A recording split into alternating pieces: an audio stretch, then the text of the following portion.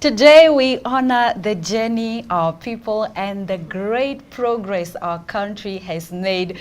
Join us as we celebrate our cultures, our achievements, and the bright future that is ahead of us. Happy Independence Day, Namibia!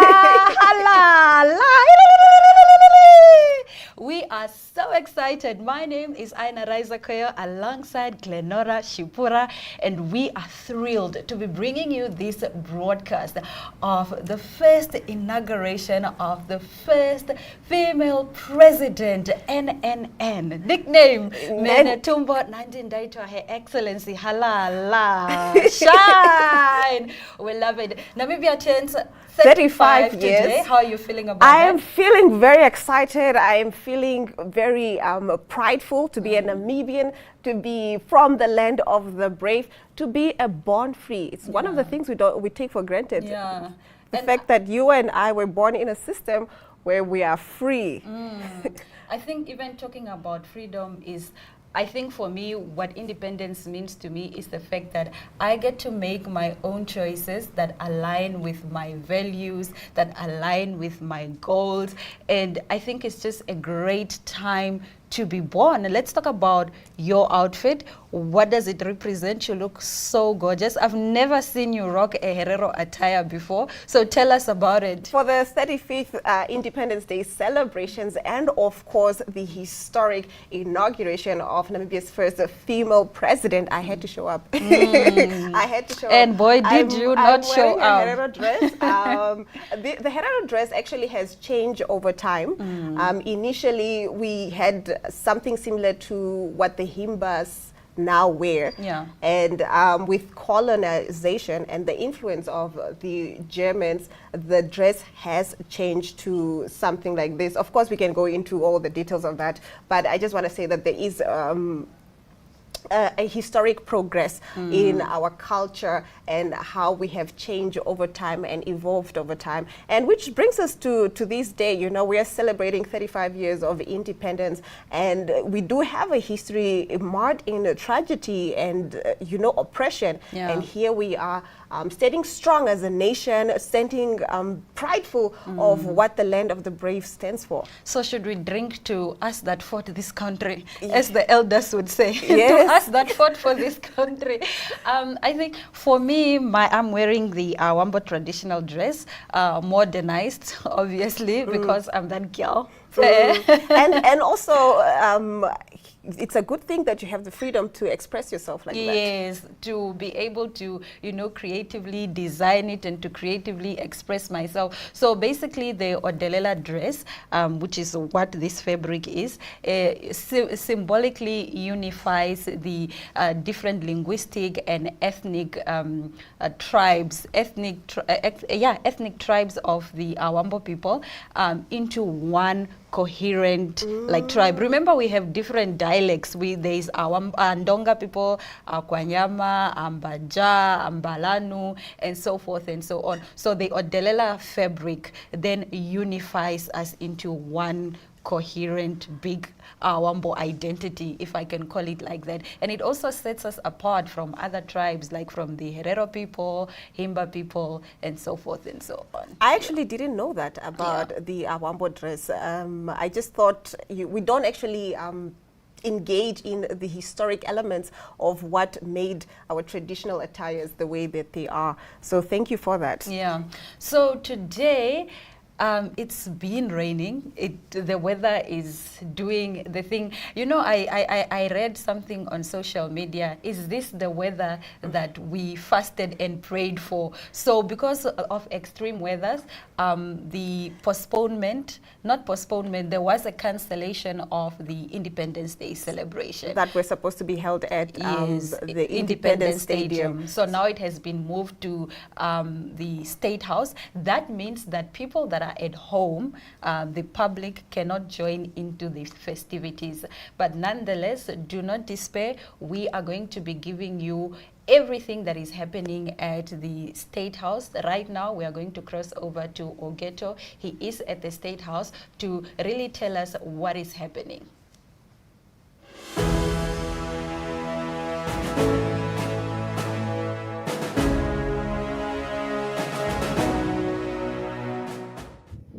It's a beautiful, beautiful Independence morning here at State House in the Namibian capital, which you can see,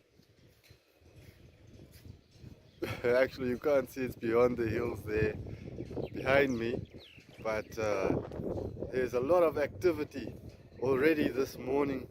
Just after the sun has risen, everybody's busy preparing and getting themselves ready for the big day. Not only are we celebrating our 35th independence here at the State House, but today, the historic occasion of the official inauguration of our first ever female president, Netumbo Nandi-Nditwah, will take place. We are expecting a lot of heads of state and foreign dignitaries. We're expecting the whole nation to turn up and to enjoy and celebrate this momentous occasion. And even though we were so blessed with rains yesterday that we were worried and moved the whole occasion to the State House from Independence Stadium, today we are blessed with a sunny day, although there are still clouds in the sky. And I'm sure that the good Lord will bless us with rains again today. Please stay with us as we bring you coverage of this momentous occasion throughout the day. My name is Okito Greg.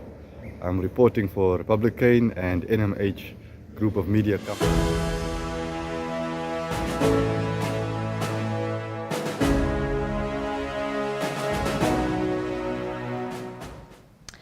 That is Ogeto, and he is our correspondent. He is at the State House as we wait for the inauguration activities to begin. Let's have a look at what is happening. We understand that, you know, members of the diplomatic corps are arriving, you know, in this heavy rain. People are braving the rain just to be part of this historic moment.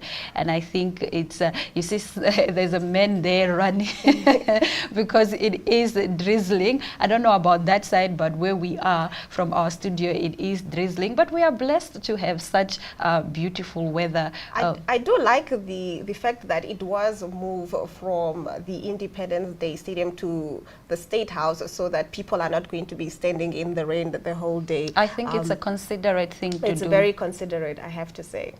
Now, the rains yesterday were very heavy. For the first time, I was actually very afraid to drive just because of just how heavy the rains were. We did see flooding all over the country. We saw some bridges that collapsed.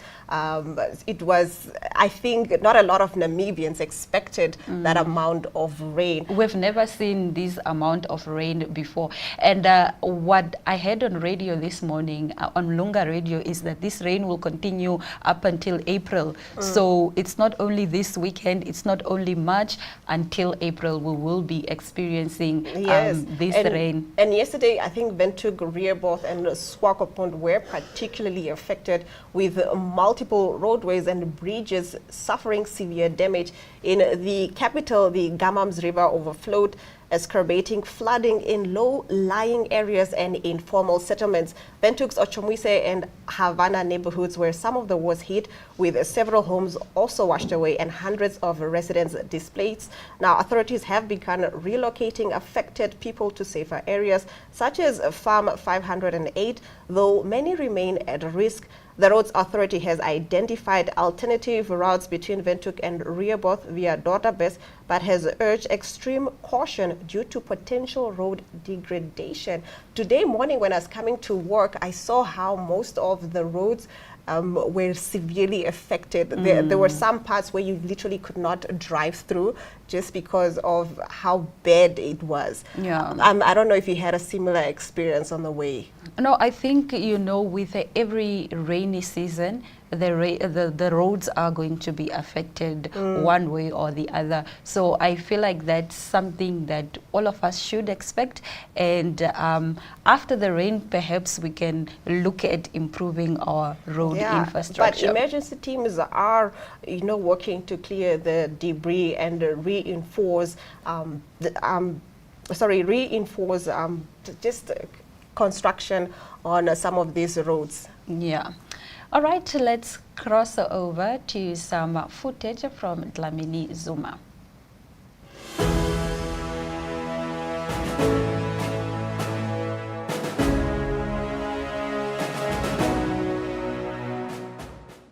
She was foreign minister for a long time, so she's held several positions and she's very capable.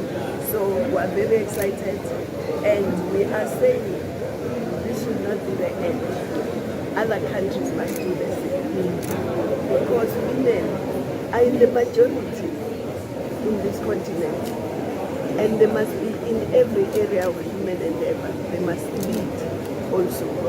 But also, it's not just in government, even in the private sector, in academia, women must lead. You know, research tells us that companies that have more women in their top management are more competitive than the others. So it shows that no country, no continent can reach its full potential without a full involvement of women. She's got a famous quote where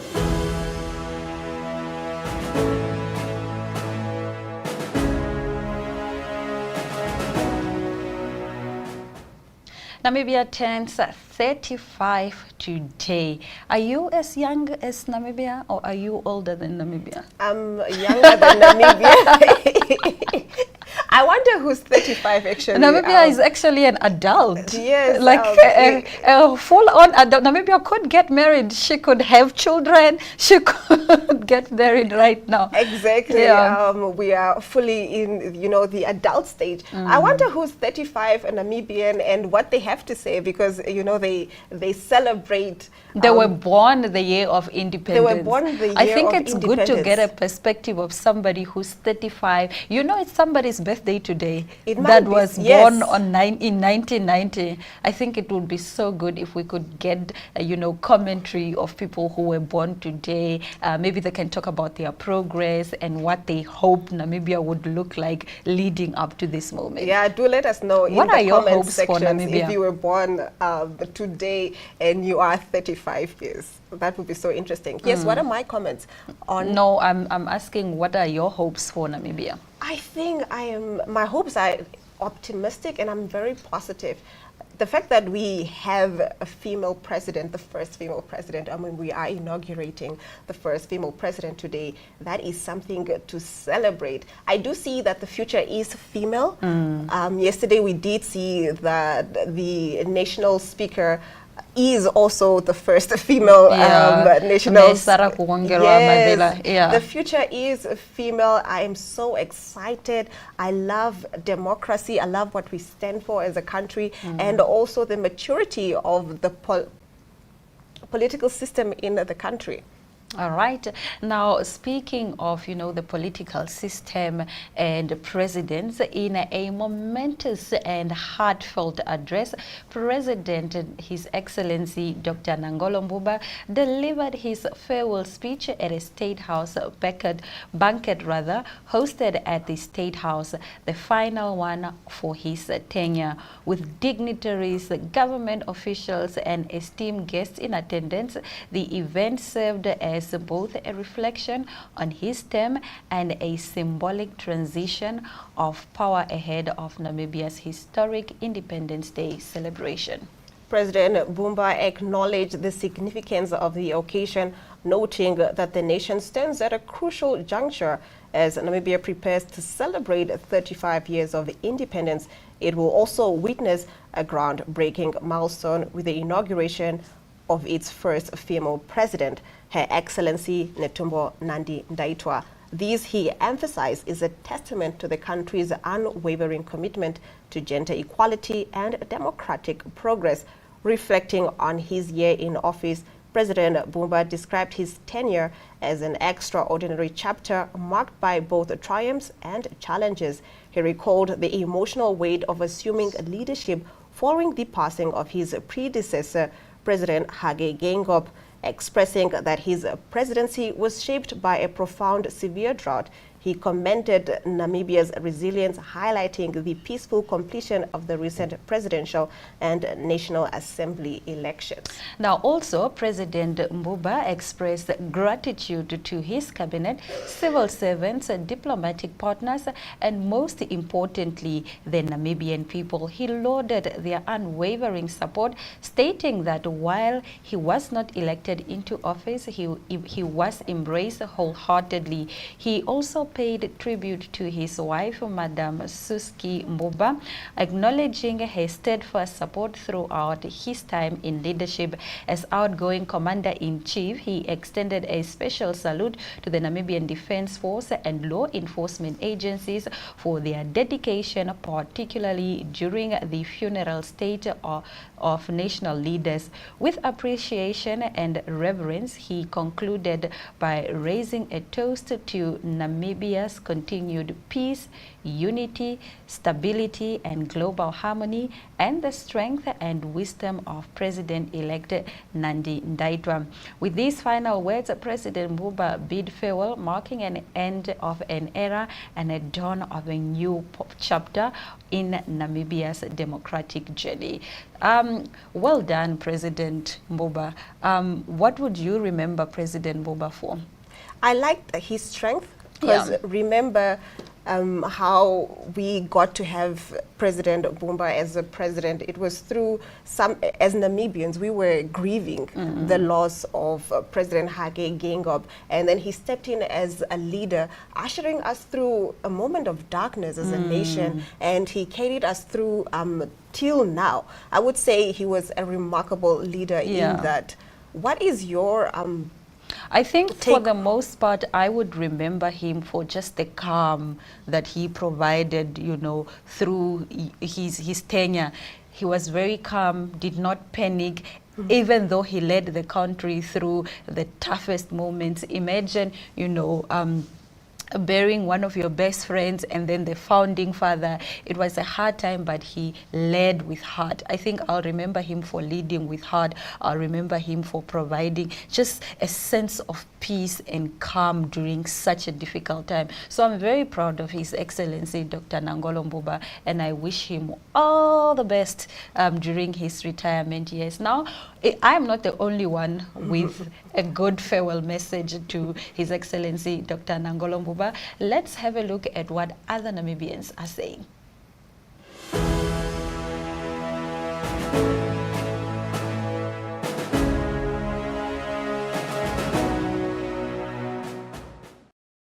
Sanbonani, Ninjani, good day Namibia. My name is Precious Nitonapo and I am the My Zone project coordinator at Namibia Network Media Holdings. I want to wish all of the Namibians a happy Independence Day. May this Independence Day remind you to cherish the freedoms that we have and to honor those who fought for them.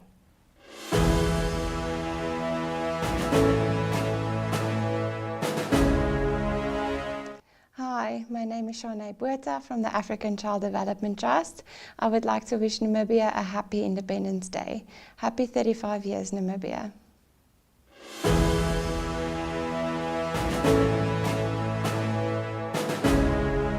Mohalapo Namibia, Edinalangame Junior Tuniameno Kapofi, Digital Marketing Associate at Synergy Marketing and Creative Agency. As we celebrate the 35th year of independence, we of course take a look at those leaders that were at the forefront of ensuring that Namibia became an independent country. We'll forever thank them for everything that they've done for us throughout their time. I would also like to take this time to congratulate Netumbo Nandi-Nditwah as she is officially being sworn in as the 4th president and the first female president of the Republic of Namibia.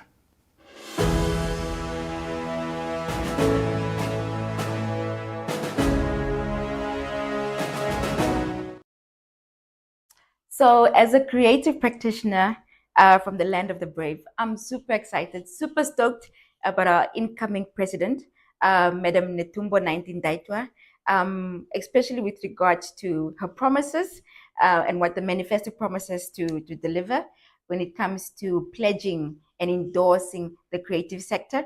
We're looking forward to more entrepreneurial opportunities, funding opportunities, the formalization of the sector, but importantly, our creative sector becoming a heritage mouthpiece for who we are as a Namibian people today and tomorrow.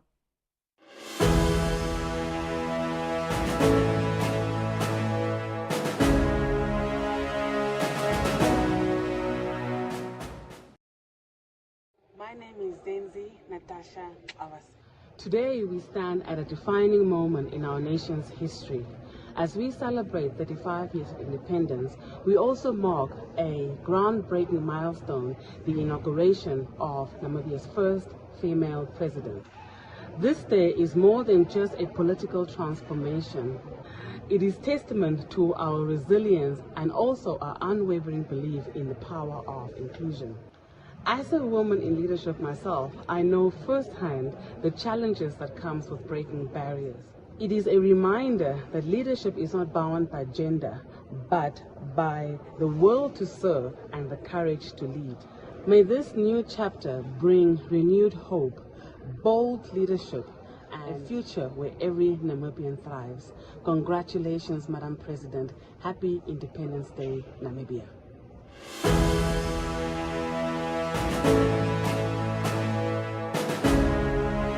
Okay, so I would like to take this opportunity to congratulate the Namibian nation on Independence Day. We are entering a very, very exciting stage as a country in that we are inaugurating the first female president, which is huge. We look forward to what we can see from the administration and the implementation. We do hear that sports is at the forefront of that administration, and we are very excited for that.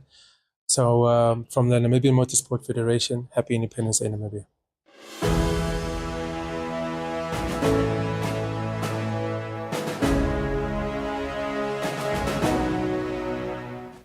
Now, someone who unfortunately can't make it to today's celebrations is Honorable Nahas Angula, a liberation icon. He fought for the freedom of Namibia, and he has a message.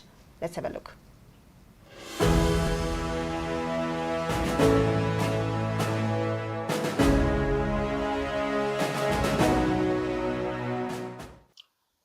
Tatena Sangula, today is the 21st of March 2025, 35 years after Namibia attained its independence. Can you just tell us how significant this day is in the lives of ordinary Namibians? Today, the 21st of March, is one, or if not the most important day in the life of Namibia. All of us, when we celebrate our birthdays, we know that it's a special day. The birth of the Namibian nation.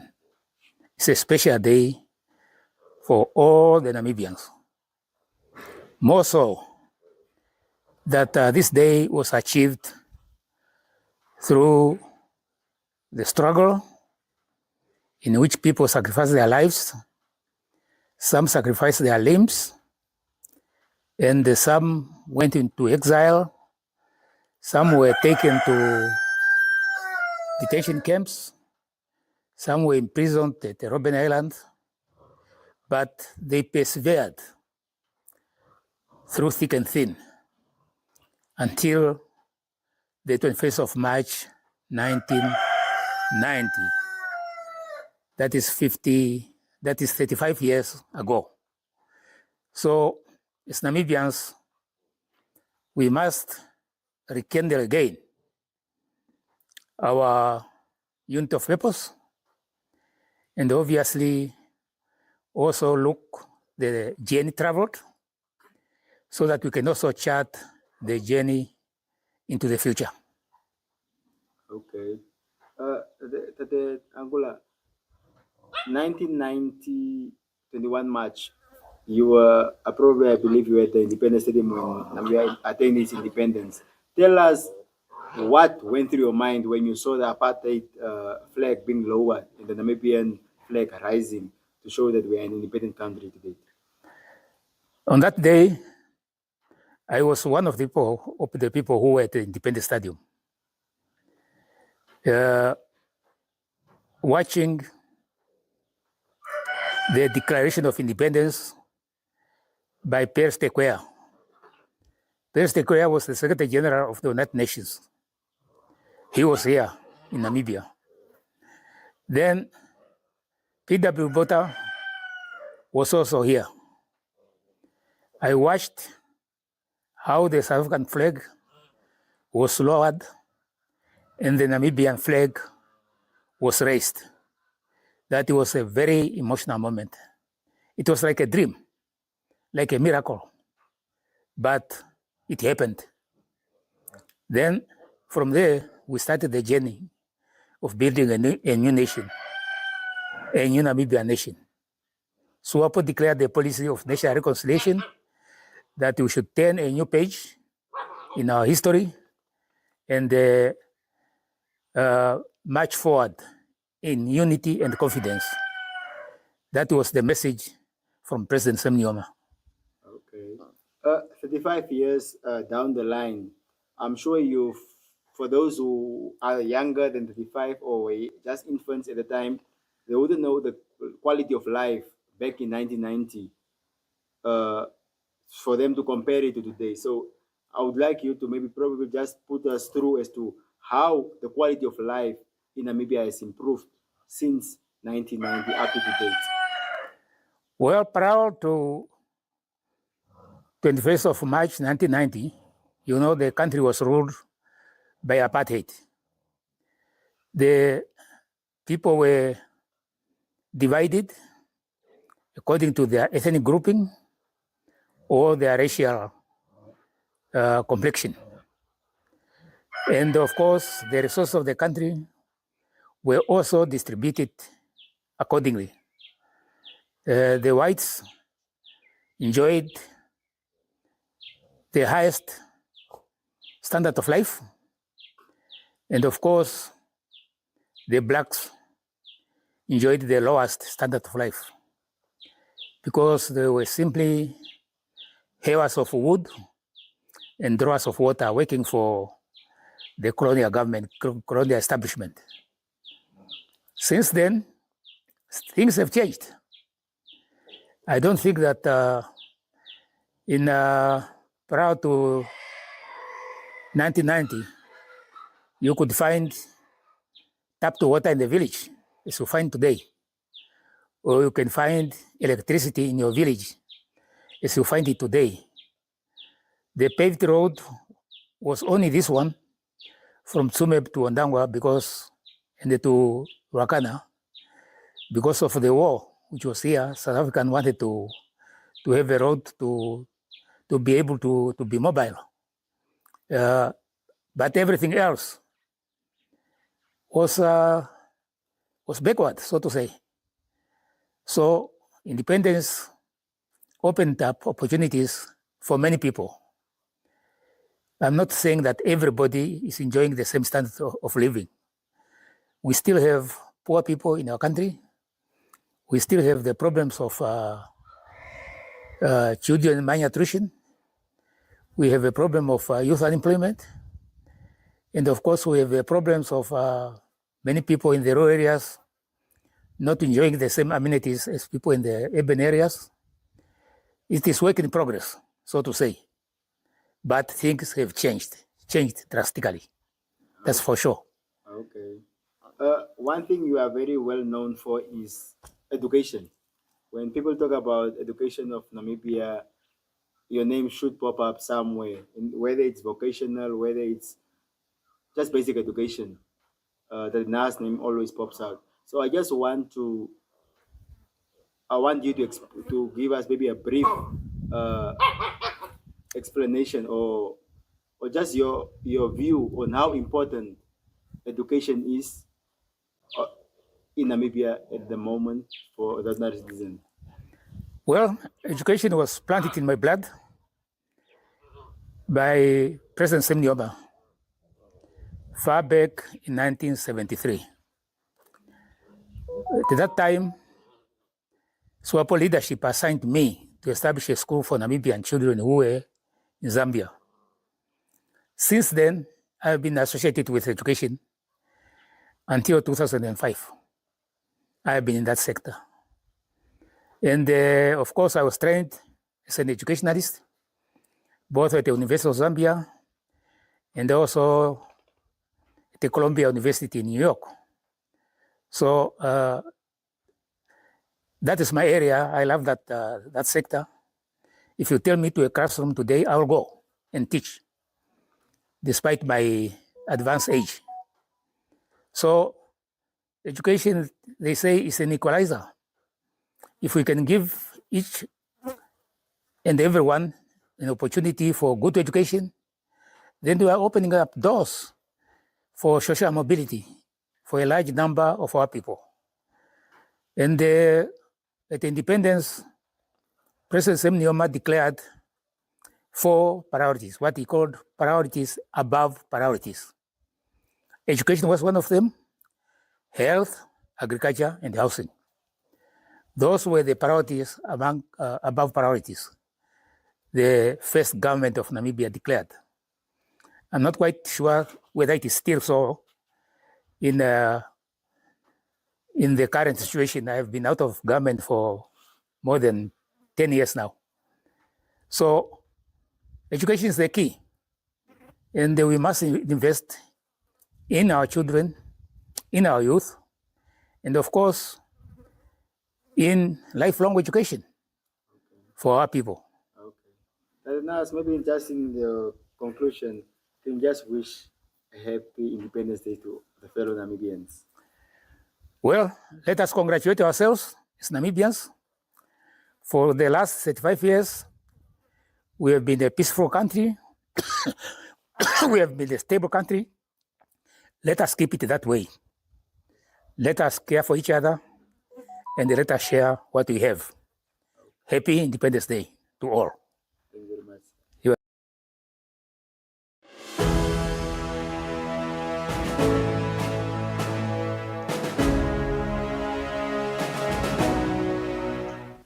Thank you so much for joining us here on NTV for this special broadcast on Independence Day. Namibia turns 35 years today, and Namibian students all over the country are so excited for this day. They are looking forward to the bright future that lies ahead of them, and here is what they had to say on the inauguration of our first female president, Her Excellency Dr. Netumbo Nandi-Nditwah.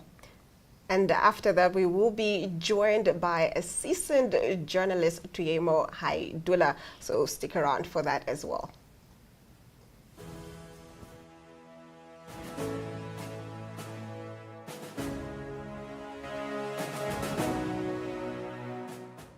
Ja, juffrou. Ek hoop sy gaan 'n baie goeie leier wees en ek hoop dat al die mense in die land gaan bly wees daaroor. En ek hoop dat sy ook in die Here sal glo en die Here ook vir haar sal seën. Ek hoop ook so.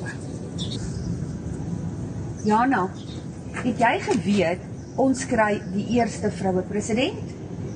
Juffrou, ja, ek hoop sy gaan 'n goeie vroue leier wees vir ons en ek hoop die Here seën vir haar en ek hoop sy gaan 'n baie goeie vroue leier vir ons wees vir die land. Ek dink ook so. My naam is Renay Haan en ek is in graad 7C. Renay, is jy opgewonde oor Onafhanklikheidsdag? Ja, baie want ons het nie skool nie. Okay, hoe voel jy oor die feit dat ons land 'n vroue president het? Dis baie goed want baie lande het mans presidente, so ja. Okay, jy. My naam is Neil en ek is in graad 7C en ja. Neil, vertel vir ons, is jy opgewonde oor Onafhanklikheidsdag? Ja, want dan het ons nie skool nie en maar ons moet nog steeds leer en goeders. So dit is eintlik okay dat ons nie skool het nie, maar ons moet eintlik net skool hê dat ons kan skryf en nog steeds leer, maar dit is eintlik lekker dat ons nie skool het nie, want dan kan ons ook hier wees. Neil, hoe voel jy oor die feit dat ons land 'n vroue president gekry het? Ek voel okay daaroor, maar soos meeste mense het my gesê dat sy alle soos tegnologie gaan uithaal, soos smartphones en daai goed, maar ek dink dit is baie waar nie en ek dink sy sal ons land seker goed bestuur, hopelik. Okay. We celebrate 35 years of independence. We also witness history being made. The inauguration of our first female president, Her Excellency Netumbo Nandi-Nditwah. I believe having a female president is significant because it challenges old stereotypes, as well as it proves that leadership is about commitment, dedication, and capability, not gender. It inspires young girls across Namibia to dream big and know that the highest office in the land is not out of reach. Hi everybody, I'm Leona Stanley, a student at Geingob, and I'm incredibly excited to have a woman in a high position of power because it shows girls all over Namibia that they can aspire to be leaders. Good morning everyone, my name is Jacinta Kapela, a student at President Gymnasium. I feel like having a first woman president in Namibia is a historical milestone and it's really encouraging to everyone in Namibia because it empowers a lot and encourages women to get out of their comfort zone because leadership is usually estimated to be for men, but this is a big progress and an exciting thing for our nation. Thank you. My name is Hadassah Afrikaner, a learner at Geingob Gymnasium, and I'm excited to have a female president because I think that females have a motherly instinct and I'm excited to see how she can implement that into her governance to make Namibia a greater nation than it already is. Precies, het julle geweet dat ons nuwe president is 'n vrou? Yes! Okay, en wat dink julle daarvan? Baie trots. Uiteindelik. Namibia is die beste. Voorspoed vir die jaar. Sterkte. Dit moes al lank al gebeur. Geluk. Sterkte. Sterkte. Baie geluk. Baie dankie julle. Sorry Lisa, sê weer. Baie geluk. Hi everyone, my name is Kodengi Rebecca Elena at Lundu Technical High School, and I feel happy for the new female president. I'm proud of her, and I would like to congratulate her. Hello. #TroubleN2025. My name is Jason Makabanyane, and I think it's very great that Netumbo Nandi-Nditwah becomes our new female president. #TroubleN2025. My name is David Anna Elena from Commerce High School, and I am beyond thrilled. In fact, I am excited that tomorrow we are going to have the inauguration of our first ever female president. For a very long time, we have been led by men, but she is now paving a way for women that whatever they believe in, they are capable of achieving it. And to Netumbo, we just hope that you lead your people with all honesty and do what is right. We believe in Namibia. My name is Nabandela Shaduka. I am a candidate legal practitioner at Henry Shintugeni and Co. Incorporated.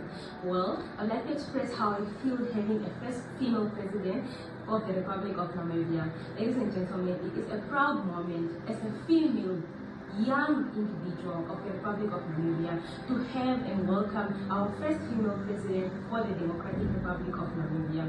This signifies a great milestone in the history of the Republic, signifying the importance of empowering women, signifying the importance of having mothers leading the nation, ladies and gentlemen. Having men Netumbo as the first female president really just shows us that women are capable, women are leaders, and women are also destined for greatness. We do not only empower the men in the republic, but we also empower the women. We also empower the girl child. This really gives an opportunity to the young child to look up to someone at the top of the Republic of Namibia's government, to ensure that they are also empowered and inspired to do great, and also just reach out for greater milestones. So really, as a female young child, we are happy and empowered, and really just look forward to welcoming the first female president of the Republic of Namibia. Good day, my fellow Namibians.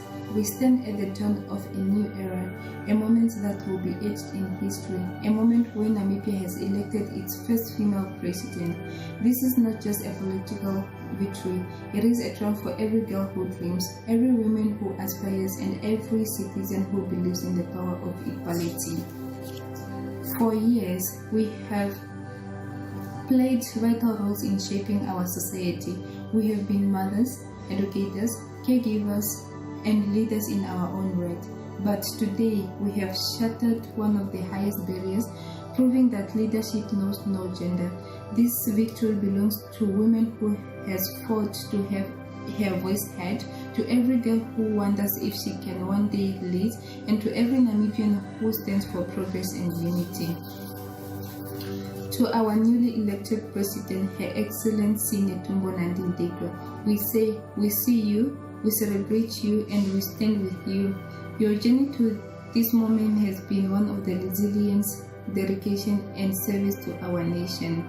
We trust that under your leadership, Namibia will continue to grow, to empower, and to thrive. But let this moment not just be a celebration, it must be a call to action. Let's use this historic achievement as a foundation to uplift more women into leadership, to advocate for policies that protect and empower, and to work together for a Namibia where opportunities are not defined by gender, but by capability, vision, and integrity.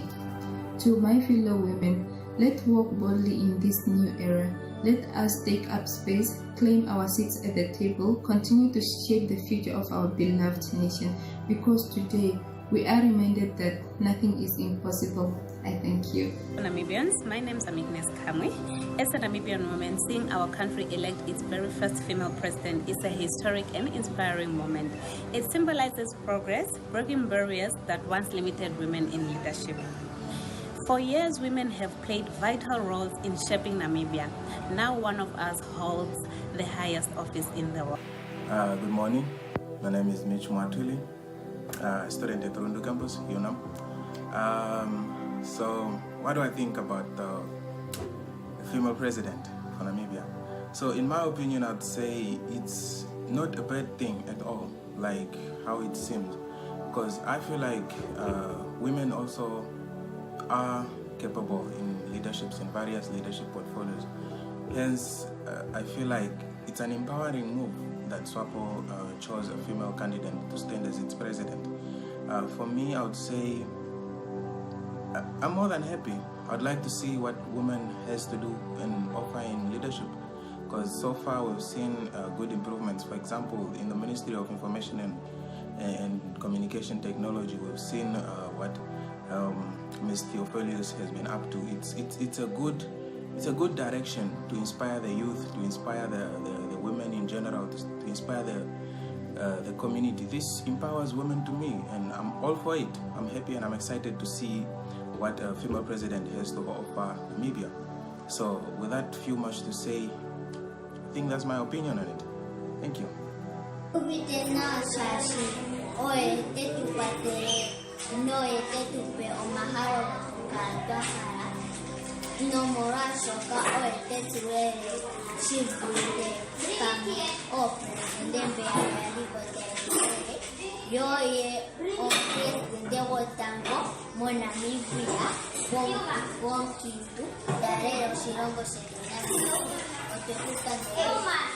My name is Rebecca.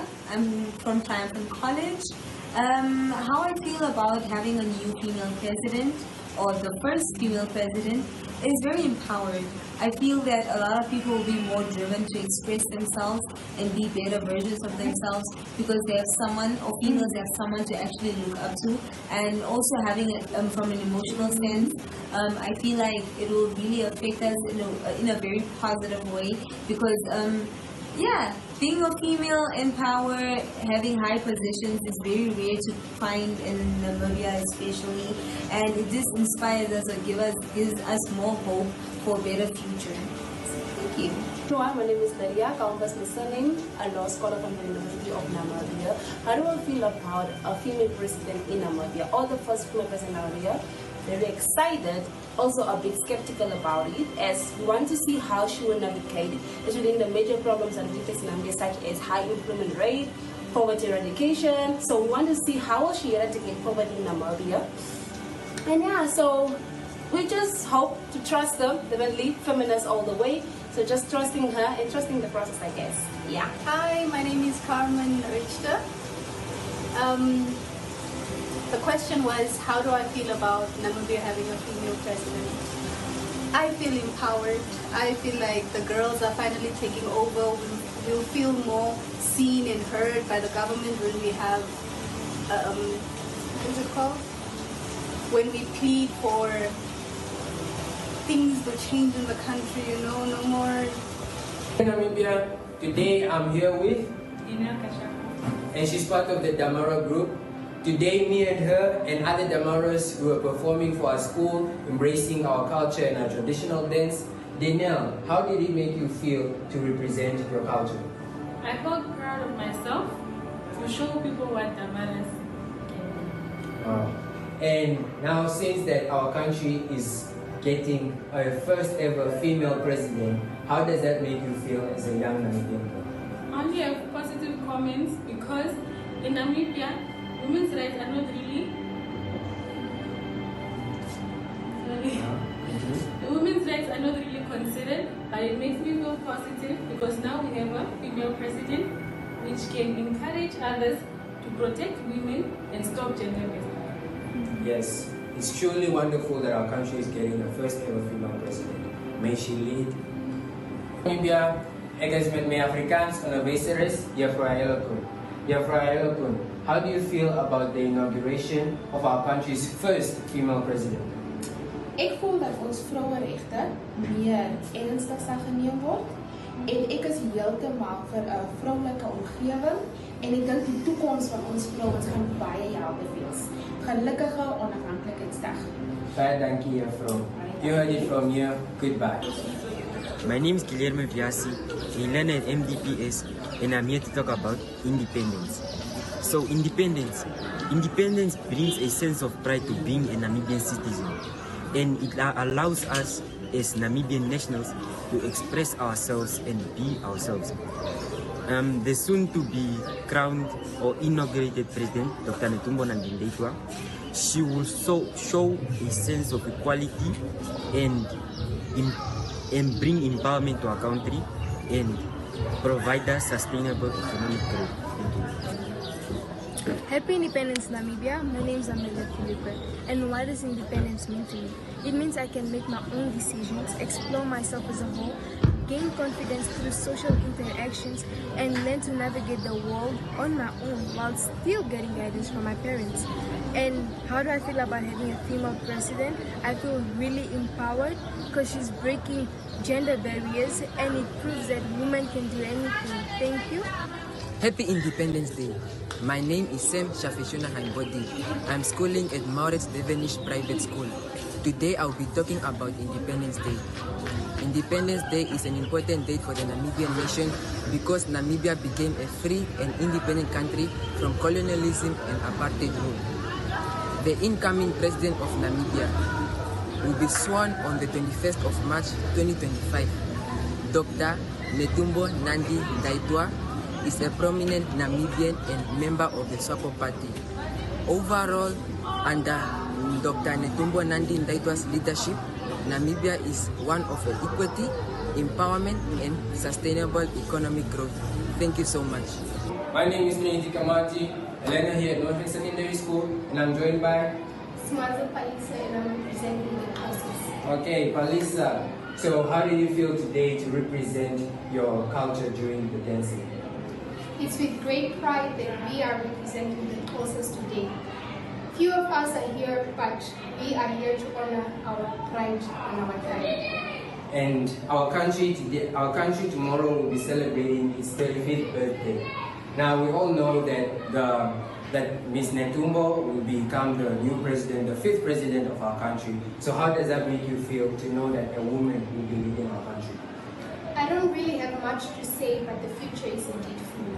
Well, you heard it from her. Thank you, coming from Atosa. Goodbye. Namibia, it's me again, and I'm here with Antonia.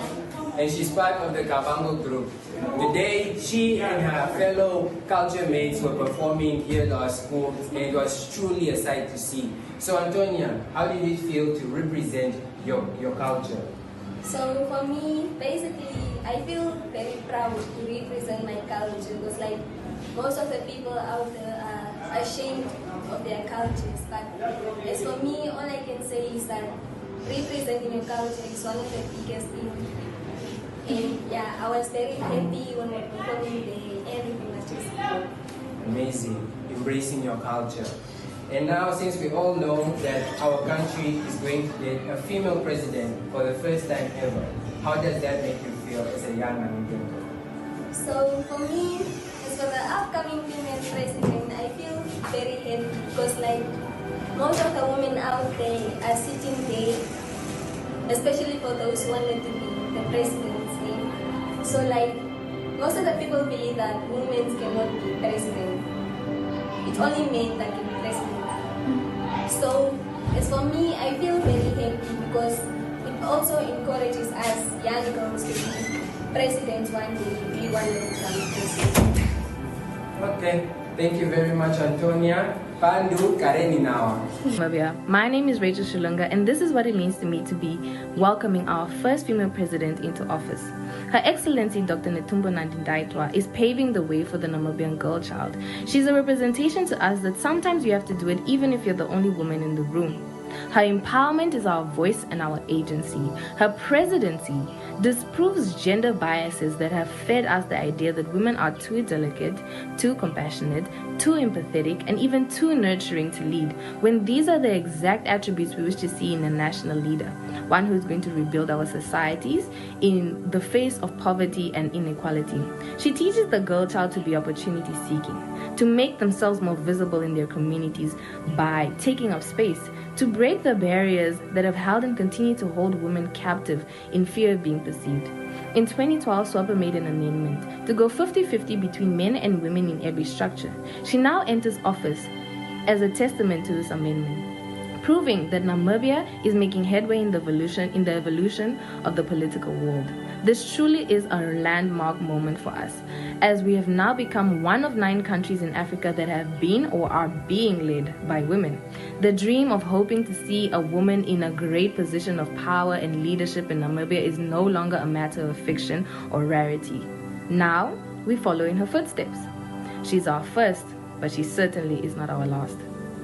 Hello Namibia, my name is Rachel Mashima.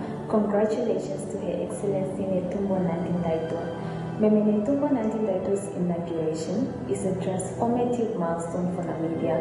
It sends a powerful message that leadership knows no gender and that change is possible even in structures long dominated by powerful traditional structures. For the youth, particularly young women, her presidency is both an inspiration and a call to action. It demonstrates that with the resilience and dedication, barriers can be broken and that fresh perspectives are essential to national progress. I believe that her leadership will energize youth-led movements, encouraging more youth activists to step forward and advocate for policies that promote gender equality and social justice. Congratulations, Meme Netumbo. Hello, my name is Chrismily Esterhazy, and I believe having a female president will inspire future generations and break barriers, showing young girls and women worldwide that they can achieve anything, encouraging greater gender equality in leadership. Studies show that balanced governance and diverse leading will lead to better decision making. A female president will bring a different perspective, promoting inclusive and well-rounded policies that will serve every citizen. Hello, I'm Carla Baines, and with Namibia electing its first female president, it highlights the country's progress towards equality and inclusivity. It proves that leadership is about vision and capability, not just gender. It also sets a great example to the future generation. A female president will bring fresh perspective and prioritize issues like education, healthcare, and economic opportunities such as women and youth. And it's more than that, actually. It shows women across the country that they too can aspire to lead. Hello, my name is Abigail, and I feel that our country having a female president is definitely something new. It's something I'm still digesting and chewing, but I'm very excited about it. I think I'm excited to see how that would look like.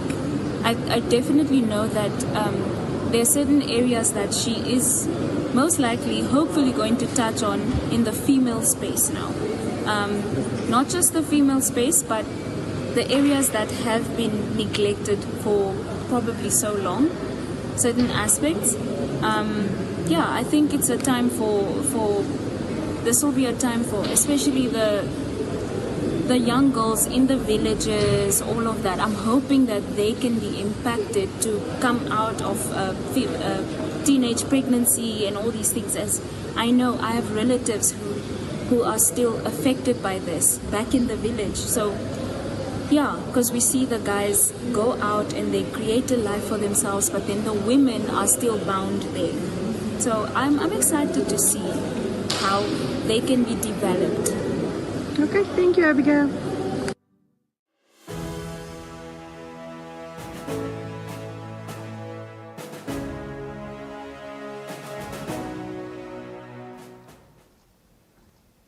When they say the future is female, they literally mean Tuyemo Haidula. She is a seasoned, award-winning health journalist. She is an African Union Media Fellow. As if that was not enough, she is also absolutely passionate about, telling stories about communities and individuals and how they come together to actively solve various challenges. I mean, girl power. How does it feel to have such a rich resume? Let's start there. Me listening to you saying it, yeah. I'm like, is she talking about me? Yes, it's you. But yeah, it feels really enriching and I'm grateful. And I think in my other life, should I not have been doing this, I would have been part of the guerrilla fights where I am at the forefront and assisting the late founding president as well as the late Hage Gottfried into gaining independence for this country. So I am grateful to be a born free. But you are the current liberation fighter. Yeah. Exactly, like you are in this present moment fighting for the people that are going to come after you. Yeah. So you've done your part. You've covered various Independence Day celebrations. Talk to us about what your greatest memory has been thus far. Ooh, this is interesting. I would like to probably the one that I would remember the most. There are other ones of the late founding president and late father of the nation, Sam Nujoma. I was quite young. I wasn't covering it. I was obviously in school.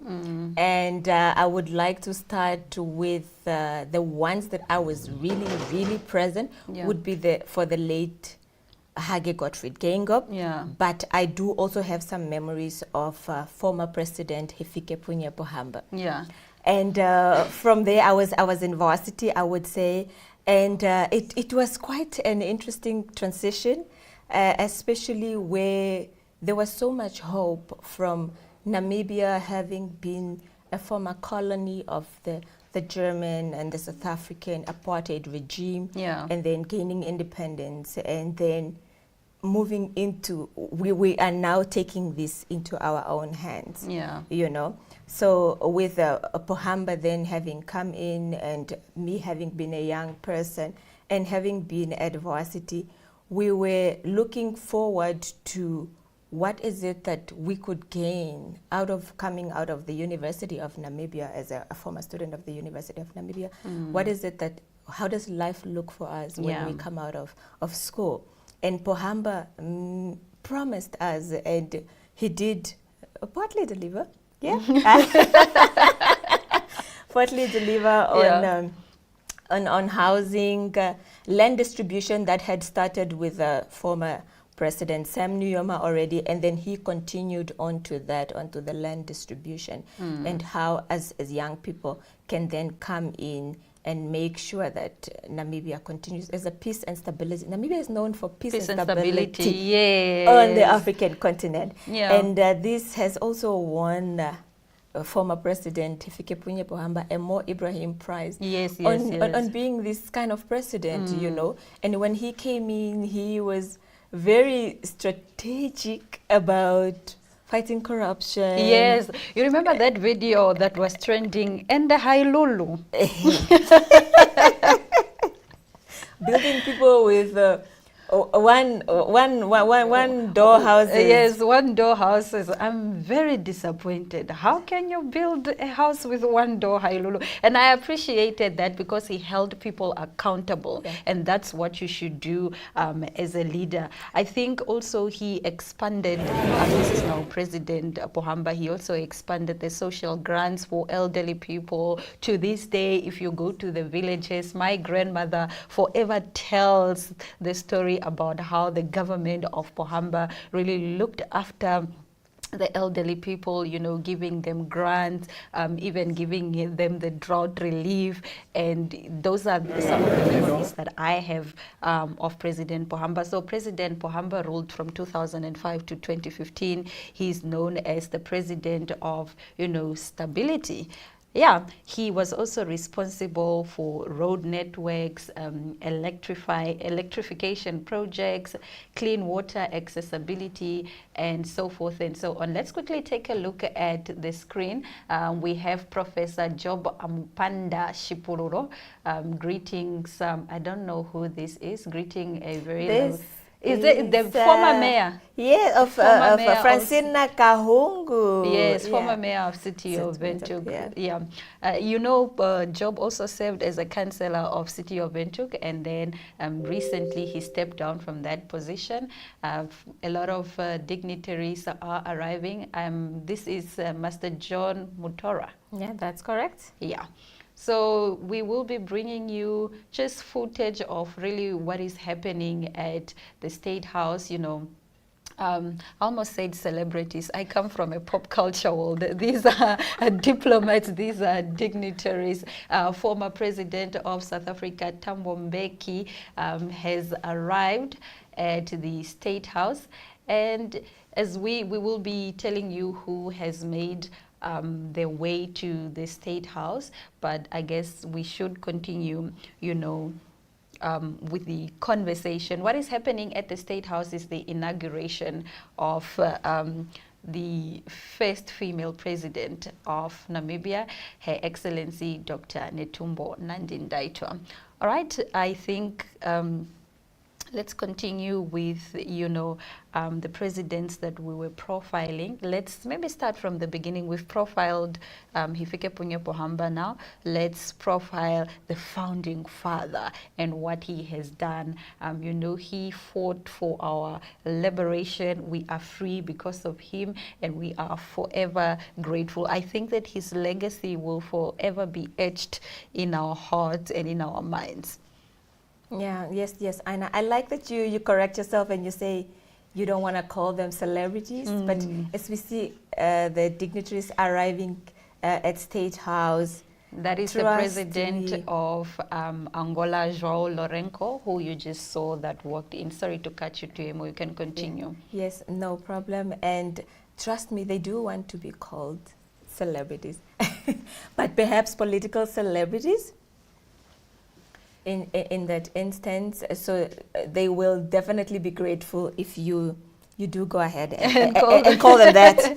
They'll be very much excited for that. Tuyemo saying that, you know, presidents are starting to come in. I feel like the inauguration is about to start at any point in time right now. So let's quickly cross over and see this video about the inauguration of our former president leading up to today's inauguration of Her Excellency Dr. Netumbo Nandi-Nditwah.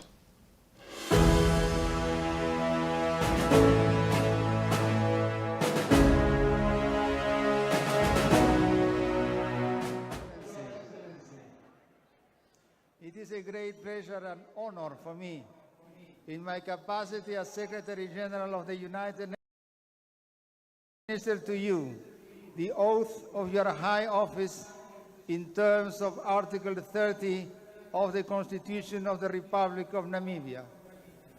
Could you therefore place your left hand on the Constitution which is before you and repeat after me.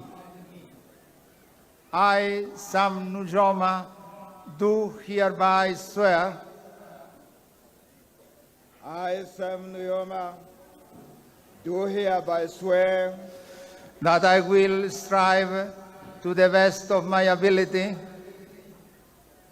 that I will strive to the best of my ability to uphold, protect, and to defend as the supreme law, to uphold, protect, and defend as the supreme law the Constitution of the Republic of Namibia, the Constitution of the Republic of Namibia, and faithfully to obey and execute and faithfully to obey and execute and administer the laws of the Republic of Namibia, and administer the laws of the Republic of Namibia, that I will protect the independence, sovereignty, that I will protect the independence, sovereignty, territorial integrity, and the material and spiritual resources of the Republic of Namibia, territorial integrity, and the material and spiritual resources of the Republic of Namibia, and that I will endeavor to the best of my ability and that I will endeavor to the best of my ability to ensure justice for all the inhabitants of the Republic of Namibia, to ensure justice for all the inhabitants of the Republic of Namibia. So help me God. So help me God.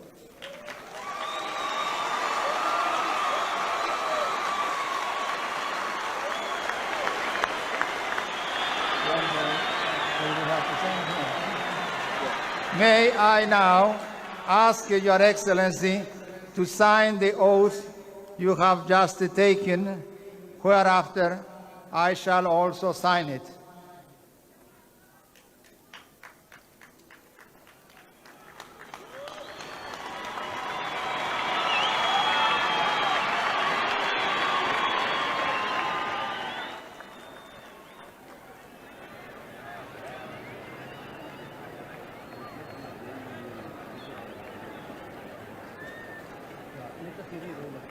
May I now extend my very heartiest congratulations to you on assuming your high office. Thank you very much.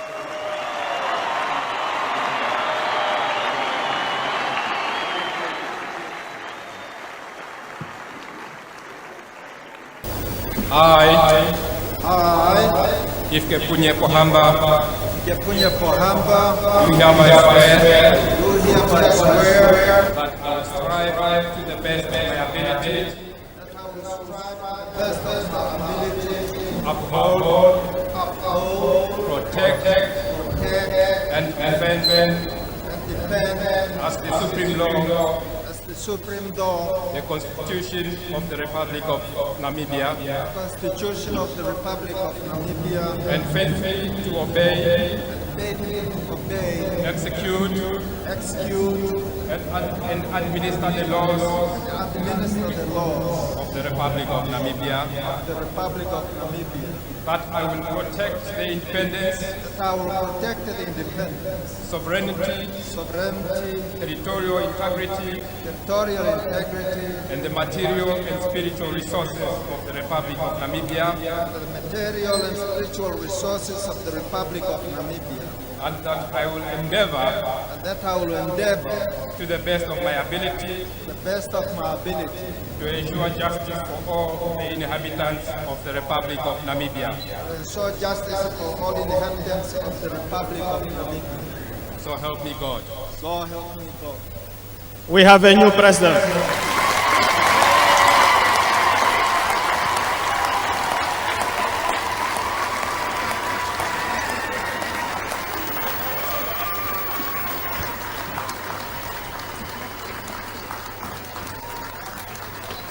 The Chief Justice will now hand over to the newly sworn-in President of the Republic of Namibia, His Excellency Hifikepunye Pohamba, to receive the instruments of power. Please. Your Excellency, it's now my privilege to present to you these symbols of power, consisting of the national flag, the Constitution of the Republic of Namibia, and the national seal.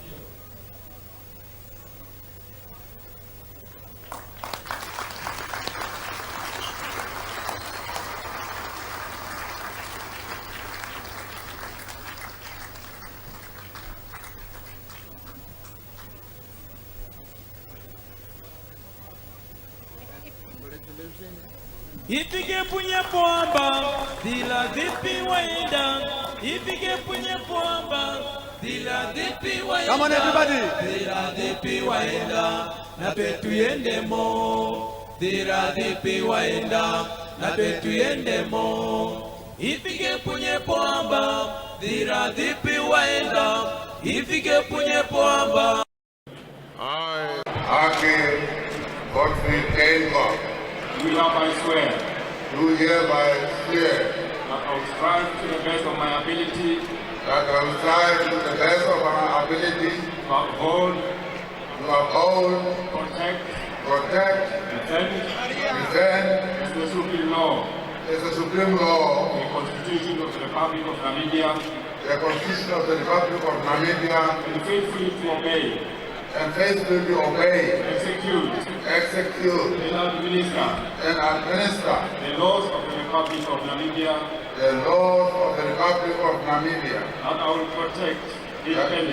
that I will protect independence, the independence, sovereignty, territorial integrity, and the material and spiritual resources of the Republic of Namibia. Of the Republic of Namibia. That I will endeavor, to the best of my ability,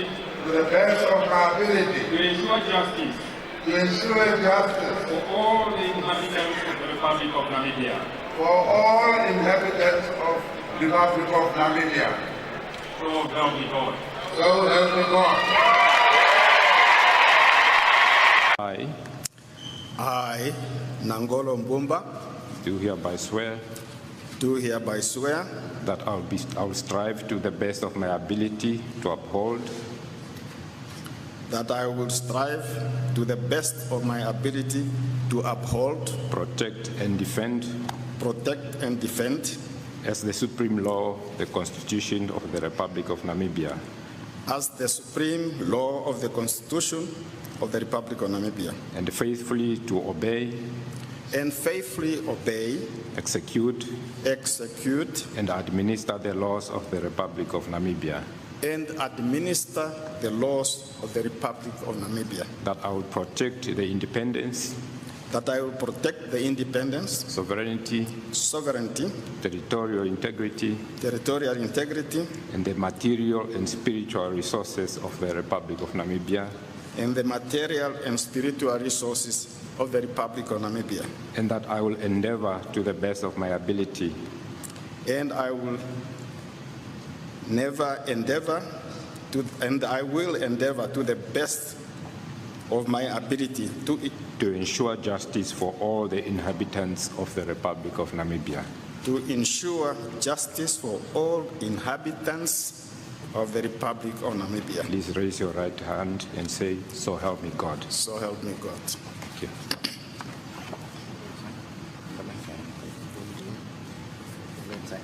Okay.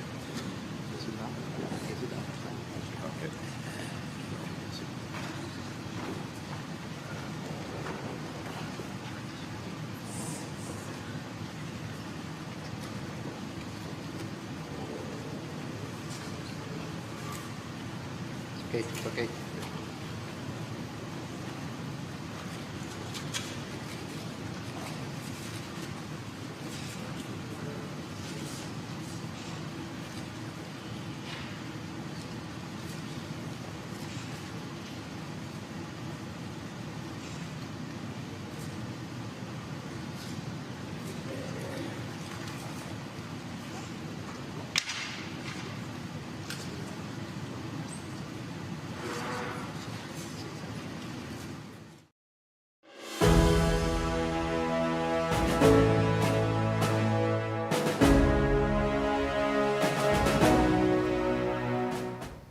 Today marks the beginning of a new era. We are ushering in a new president. The inauguration is going to start anytime soon, coming to you live and direct from State House. We will be crossing over to the national broadcaster to bring you all the visuals and activities from State House. Let us see who has just arrived at State House for the inauguration. There is the former president, the president of stability, that is Hifikepunye Pohamba, who has just arrived, and you know, many other members of the diplomatic corps rather are arriving. I see businesswoman Stina Hu, and that is the former chief executive officer of Namibia. Yes, is it Master Kennedy? Kennedy Hamtenya. Yes. I'm sorry if I get the name wrong, but yeah.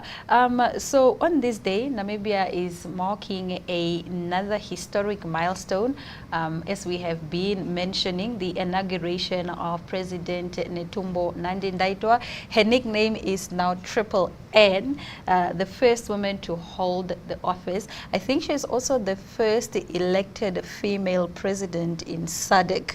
Yes, because we do have a female president in Tanzania, Her Excellency Samia Suluhu Hassan.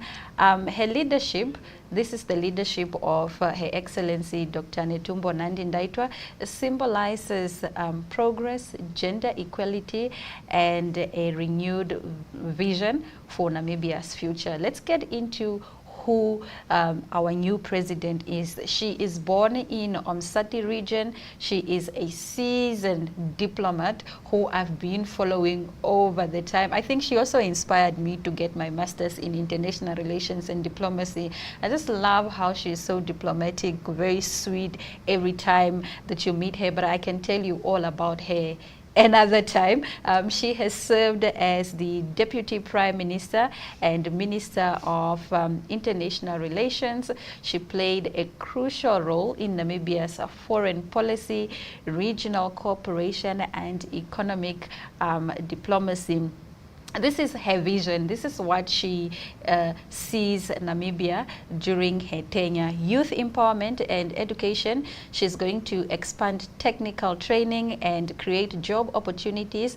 That's in the fields of agriculture, manufacturing, and technology. As a woman, she is also championing gender equality and women empowerment, strengthening laws against gender-based violence, which is really pressing issue in Namibia and promoting women's participation in leadership.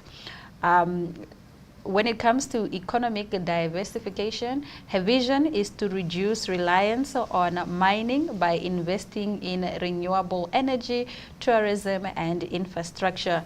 When it comes to climate change action, she is saying that I am going to implement policies to protect Namibia's fragile ecosystem and expand green energy. Yeah, so she is taking office today and the expectations are high. However, her decades of experience, commitment to public service and visionary leadership makes her a beacon of hope. Tuemo, what are your hopes for a Namibia starting today, a Namibia led by Netumbo Nandi-Nditwah? I like this question. I like this question specifically because the hopes are high, not just from me as Tuyemo, from the nation as a whole. There is so much confidence from the atmosphere that's coming from the Namibian people of the Republic of Namibia to say that the first female president is coming into power. Yeah. And they are expecting I would say a motherly love, yes. Right? And I feel like the expectations are so high for her because being a woman, number one, the nation then expects this motherly, it's like tough love. Yes. Where she's going to make sure that her children who are living in the Namibian house, as the former late Hage Gottfried Geingob would rightly put it, is nobody is left out. Yes. And everyone in this house and all her children are not going hungry. Love. And we would love for her to pay attention to the agricultural sector, number one. And I also like that former President Hifikepunye Pohamba did highlight it at the state memorial, or I would say the regional memorial that took place for the late founding president of Sem Nujoma Enetunda, where he encouraged and asked the incoming president to say that the president, the agricultural sector has been neglected. When you take over, can you please make sure that you revive some of these projects that are happening in the Kavango East and Kavango West regions? And most of us as Namibians are farmers. If you look at our history, particularly our Wambo people, Kavangos, people from Zambezi, we are farmers that side. So it's really important that really we prioritize agriculture to ensure that we are self-reliant and we produce our own, you know, livelihood, if I can put it that way. I want us to talk about, you know, I want us rather to go away from just saying, oh, she is a first female leader or first female leader. That I think it's important to underscore that change will come because of her leadership style, her policy, and the political environment. Gender has little to do with it when it comes to leading a country. And I also want us as Namibians to understand that change is not overnight. So we must also be graceful in our ask of her. We must be patient with her and we must give her enough time to deliver. We must just not be like, oh, she has been in office two weeks now. What has she done? I think that's an unfair ask. Yeah. In terms of education, what do you think this means for our education system? Do you foresee now inclusivity? Do you foresee education maybe that prioritizes girls from marginalized communities? What are you hoping that she would do for education? You know, as she's coming in, she's going to build on the sacrifices for those whose blood waters our freedom, right? And the sacrifice for those people who, the leaders who came before her to gain independence for our country, was to make sure that we get the Namibian child educated. And when we look at our current education system, is that just recently I have learned that we have almost all our secondary schools. We have 230 secondary schools in Namibia, Yeah. and 214 of those, they have access to the internet. Nice. Perhaps not as much or best internet system or as we would like it to be, perhaps not the MTC G4 as we would like for it to be, but they do have access to this. So she's going to build on to that. So what we would like is for her to review the current education curriculum, which many teachers are very unhappy about, where And many learners are very unemployed. And many are also really unemployed about. But before we get to the unemployment of the teachers, we need to get to the learners to be able to produce, because when we release our results, our academic grade 12 results, our overall results, and you look at the 27% that we do release out in the system, and you think, what is it that we can do as a country that can improve the quality of our education?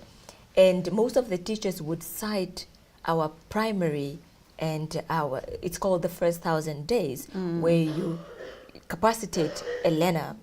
So if she can go back to the drawing board and see how that we can improve on that, I think Namibia is going to move very forward in that instance. And also then coming to the teachers who are currently unemployed, because it was sort of unheard of to have a teacher who's unemployed. Yes, right? never. And that's why I think a lot of people studied education, because the opportunities were there. Yeah.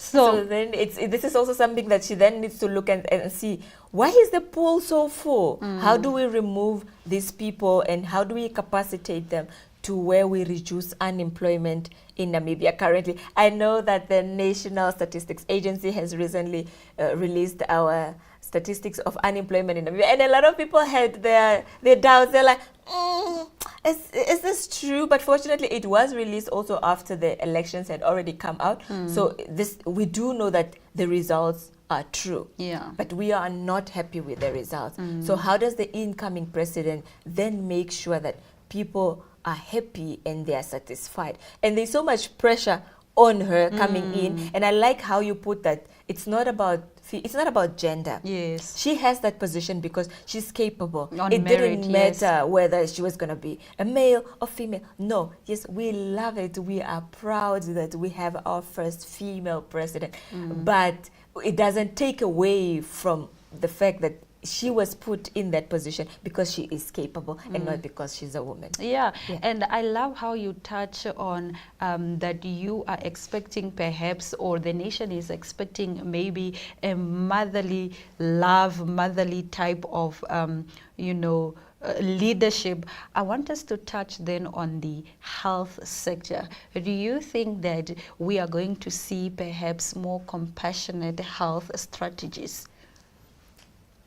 I would like to believe so.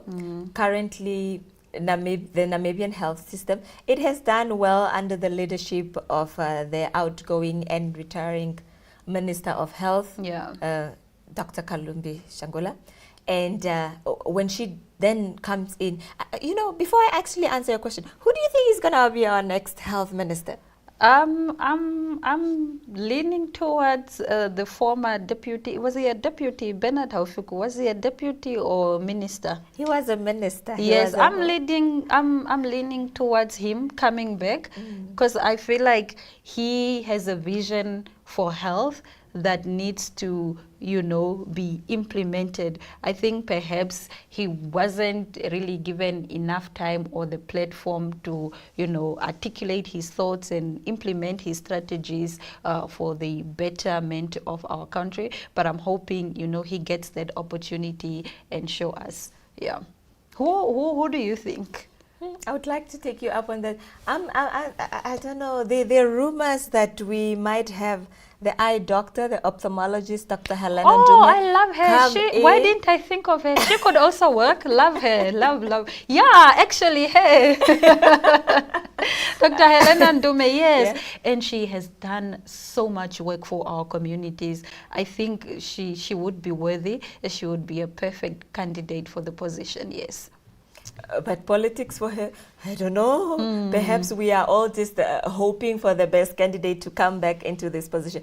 But should whoever the president then decides to appoint, what we're going to be looking at is that our healthcare system currently, it's I would diplomatically put it, it's not doing the best, you know, but we are trying, where we have made significant progress, especially when it comes to the northern regions, which I mostly cover, which is Oshana, Ohangwena, Oshkoto, and Omsati region, where we have also recently opened, it's an eye care center at the Oshakati State Hospital, where children especially, it's looking to look at children and adults as well, but to reduce children who are in school and in class and aren't able to see on the chalkboard.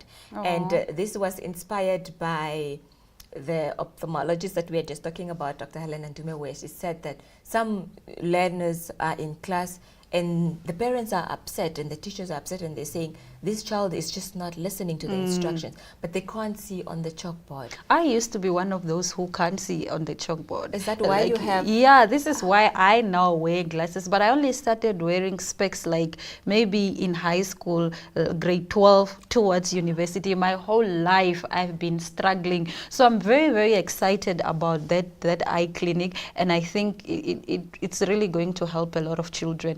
I think sometimes we are quick as parents to judge, oh, this child is just not brilliant, maybe she should be an artist, maybe she should do X, but the person literally cannot see, and because it's a child, they also don't know what is wrong with them, so they need also that type of guidance. I'm so proud of Dr. Helena Ndume. This is such a great initiative. Yeah, I think I should call you Dr.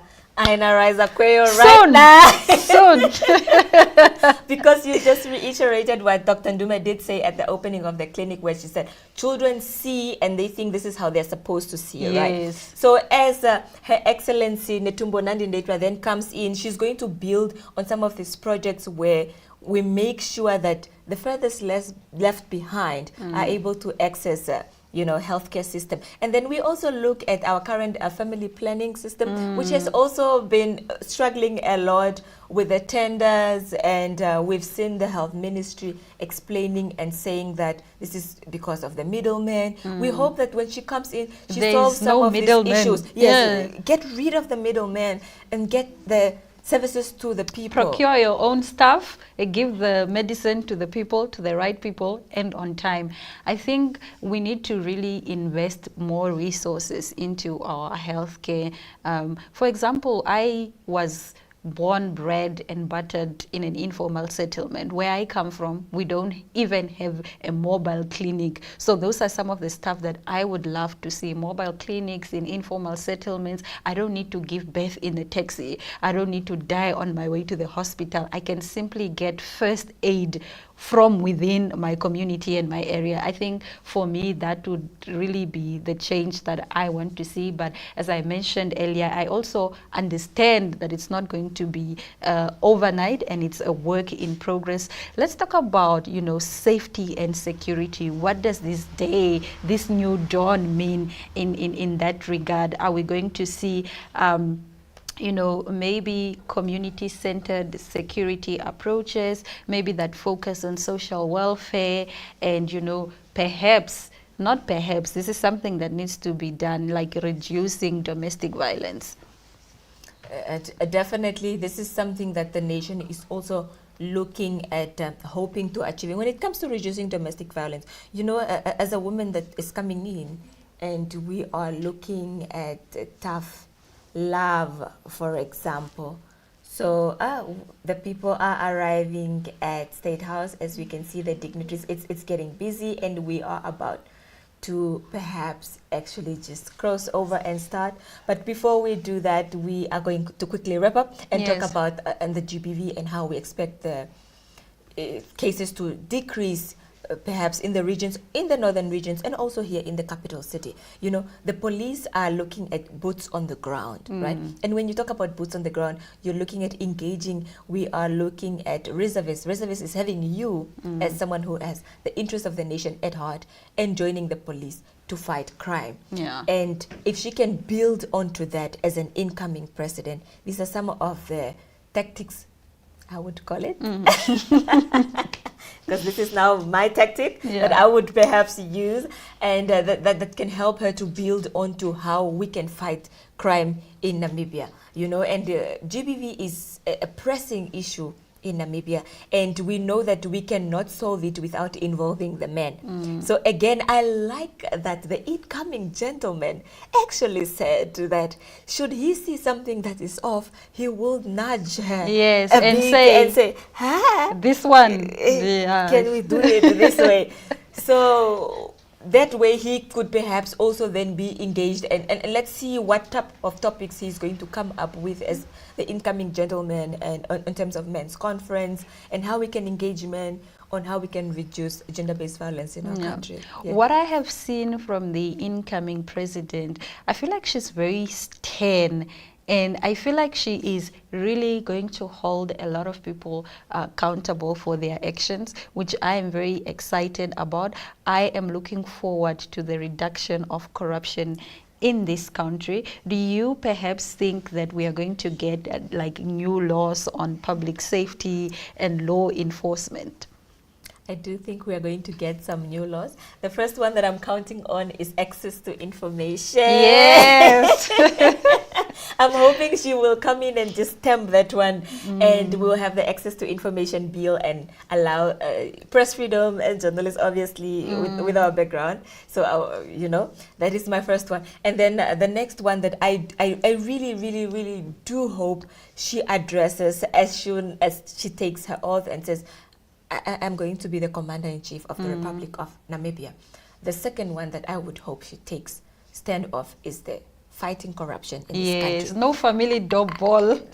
No family double. It's going to be on merit. And I feel like that's what she has proved already. I feel like even with the incoming cabinet, that's what we will see. People appointed on merit. People appointed for their capabilities. And it will be like that throughout her tenure. I'm really looking forward to that. I'm counting on that. I feel like we are in a good space now. There's going to be, you can quote me on this, there will be no more corruption in this country. Reduction of corruption, that's where we are at. Yes. I like how you're saying it. I will be quoting you on that. It's probably going to be headlines and say, NMH presenter Aina Raizatoyo said there would be no corruption in this country, and we will then be passing it over to Her Excellency Netumbo Nandi-Nditwah and say, these are the views from the streets. Is this what you're going to deliver? Is this how you're going to come up and show up for the people? And we already have the systems in place. It's just a matter of using these systems and making sure that they benefit the people into how we use them. And, you know, coming back also, her being a mother and people expecting this tough love, you know, because her being a woman, it's like she's a mother, she's gonna nurture us, she's gonna save us. There is this saving grace that people are expecting from her, and this tough love that people are expecting from her. How do you think she's going to navigate that? I think that's a tough question. How is she going to navigate? I think we'd have to wait and see. I think we'd have to just give her the opportunity to lead, and to lead with heart, and to really put her vision out there. And it's now for us as a nation to align and to support her in whatever she's going to do. I think that with any leadership style, there is going to be some tough love. There is going to be, you know, if you are wrong, you are wrong. If you are right, you are right. I feel like, you know, perhaps that's what I would see. I would love rather to see that she really just stands her ground, man, and is not afraid for people to say, oh, what. She must just stand her ground. That's what I'm looking forward to. Yeah. There's also another rumor. This is also again from the streets that we've been gathering as the news is going by, because we are not sure who's going to be our incoming vice president. We're also not sure who's going to be our prime minister at that. And we now have two very important. We have an incoming female president. We also have the Speaker of the National Assembly, who is the former Prime Minister Sarah Kogangera Amadila. So we have very important positions where women are holding into power. Yeah. And within, like we've said before, this is not about the gender. It's about the merits. This is something that they can do. Had they been of the other gender, they could still be able to do this. So now, do you think that people are going to be open and to understanding? Because there were people who felt like, I can't be led by a woman. And now we have a couple of minutes left or hours to say before we then officially say we have a female president. I think, you know, Tuemo, that's very subjective. To be led by a woman, to be led by a man, same difference. The bottom line is that you are being led.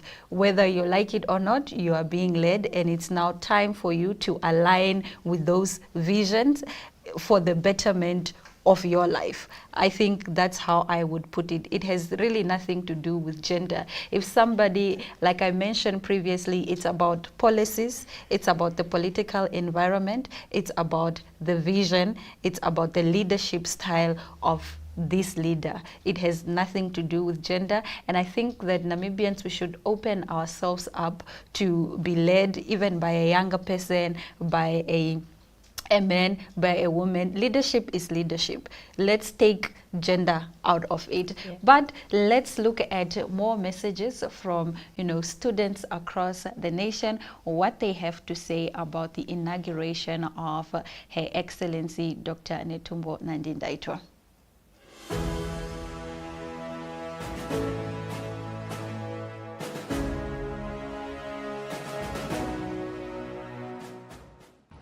Hello, my name is Chrismily Esterhazy, and I believe having a female president will inspire future generations and break barriers, showing young girls and women worldwide that they can achieve anything, encouraging greater gender equality in leadership. Studies show that balanced governance and diverse leading will lead to better decision making.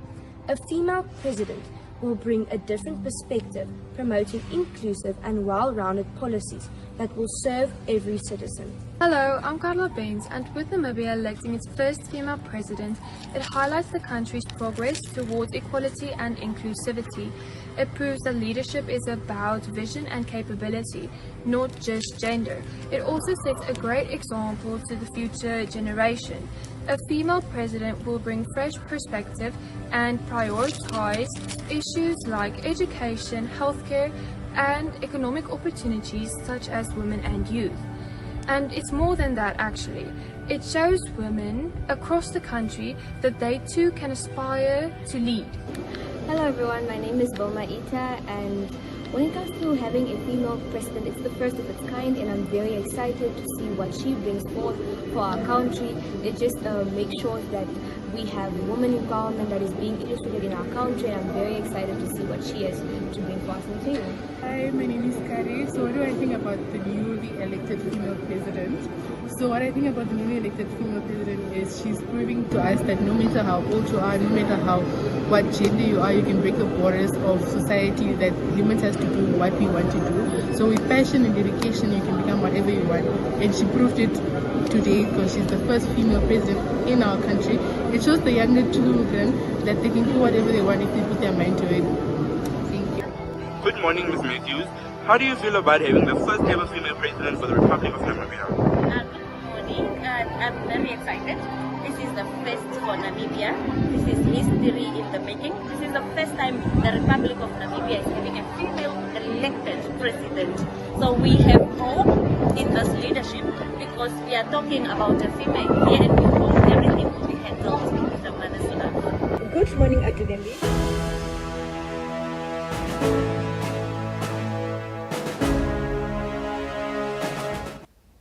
All right, now it's time for us to cross over to the State House for the official inauguration ceremony. Tuemo, you recently just found out that Netumbo was part of Girl Guide. Quickly link us out to the inauguration. As we cross over quickly, Girl Guides are happy all the time. Girl Guides are ready all the time. So can we just cross over and see what it is that the incoming president has to offer for the Namibian nation?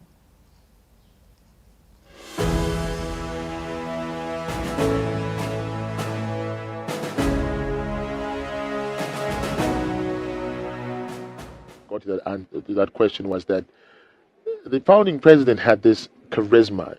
There was just something about his dedication, the way he spoke with passion and saying, "Look, we are fighting for something that is relevant here." Talk to us about that.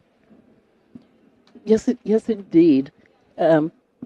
He was charismatic, but I think more importantly was his undying, unwavering conviction that the Namibian fight was a just cause.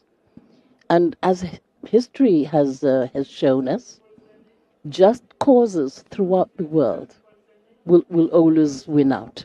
And that was one of the driving reasons. Yeah, absolutely. Ambassador Pinda from the Ministry of International Relations and International Relations is once again just appealing to the attendees to take their seats. In the meantime, we'll run you through the program once again, which will start with the remarks by the Director of Ceremonies, which is actually the responsibility will be shared between Honorable Franz Kopofi and the Minister in the Presidency, Honorable Christine Webes. Following that, the almost diverse choir and healing vocals will be giving the performance. The scripture reading and prayer will be delivered by Bishop Reverend Patrick Njulume from the Anglican Church of the Diocese of Namibia. The Anglican choir from St. Michael, I beg your pardon, Anglican Parish from Katutura will also share a song with those in attendance. The introduction of the heads of state, government, and vice presidents. I'm just informed we will be crossing over to John once again.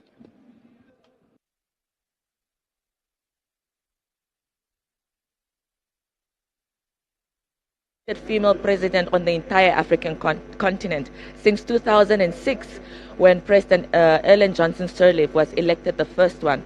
So this means that it is the time for women to not only hold positions of leadership, but positions of power. And those are two different things. And for that, we are proud, we are thankful, and we wish her all the best in her reign as our first president and our first female elected president of the Republic of Namibia. Thank you so much, Honorable. Thank you.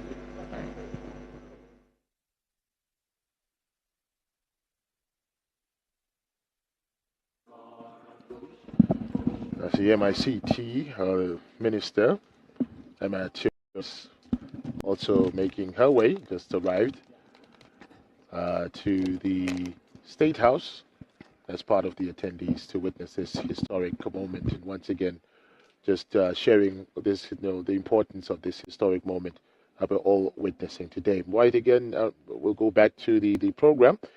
We stopped at the introduction of the heads of states, governments, vice presidents, prime ministers, and former presidents, and other foreign dignitaries.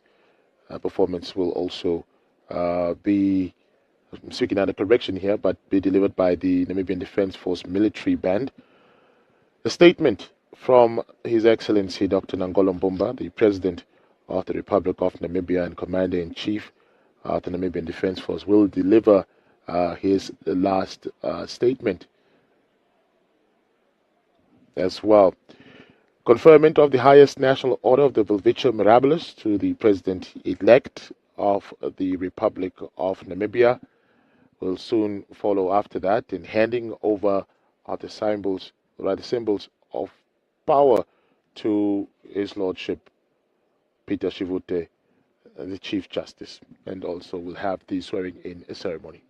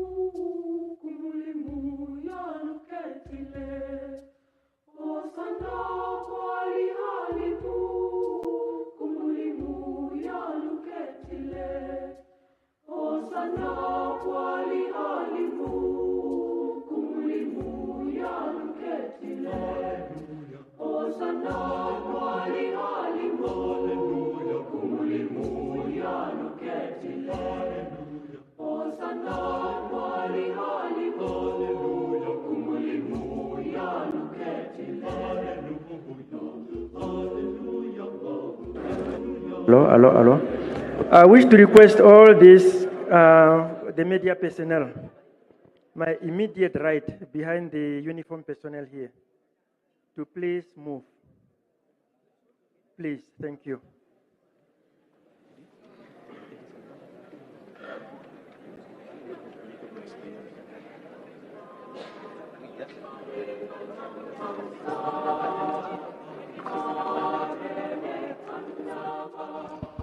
Yes, if you've just joined us, we'd like to welcome you to the special NBC broadcast coming to you live from State House here in Windhoek, where we are about to witness a very historic event, the inauguration of the fourth president of Namibia, and indeed the first female president in Southern Africa, and only the second elected female president in the whole of Africa. So, welcome once again. I'm your host, Nora Apollos. And I'm Jonas Mbambo. Very good morning to you once again if you're just tuning in. Indeed, Nora, this is once again a very historic moment, and you can tell that it's also very, important if you look at the attendees, the high-level dignitaries that we're seeing that have made their way to Namibia, to the State House, to come witness this moment. And we just saw Jacob Zuma as well, the leader of the MK, with Floyd Shivambu. He's Secretary General of the MK Party, that's right. Yeah. Yes. Unfortunately, this hall is not, this is the banqueting hall of State House. And obviously it's not as big as the VIP tent that would have been erected at Independence Stadium. But those celebrations had to be cancelled and moved to State House because of the torrential rains that we have been having over the past week and that are still expected up until next week. So much to the dismay of many, the disappointment of many, we will not be having the fly past. We will also not be having the paratroopers that were going to descend from the skies.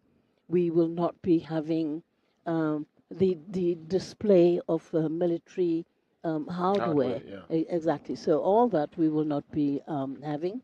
I'm not sure about the 21-gun salute, whether this will actually still happen, but we wait and see. Absolutely.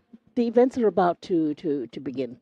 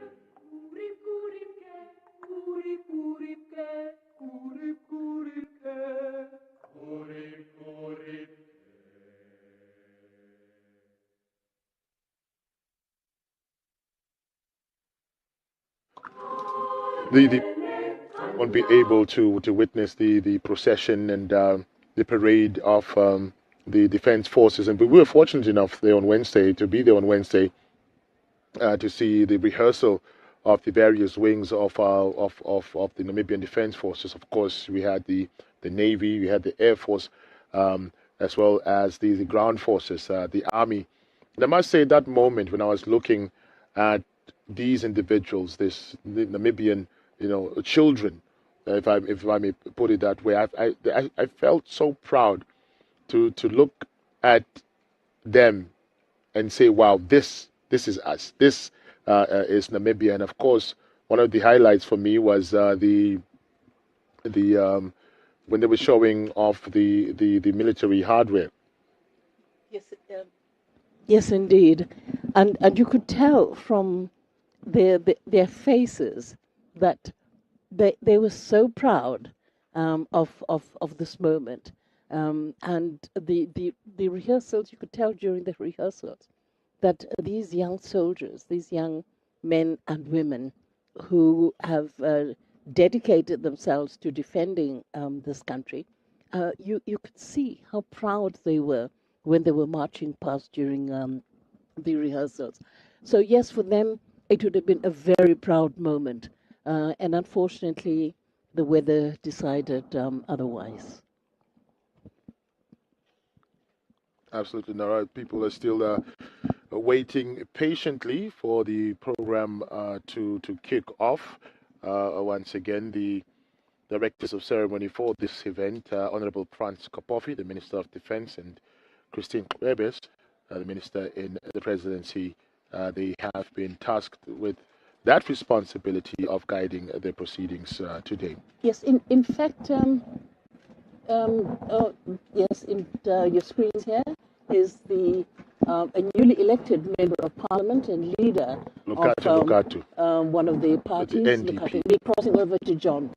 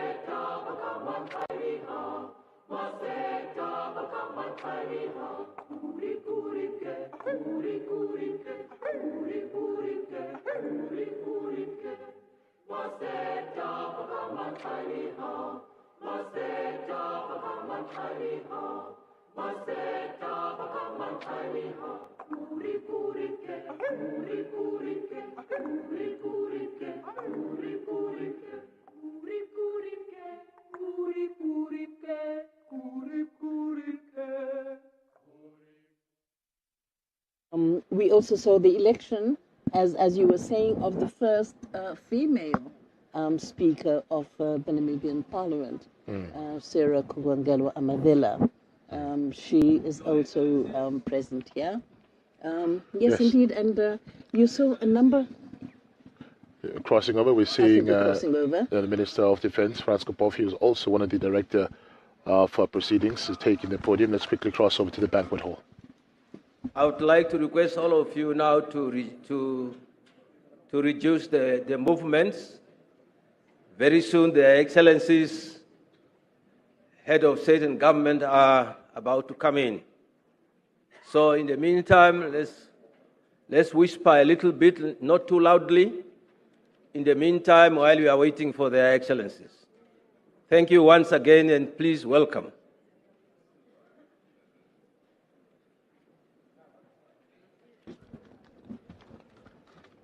That was the director of ceremony. That was the director of ceremony, Minister of Defense, Franz Kopofi, asking the delegates, the guests, to take their seats as proceedings are about to begin.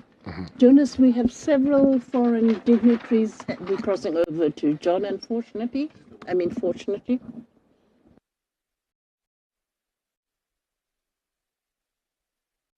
The event is blessed. It's been raining. It means there's prosperity ahead. Thank you so much. Thank you.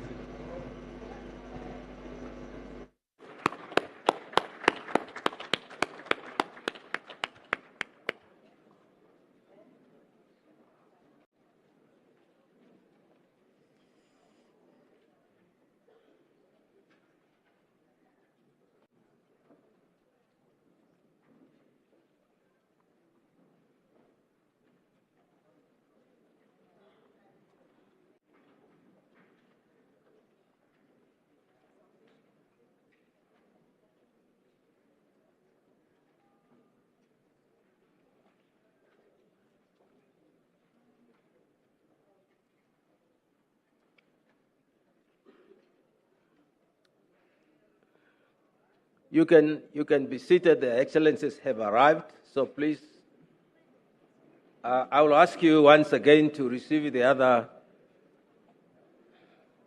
as they arrive. Thank you. Parliament, and it just dawned on me the other day.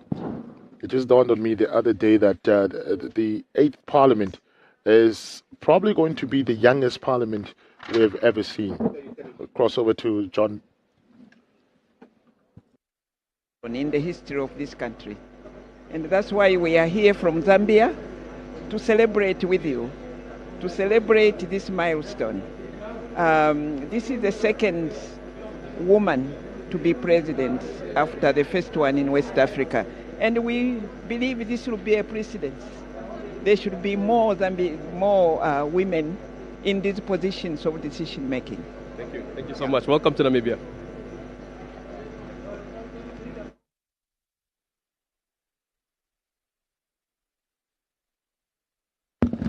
And John there was talking to an old friend from Zambia, an old friend of of President-elect Netumbo Nandi-Nditwah. She hails from Zambia. She lives in Zambia. She's originally from Nigeria, but has lived in Zambia for many years. And she's a very old friend of Netumbo, and was invited specifically by her. Wow, what a long-standing friendship. Absolutely. On your screen, you can see the president of Tanzania, Jacob Zuma. Jacob Zuma as well. President Masisi. Former President Thabo Mbeki, and also the former president of Tanzania.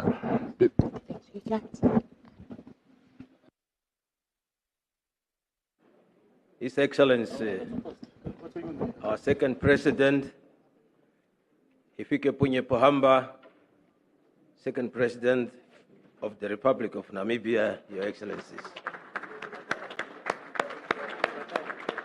And Madam Meme Pohamba.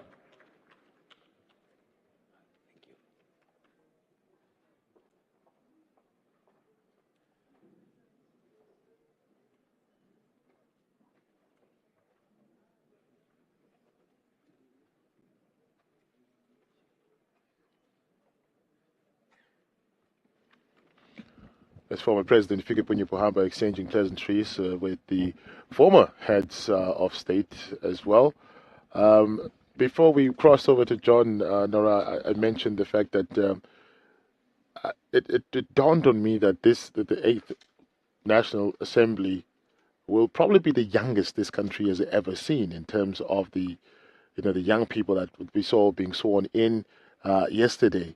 What does it say, about how the politics, the democracy has evolved over the years, and the trust that the electorate has put in some of these young leaders?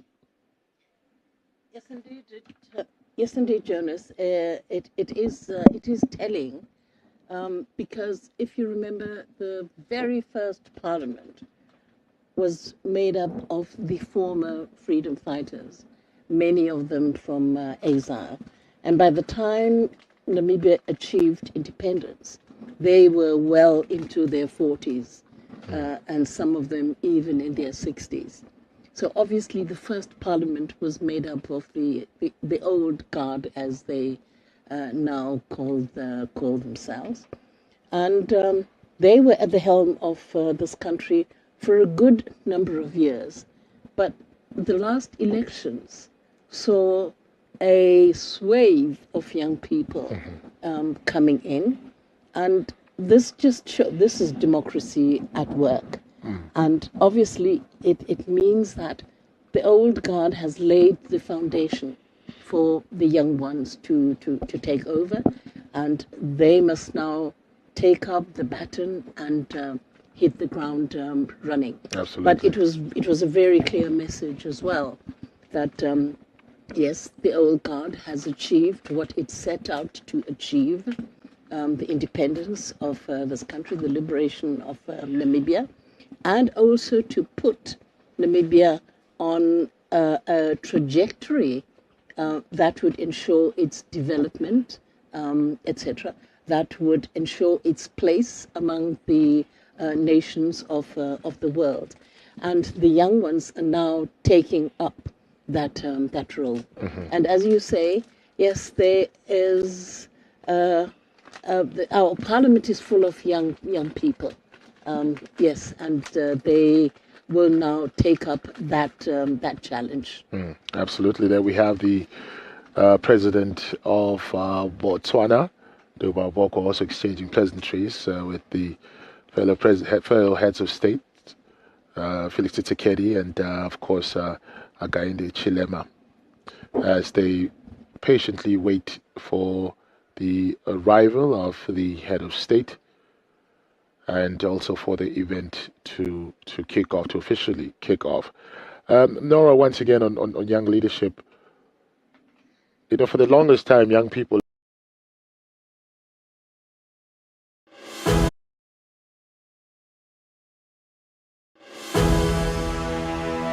is Chrismily Esterhazy, and I believe having a female president will inspire future generations and break barriers, showing young girls and women worldwide that they can achieve anything, encouraging greater gender equality in leadership. Studies show that balanced governance and diverse leading will lead to better decision making. A female president will bring a different perspective, promoting inclusive and well-rounded policies that will serve every citizen.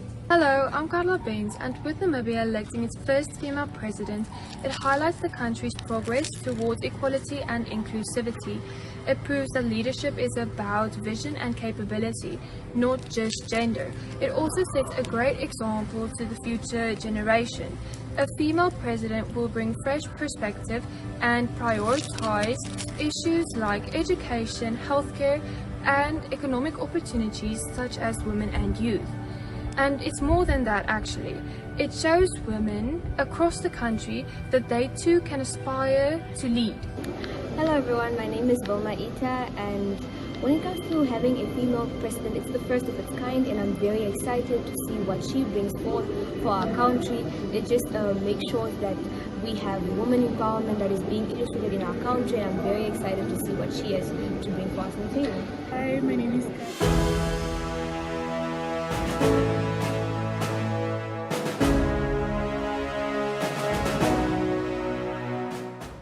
Chivute, the Chief Justice. There will be an exchange of seats between former president and the incoming president, of course, is to signify the significance of that exchange. Let's cross over to John.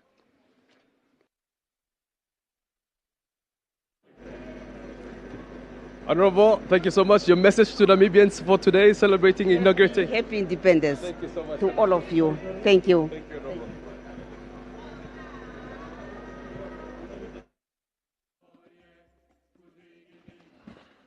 Yes, a very familiar face there entering the State House, the SG of the SWAPO party, Sophia Shaningwa, just briefly speaking. Very brief very statement, brief. wishing all Namibians a very happy anniversary. Absolutely. Once again, let's just quickly go back to the program. We did end at the part of the exchange of seats between the former president and incoming president, of course, and there'll also be a performance in between. Now, after that performance, a statement will be delivered by the guest of honor, Her Excellency Dr. Sumia Suluhu Hassan, the President of the United Republic of Tanzania. And once again, Tanzania can be spoken. You cannot talk about Namibia's history, Namibia's liberation struggle, without mentioning the important role that Tanzania played in that. Actually, Jonas, apart from that role, Botswana, whose president you see on the screen here, they also played an important role because in the early years, the founding president, for instance, went through Botswana when he left the country.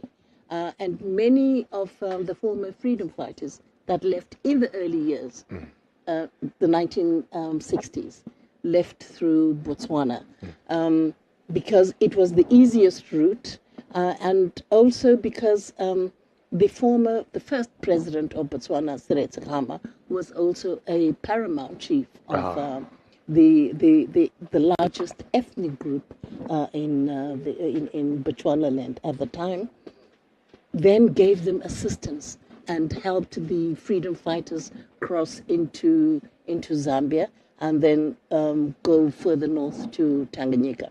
So Botswana, yes, did play definitely.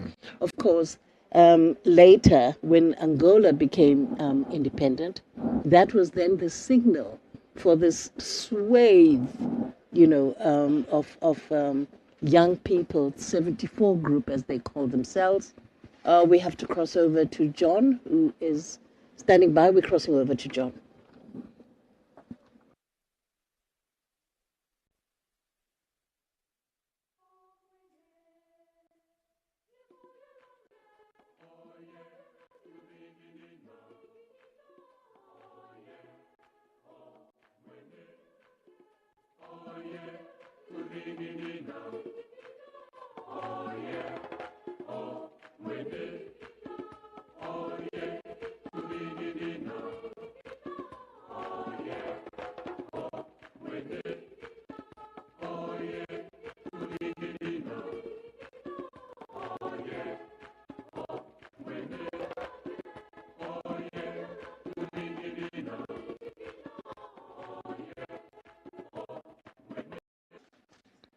Facilitating the process of seeing some of the Namibians that left the country to go into exile, to go into other parts of the world to petition the United Nations in particular about their frustration and their discontent with the illegal occupation of South Africa in the country that they wanted to see gain independence.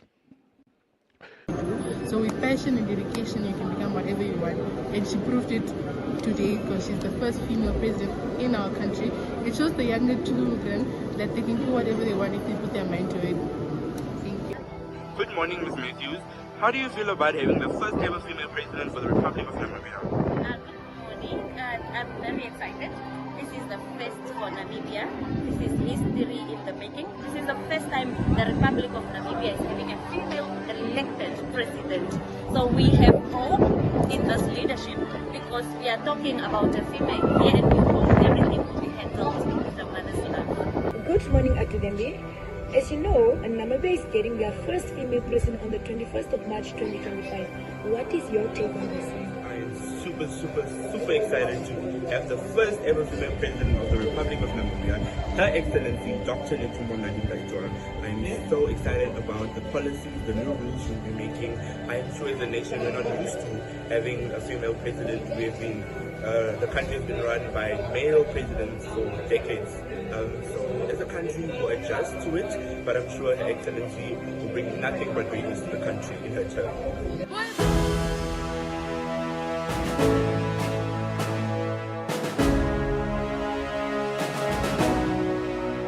Ceremony is expected to take place on this Independence Day, and as you know by now, Windhoek is being plummeted by heavy showers that we haven't seen in years, hence not the postponement but rather the cancellation of the event at the Independence Stadium and moving it to the State House in the banquet hall, to be specific.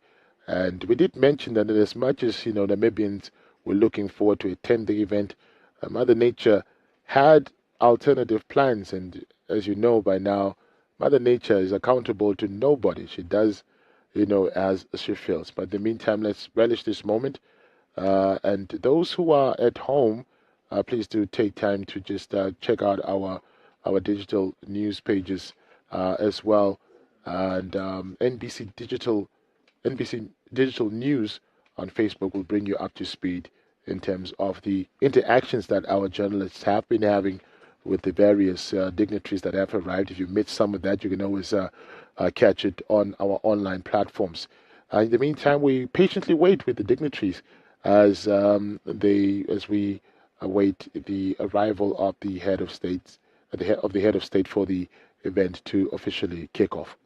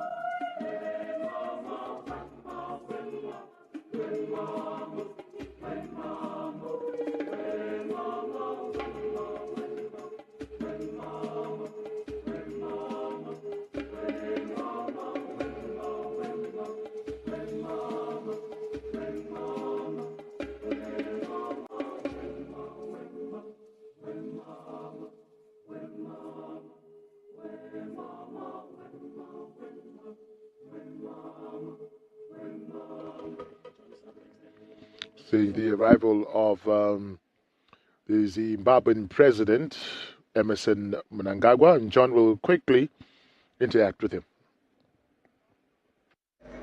Thank you so much. What is the significance of your visit here?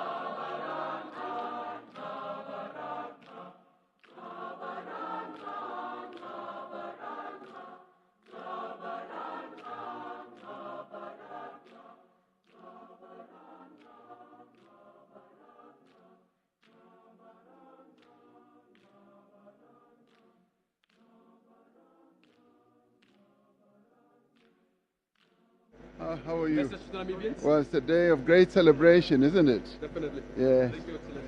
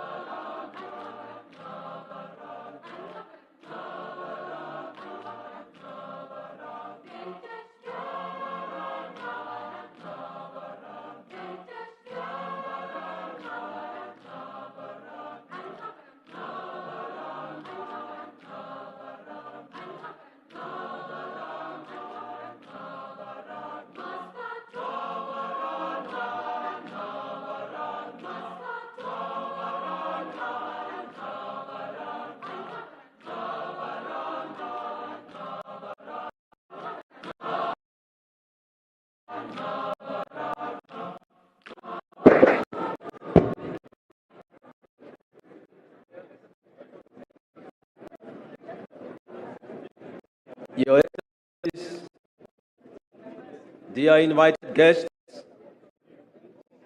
I know the wait is getting too long, but please, I just have to get there now. This is no longer just a statement. This is now real. Thank you for your patience. We will have to get started very soon.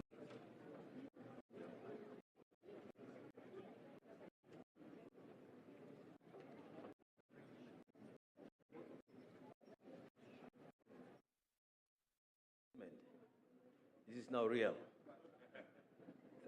Thank you for your patience. We will have to get started very soon.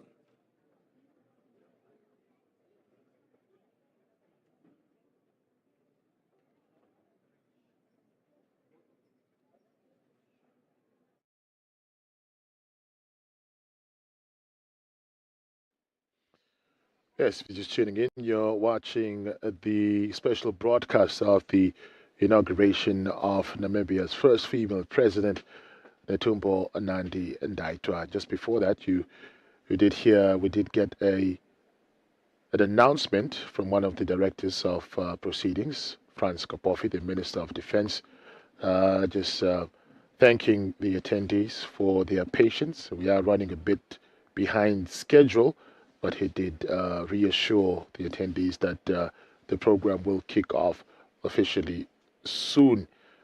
Before that, we saw the arrival of the President of South Africa, also just exchanging some pleasantries there with the other heads of state. Let's quickly cross over to the banquet hall where the Director of Ceremonies is making another announcement. And yes, that's the arrival of the head of a state, President Nangolo Mbumba. Now his arrival signifies that we will soon start with the event.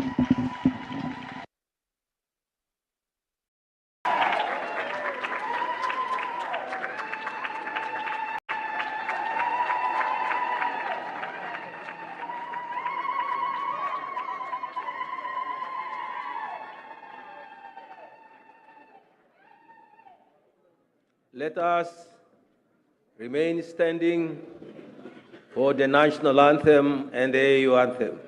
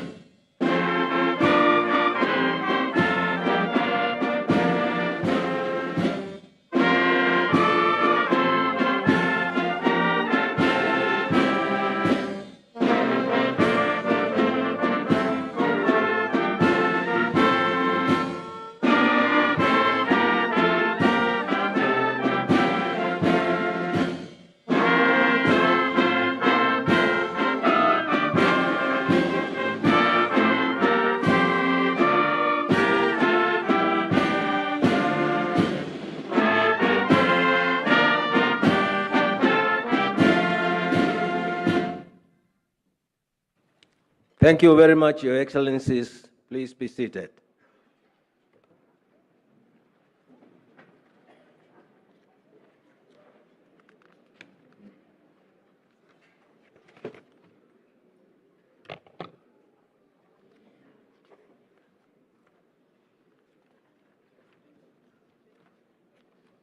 Your Excellency, Dr. Nangolo Mbumba, President of the Republic of Namibia, Commander-in-Chief of the Namibian Defense Force, and Madame Mbumba, our First Lady. Your Excellency, Dr. Netumbo Nandi-Nditwah, Vice President and President-elect of the Republic of Namibia, and Lieutenant General Nditwah. Your Excellency, Dr. Samia Suluhu Hassan, President of the United Republic of Tanzania and Chairperson of the SADC organ on politics, defense and security, cooperation, and our guest of honor, Your Excellency, João Gonçalves Lourenço, President of the Republic of Angola and Chairperson of the African Union. Your Excellency, Dr. Emerson Dabuzo Mnangagwa, President of the Republic of Zimbabwe and Chairperson of SADC. Your Excellency, Matamela Cyril Ramaphosa, President of the Republic of South Africa, I'm informed he is just about to arrive. Is he here? Oh, the President is here. Oh, you are here, Your Excellency. I'm very, very sorry. I don't know what happened to my eyes. Sometimes I was reading when you arrived. Your Excellency, Matamela Cyril Ramaphosa, President of the Republic of South Africa.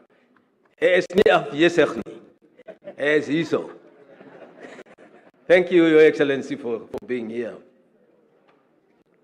Your Excellency, Felix Antoine Tshisekedi Chilombo, yes, Chilombo, President of the Democratic Republic of the Congo. Your Excellency, Dr. William Samoei, my pronunciation, Ruto, President of the Republic of Kenya and Chairperson of the Eastern African Community. Your Excellency, Hakainde Hichilema, President of the Republic of Zambia. Your Excellency, Advocate Duma Gideon Boko, President of the Republic of Botswana. Your Excellency, Daniel Francisco Chapo, President of the Republic of Mozambique. Your Excellency, Jessica Alupo, Vice President of the Republic of Uganda. Your Excellency, Mrs. Nana Jane Opoku Anje Yemang, my pronunciation again, Vice President of the Republic of Ghana. Yes, okay.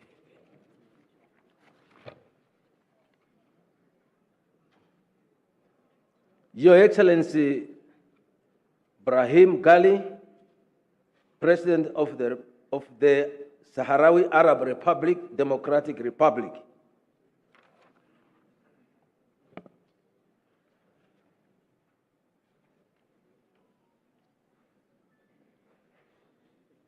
The Right Honorable Dr. Michael Bizwick Usi, Vice President of the Republic of Malawi.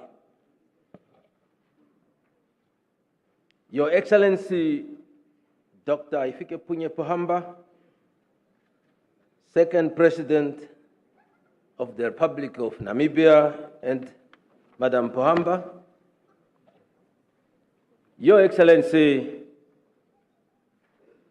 Thabo Mbeki, former President of the Republic of South Africa.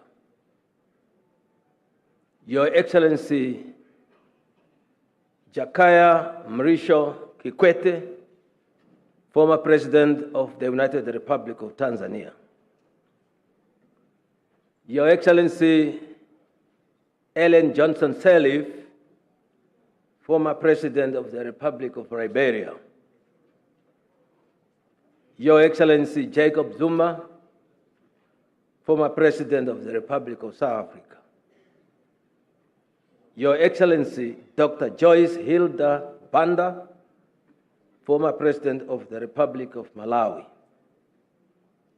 Your Excellency, Sahle Work Zewde, former President of the Federal Democratic Republic of Ethiopia. Your Excellency Mokwetsi Eric Kaibetswe Masisi, former President of the Republic of Botswana.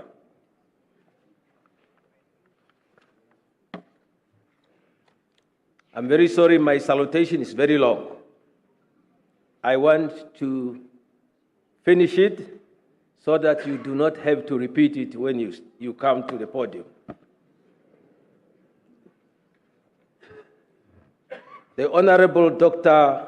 Sarah Kuongerwa Madira, Speaker of the National Assembly of Namibia, and Mr. Madila, Your Lordship Peter Shivute, Chief Justice of the Republic of Namibia, and Honorable Justice Naomi Shivute, Honorable Lucas Nimbo Muha, Chairperson of the National Council, and Madame Muha, Honorable Sophia Shaningwa, Secretary General of the SWAPO Party,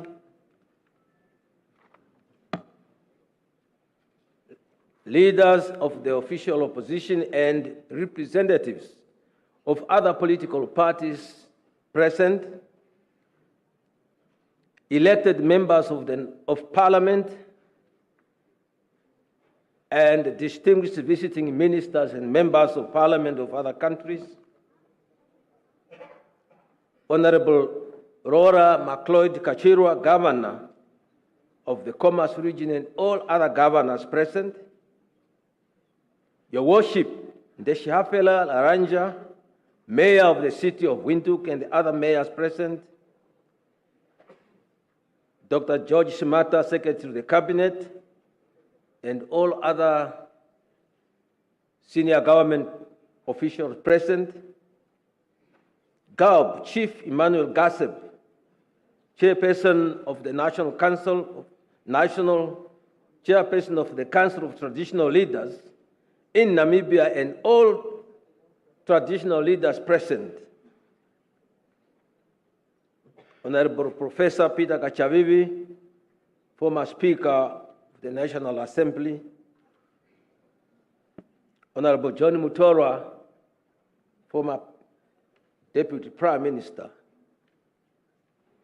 and former Minister of Works and Transport. I want to recognize Honorable Nasa Angula, former Prime Minister, and Madam Angula.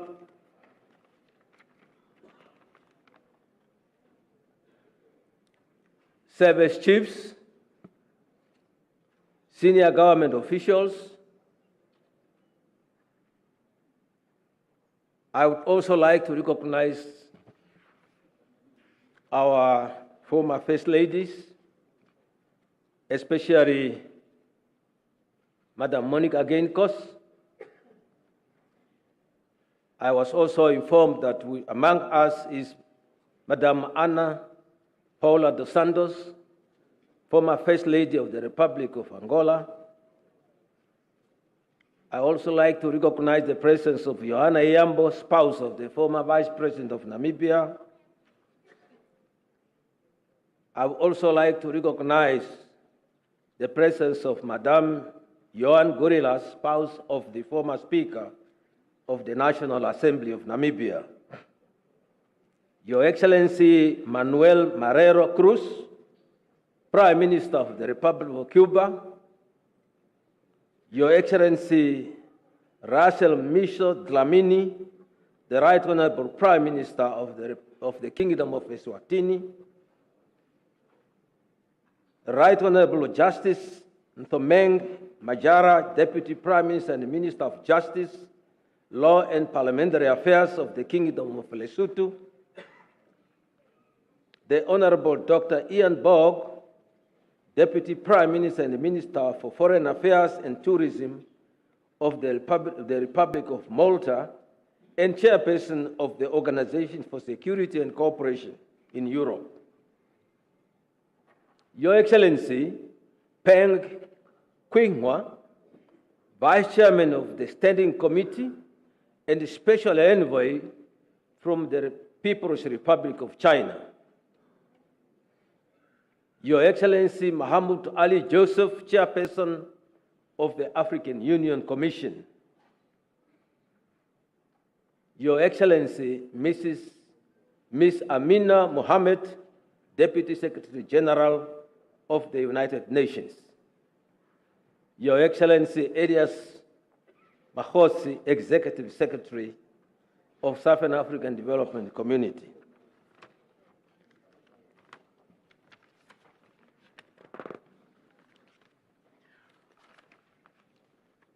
I supposed to have acknowledged the representatives of sister parties to SWAPO.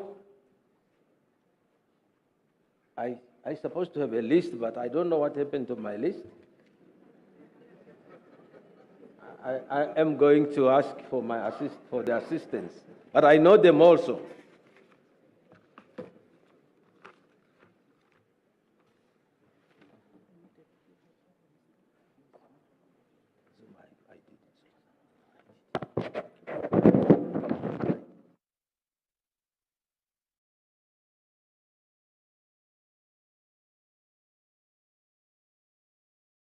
We are two, and I need support.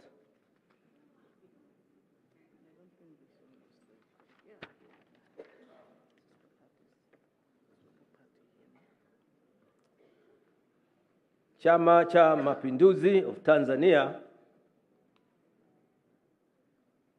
the MPLA of Angola, ZANU-PF of Zimbabwe, ANC of South Africa, Frelimo of Mozambique, the Democratic Party of Botswana, the Russian Communist Party, the Communist Party of China, the Communist Party of Cuba, the Palestine Liberation Organization, the PLO, the Polisario Front, PSUV of Venezuela, and the United Russian Party. I also want to acknowledge the presence of Bishop Emeritus Dr. Jefana Kameta, Bishop Emeritus Cleopas Domeni, Reverend Raonga Kudachike, and the Reverend Dr. Shakaporo, pastor, and other clergy leaders present.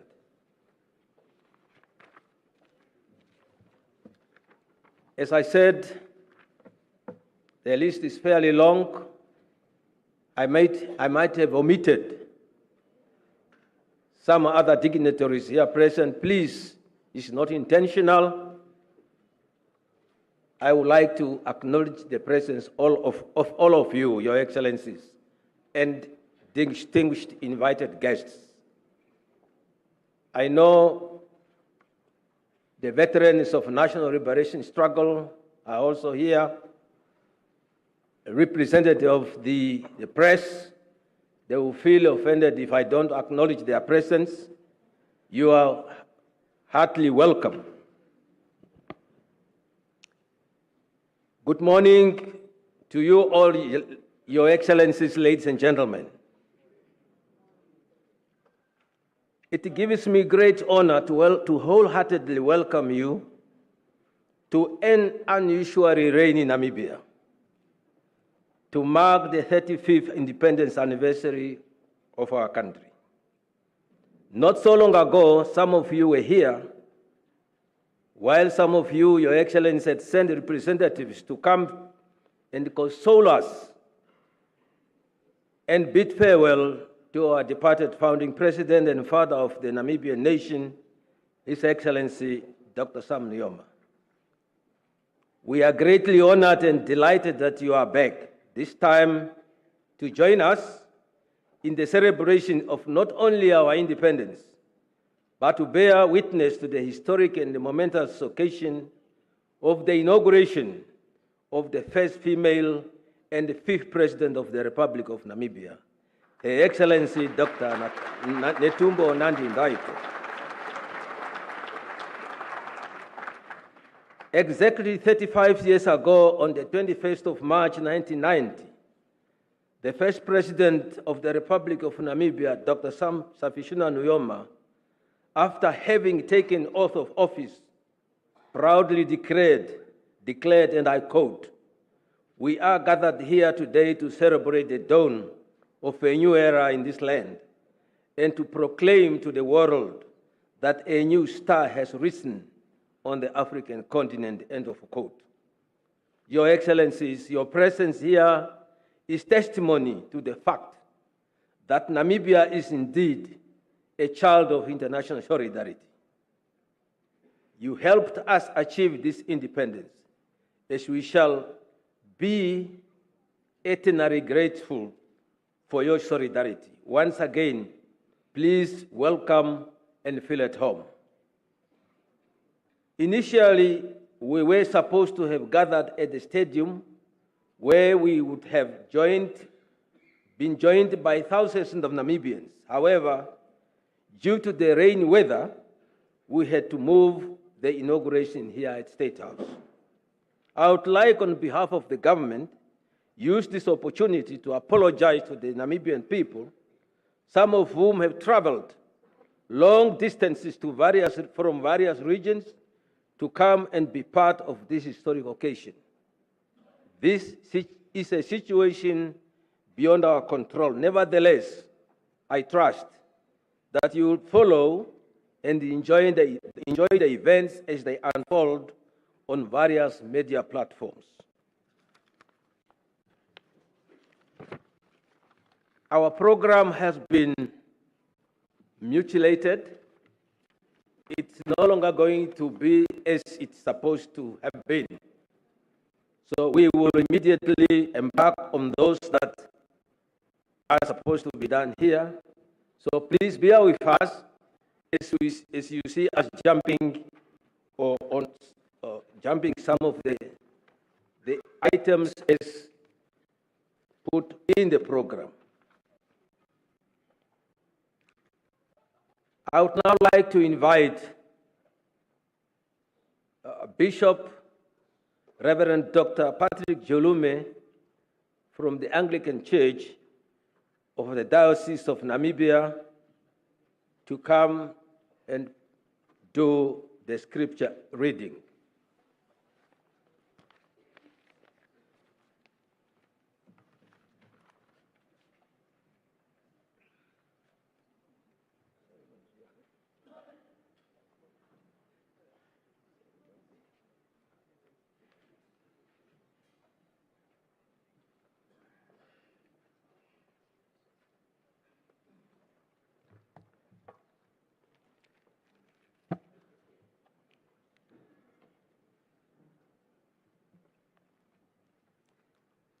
Thank you very much, Director of Proceeding. And again, thank you to God for rain. And thank you also to the protocol as they have come up with their second B plan to be here. Your Excellency, President Nangolo Mbumba, and First Lady Mrs. Siki Mbumba, Her Excellency President-elect and the soon-to-be sworn-in President Dr. Netumbo Nandi-Nditwah and the Lieutenant General Nditwah, the Honorable Speaker of the National Assembly, Meme Sarah Kuongerwa Madila and Master Madila, Your Excellency, Head of State and the Government present here today, Your Excellency, former President Hifikepunye Pohamba, Madam Pohamba, and other former head of state, as well as First Lady, be here today. I humbly recognize and respect the established standing protocol. At the very outset, I greet you all in the wonderful name of our Lord and Savior Jesus Christ and proclaim loudly that happy 31st Independence Anniversary for Namibia and heartfelt celebration to the land of the brave indeed. Fellow Namibians, brothers and sisters from neighboring countries, and all esteemed guests from across the world, we have gathered here in this spirit of solidarity and unity. Today, we are not only celebrating the 35th anniversary of our national independence, but we are also witnessing a historic moment, the swearing in of our first female president, Her Excellency Dr. Netumbo Nandi-Nditwah. This is a remarkable milestone, not only for Namibian, but for Africa as a whole, as she became the second female head of state on this continent. Your Excellency, I stand before you today here, not as a saint or an angel, but as a humble servant of God, entrusted with that sacred duty of leading this congregation or gathering in scripture, prayer, benediction, which is dedicated to this momentous occasion through God's glory. The scripture reading for this significant occasion is taken from Romans chapter 13, verse 1 only. And I read it as it follows. Let every person be subjected to the government or governing authority. For there is no authority except from God, and those that exist have been instituted by God. Your Excellency and fellow Namibians, these scriptures clearly remind us that leadership is ordained by God. It teaches that every government that exists is established by divine authority. In the Namibian context, our freedom was not freely given, it was fought for, paid for with the blood of our brothers and sisters, who sacrificed their life for the liberations of this land. Today, as we celebrate our independence, we must always remember those who gave their life for this nation. Just as the Israelis nation, those from Old Biblical Testament, remembered Moses, who led them out of Egyptian captivity, and honored Abraham, Isaac, and Jacob, the patriarch of faith. We too pay tribute to the great heroes and the heroines of our liberation struggle, like Samuel Maharero, Hendrik Wetboy, Chamaha, Jacob Morengo, Nehare Jambingana, Ipumbuya Chirongo, Mandume Andemfayo, and many other freedom fighters whose blood is the foundations of our democracy and independence. We also honored the founding father of the Namibian nations and the foreign hero of our revolution, His Excellency Dr. Safishuna Nujoma, and also our late patriot, son of the soil, His Excellency Dr. Hage G. Geingob, and also the former living legend of our time, President, His Excellency Dr. Hifikepunye Pohamba, and also His Excellency Dr. Nangolo Mbumba, whose leadership has positively shaped this country as he stood firm, unwavering in the middle of trial and tribulations, and we have to salute him for that. I salute you, Comrade President Nangolo Mbumba.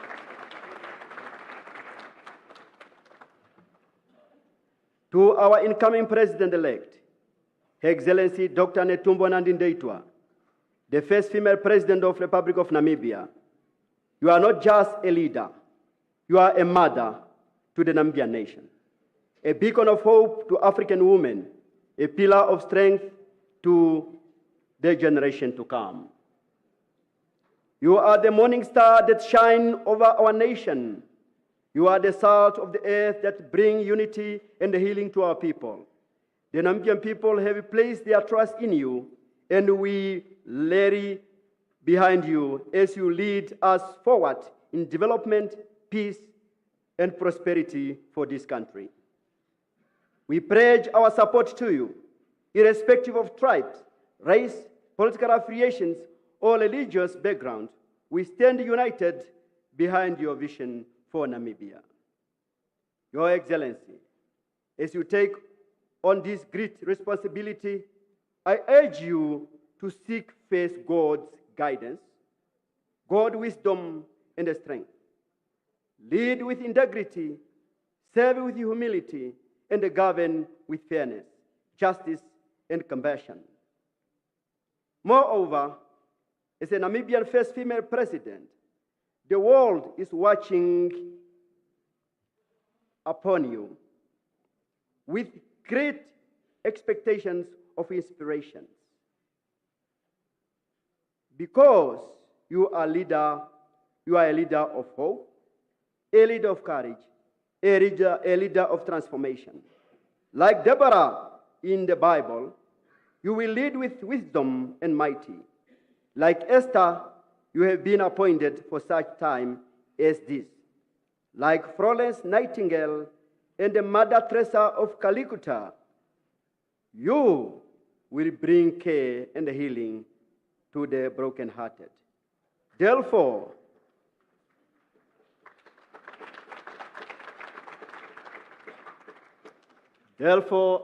our President-elect, be courage and be strong, because your Lord God will always be with you. As he was with Moses, he will be with you, and he will never leave you or forsake you. Amen. Let us bow our heads in prayer. Almighty and everlasting God, the creator of heaven and earth, today we come before you with heart full of gratitude as we celebrate Namibia's 35th independence anniversary and the swearing in of our first female president, Her Excellency Dr. Netumbo Nandi-Nditwah. Father, we acknowledge that all leadership comes from you, and we lift up our new president before you and before your throne of grace. Lord, we pray for her protection. Shield her from harm, danger, and all form of opposition and adversary. Cover her under the shadow of your wings, and let no weapon form against her prosper. Grant her divine wisdom and understanding, like King Solomon. May she rule with discernment and justice. Fill her with the spirit of integrity, honesty, and righteousness. May she always seek your guidance in every decision she makes. Strengthen her, O Lord, to withstand the pressure of leadership. Give her courage to stand firm in the face of adversity and the wisdom to navigate the challenge ahead. Father, grant her faithfulness in your word. May she walk in righteousness and be a servant leader who uplifts the people of Namibia, especially the poor, the marginalized, and downtrodden. Let her heart be filled with compassion, love, and humility. Bless her leadership, O God. May she lead Namibia into one era of peace, stability, prosperity, and unity. And not only in Namibia, help her also to engage with other world leaders in promoting peace, tranquility, stability in other sister war-torn countries in this earth. Let the radiations of the Holy Spirit shine upon her, and divine presence will be with her, guiding her step every day. Lord, we also pray for a family. We pray for a devoted husband, retired General Nditwah. We pray for a high advisor. We pray for an upcoming cabinet and an upcoming entire government. May they work together in unity for the common good of this great nation. Moreover, Lord, we commit Namibia into your hand. May your grace and mercy continue to shine upon this land. May this government serve with integrity and work tirelessly to eradicate poverty, unemployment, and justice. Amen. With humility, may a humble request us all, those who can, to stand and receive benediction, because from here I'm done.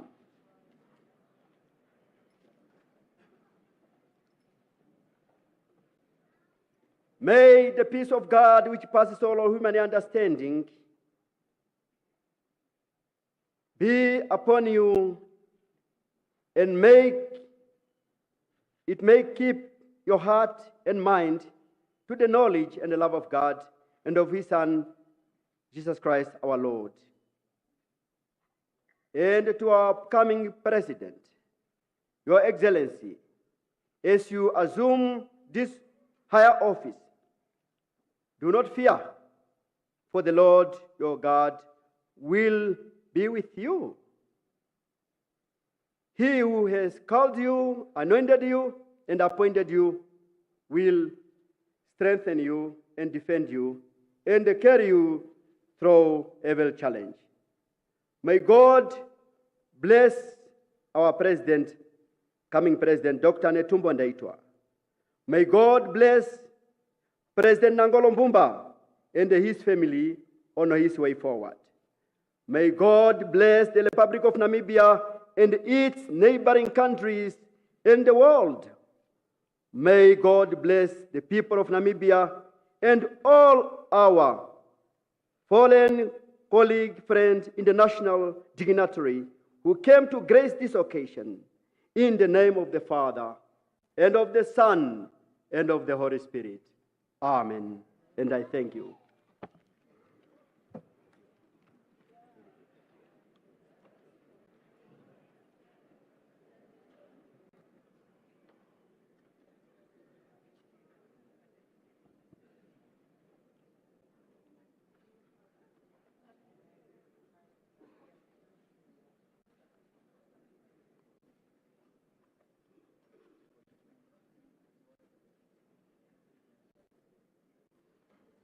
Thank you very much, Bishop.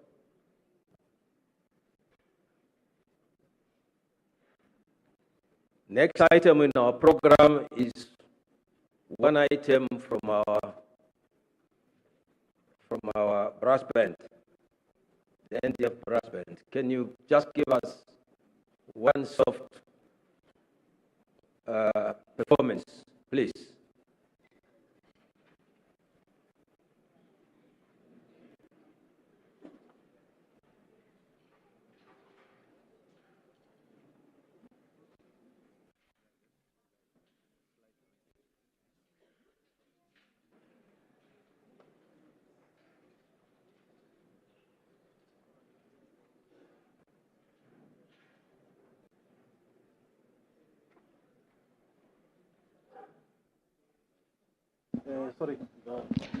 The army band is actually located in the banqueting hall, so it's going to be a hell of a noisy.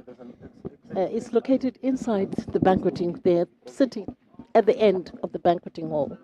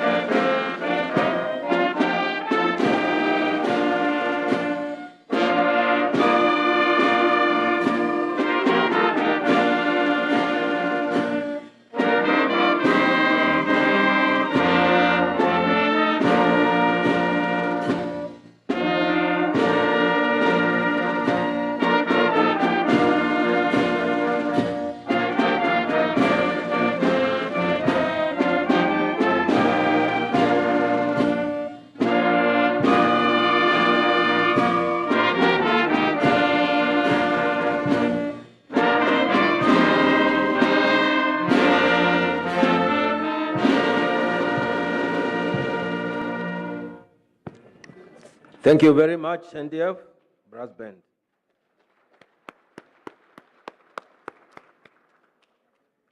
Your Excellency, Dr. Nangolo Mbumba, Your Excellencies, it's now my honor to invite His Excellency Dr. Nangolo Mbumba, President of the Republic of Namibia, to deliver his statement. Your Excellency.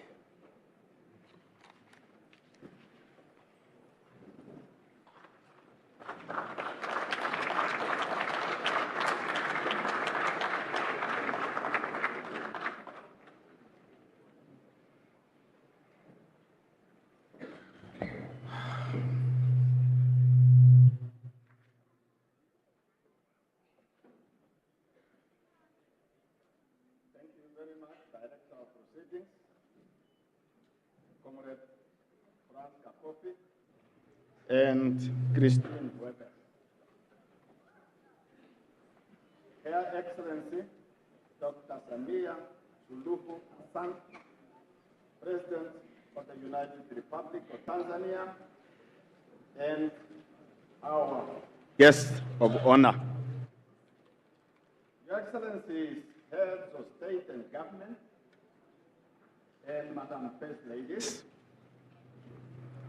Her Excellency Dr. Netumbo Nandi-Nditwah, Vice President of the Republic of Namibia and President-elect of the Republic of Namibia, and the only person we want to hear from today. Last night we had a meeting here, a banquet, and she gave some few remarks.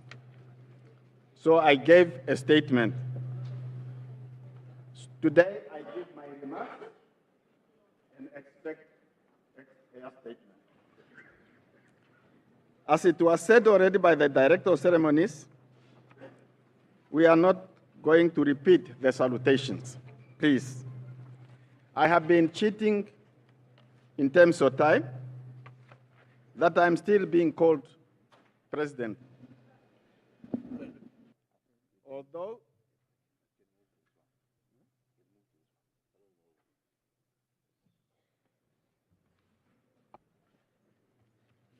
let us try this one. So I'm saying the presidency, the term of office of the late Hage Gottfried Geingob ended midnight.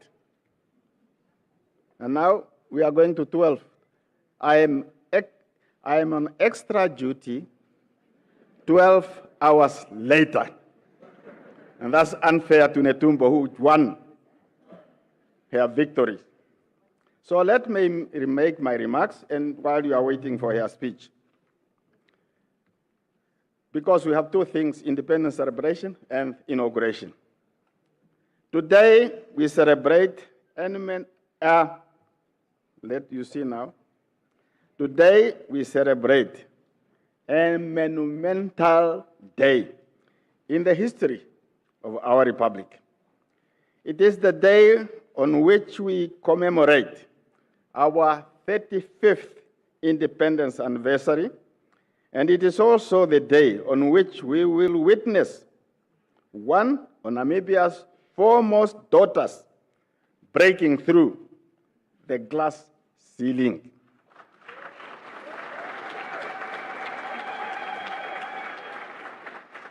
It has been a long time coming.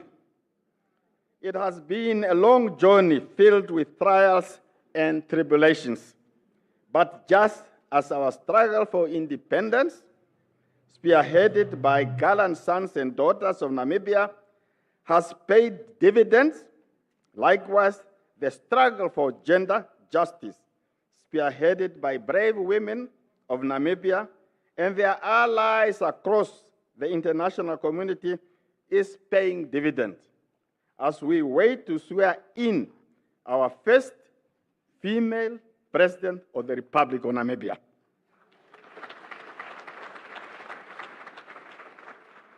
What we are celebrating today would not be possible without the valuable sacrifices that were made by brave Namibian women and men who selflessly paid the ultimate sacrifice to ensure that freedom and independence become a reality in our country and for all our Namibians.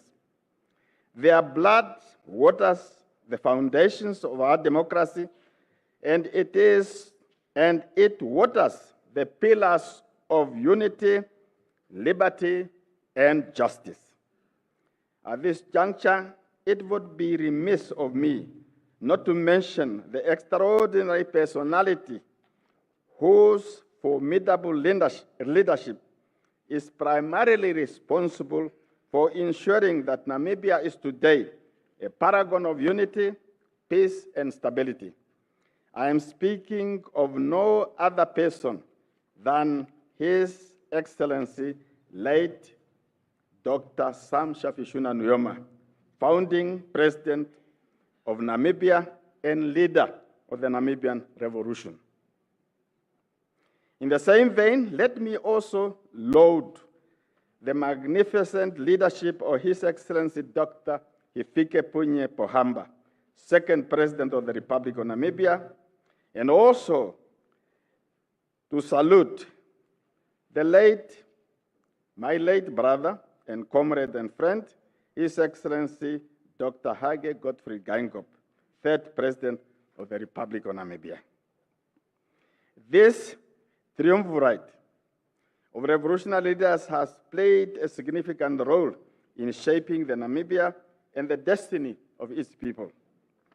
Distinguished guests and Your Excellencies, today marks the final occasion on which I will say my final goodbye to you, the beautiful people of Namibia. I have already said my goodbye to the cabinet, to parliament, to my staff, and to all civil servants. To say that my tenure has been eventful would be an understatement. From my first day in office to this very moment, it feels like I never had a chance to catch my breath. Nevertheless, I would like to state that being President of the Republic of Namibia has been the greatest honor ever bestowed by anybody carrying the name Bumba.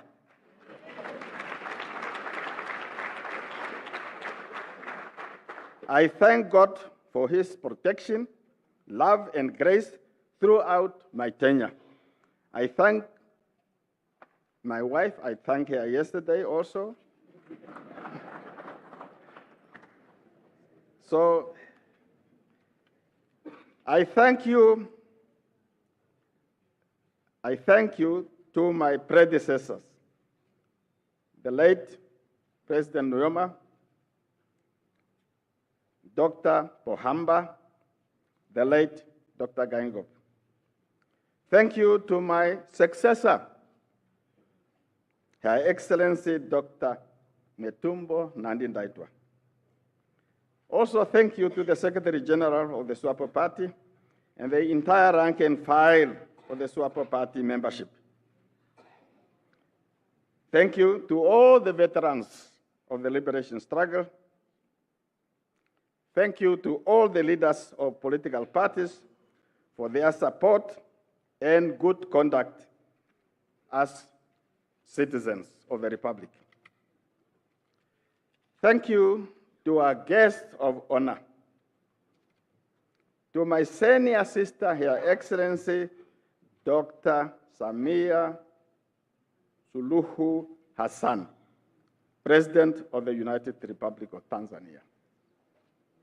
Thank you to Your Excellencies, Head of State and Government, and former Head of State and Government, for blessing us with your presence.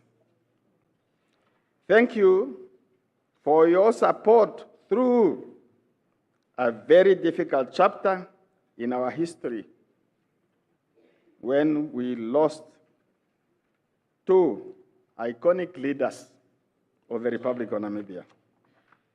Thank you to all the uniformed services, the men in uniform whose daily task it is to keep our country and people safe and secure, both from external and internal threats. It was an honor to be your commander-in-chief. Lastly, to the Namibian people, the ultimate sovereigns, our bosses, we the politicians, thank you for your support and understanding. Wherever I traveled across this country, I was greeted with cheers and smiles and pride. At the same time, and the good gesture of goodwill, I am humbled and proud at the same time to have been your president. I take my hat off for all of you. Now, as we turn the last page of this final chapter, we look forward to the beginning of a new chapter, a chapter of hope, promises, and prosperity. The chapter of Her Excellency Dr. Netumbo Nandi-Nditwah. Let us all support her and wish her good health, strength, and wisdom.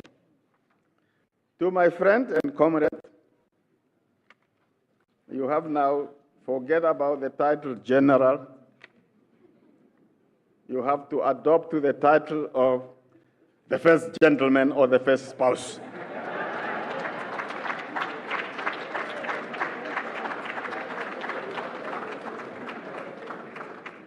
As long as you are my friend, you are still a general, but finally, happy 31st Independence Day of the Republic of Namibia. May God Almighty bless the Republic of Namibia. So long live the Republic of Namibia. God bless SADC. God bless Africa. Thank you very much.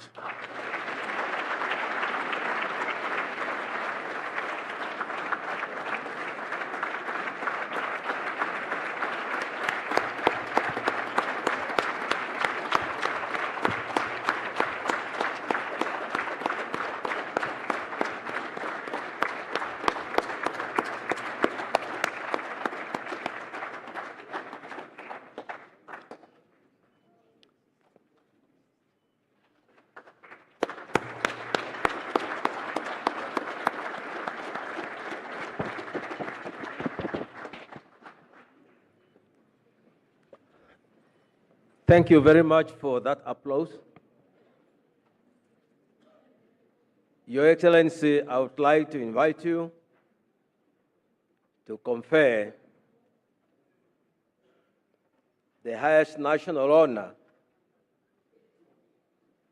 to Dr. Netumbo Nandi-Nditwah, Your Excellency.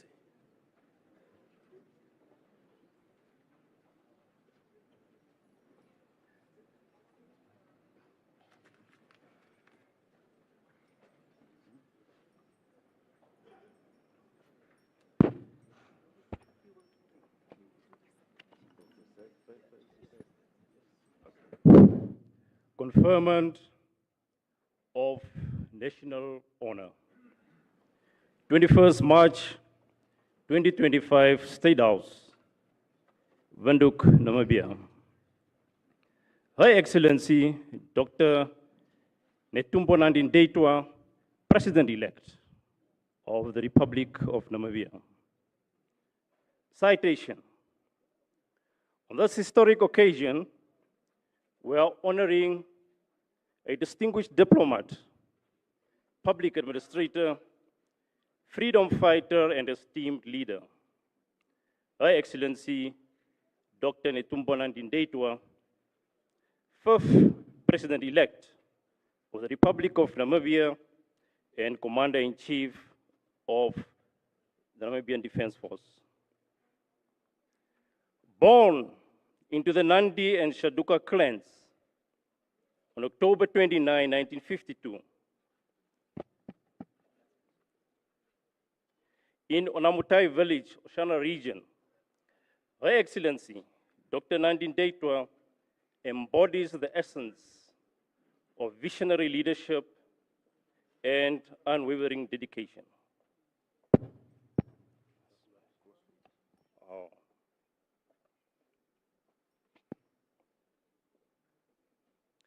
Her journey has been one of profound influence, inspiring Namibians and the global community alike. An alumni of St. Mary's Mission School in Odibo, Her Excellency, Dr. Nandi-Nditwah was raised with a foundation of faith and integrity and compassion, values that have shaped an illustrious career. She is an accomplished scholar and a holder of a master's degree in diplomatic studies from King's University, the UK, and a graduate of the Lennon High Komsomol School in the USSR on the work and practice of communist youth. Her Excellency, Dr. Nandi-Nditwah's political journey began at the remarkable age of 14 when she joined SWAPO in 1966. Her activism within the SWAPO Youth League soon became a formidable force against colonial oppression. And as a result, sadly, in 1973, she spent her 21st birthday in prison. In 1974, she went into exile, dedicating herself to the struggle of Namibia's independence. And in 1980, serving as the chief representative of SWAPO for East Africa and the Organization of African Unity Liberation Coordination Committee in Dar es Salaam, Tanzania. Her Excellency, Dr. Nandi-Nditwah played a crucial role in securing diplomatic and strategic alliances with the frontline states, including Nigeria, in support of Namibia's independence. During this period, she gained the respect of Pan-African leaders, including His Excellency Julius Mwalimu Nyerere, first President of the United Republic of Tanzania, earning her the esteemed title of Mama wa SWAPO. Her unwavering commitment saw her participate in SWAPO's negotiations on the implementation of UN Security Council Resolution 435 that decided the independence of Namibia. After 15 years in exile, Her Excellency Dr. Nandi-Nditwah returned to Namibia and continued to serve a nation in numerous political and ministerial roles, including as a member of parliament. A trailblazer in women's empowerment, she was the founding Minister of Women's Affairs and Child Welfare since the year 2000 until 2005, advocating for gender equality and playing a key role in the adoption of United Nations Security Council Resolution 1325 on women, peace, and security in the year 2000. She served as a Rapporteur General of the 4th World Conference on Women and Chief Negotiator for the African Group in Beijing Platform on Women. In 2010, while serving as the Minister of Environment and Tourism, Her Excellency Dr. Netumbo Nandi-Nditwah was the African Chief Negotiator on the Nagoya Protocol on access to genetic resources in Japan, Nagoya. Her Excellency also served in the following ministerial positions, which were Minister of Information and Broadcasting, 2005 until 2010, Minister of Foreign Affairs, 2012 until 2015, Deputy Prime Minister and Minister of International Relations and Cooperation since 2015 until 2025. In 2017, she was elected Vice President of the SWAPO Party during its 6th Congress, a position she retained at the 7th Congress in 2022. And in March 2025, she further cemented her legacy by being elected as President of the SWAPO Party, thus becoming the first woman to occupy that position.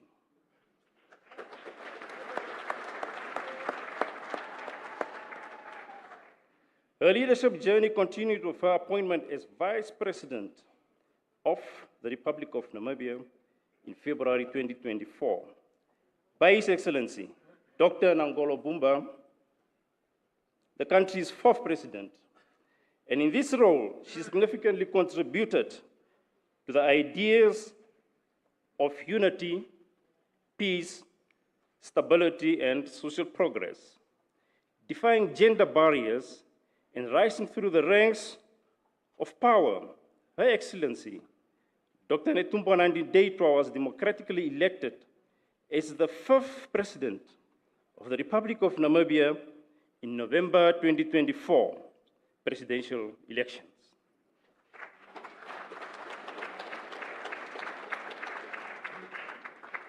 The government and people of the Republic of Namibia honor Her Excellency Dr. Netumbo Nandi-Nditwah as a distinguished diplomat, a steadfast leader whose contribution to the liberation struggle, the establishment of an independent Namibia, and nation-building efforts remain indelible.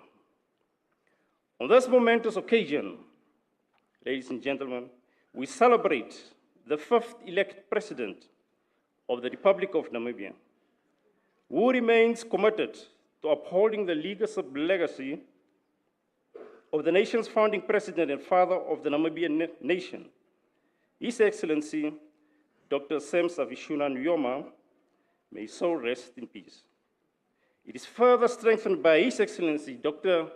Hifikepunye Pohamba, and further accelerated by the late Dr. His Excellency Hage Gottfried Geingob, and continued under His Excellency Dr. Nangolo Bumba. Today, we bestow upon Her Excellency Dr. Netumbo Nandi-Nditwah, as we invite her to join the revered alumni of the Namibian National Honor System as Grand Master of the Order of the Most Ancient Welwitschia Mirabilis. Your Excellency, I submit.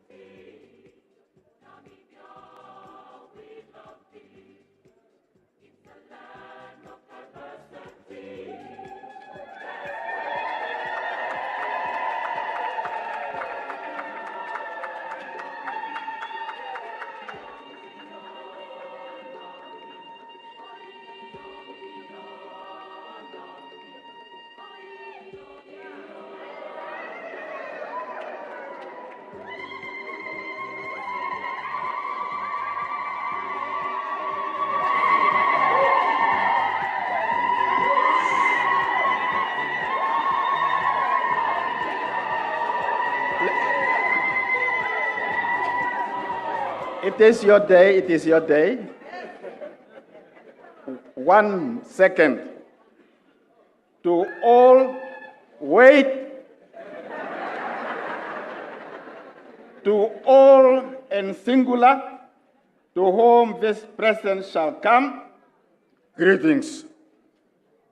Be it known that by virtue of the powers vested in me by the Namibian Constitution, I, Nangolo Mbumba, President of the Republic of Namibia, have invested and by this present do invest in Her Excellency Dr. Netumbo Nandi-Nditwah as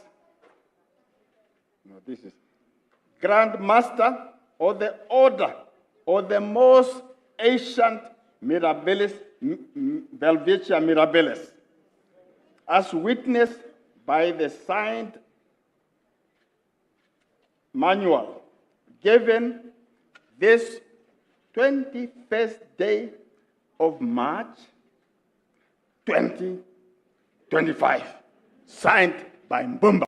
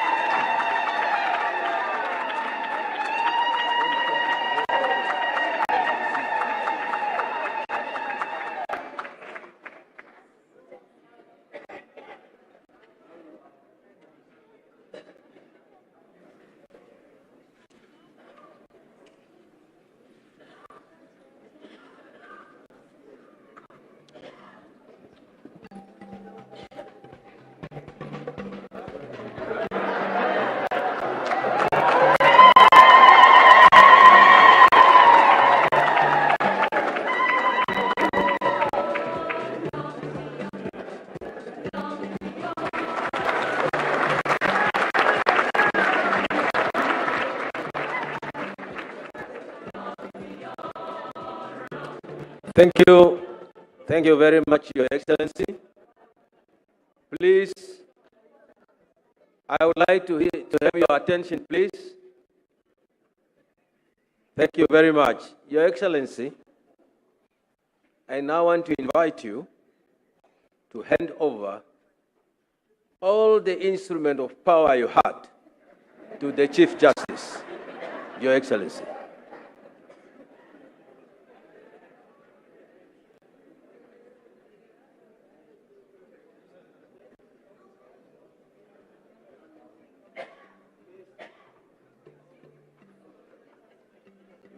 Him, he will hand it over.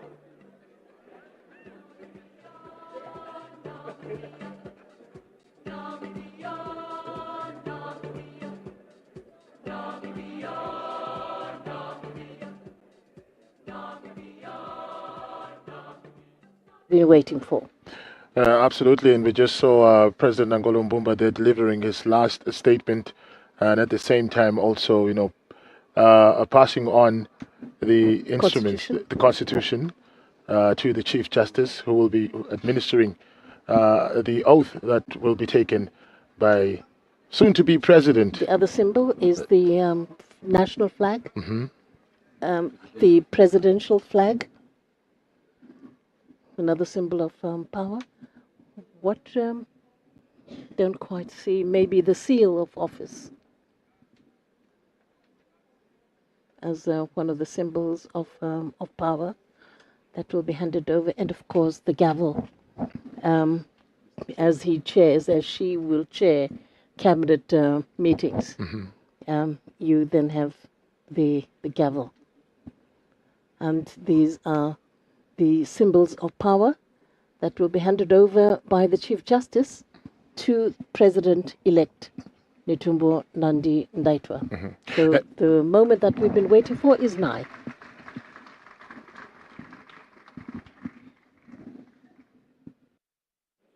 Your Excellencies,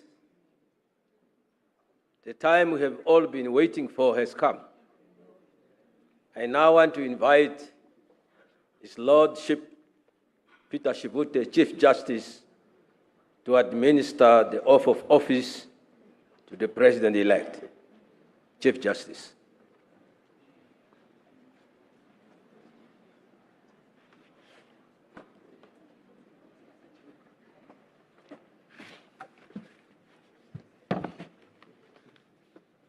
May I respectfully invite Her Excellency to join me at the podium and take the oath of office.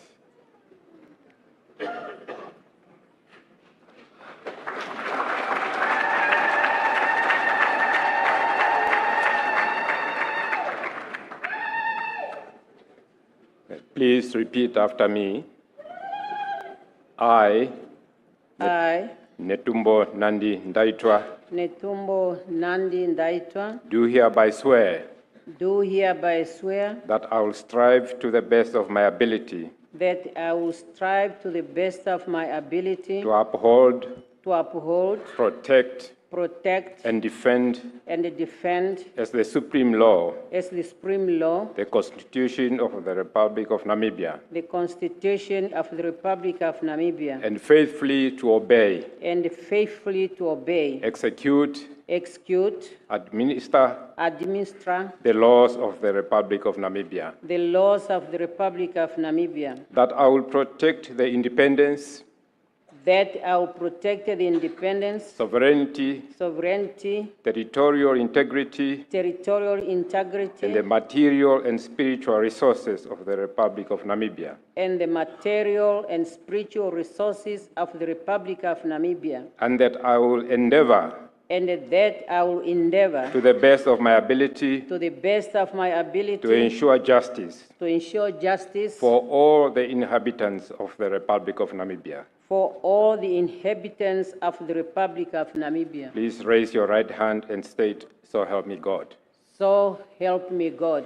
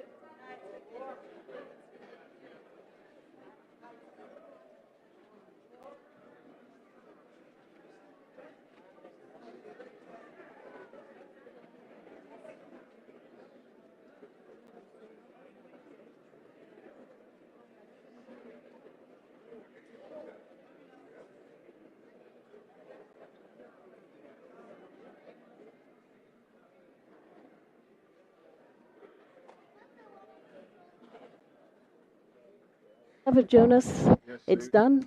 The first female president of Namibia has taken the oath of office, and we have a new female president, and we've made history. Well, Namibia has made history. I love the way you said the new female president. She's the first the first female president, but nonetheless a great moment for Namibia, a great moment for the SADC region, of course, Africa as well, in terms of the way the democracy of Namibia has matured over the years. The electorate had made a decision last year, and they've put their faith in Dr. Netumbo Nandi-Nditwah, who will now lead this republic for the next 5 years. Yes, indeed. She is being handed the instrument, the symbols of power. As we said earlier, the Constitution, the presidential flag, the national flag, and of course the gavel with which she will chair cabinet meetings, and the seal of the president. And those are all the symbols of her power. And it's interesting to note that we heard earlier, or we had heard before, I was talking to Ambassador Kalomo, who grew up, went to school with Netumbo, although he was in a higher class. But he says that she was brilliant in mathematics at school. They went to the Odibo Anglican Mission School, And he says that she was brilliant in mathematics. We'll now witness the exchange of seats between Yes. the former president and the incoming president now, Netumbo Nandi-Nditwah's exchanging pleasantries there with the now former First Lady. She's had a very illustrious career indeed. And yes, that is her husband, retired Lieutenant General. Let's quickly cross over to the Bingo. banquet hall. Thank you very much. Thank you. Thank you. I can hear you. Thank you. Now, please, the President of the Republic of Namibia is now taking her seat of the President.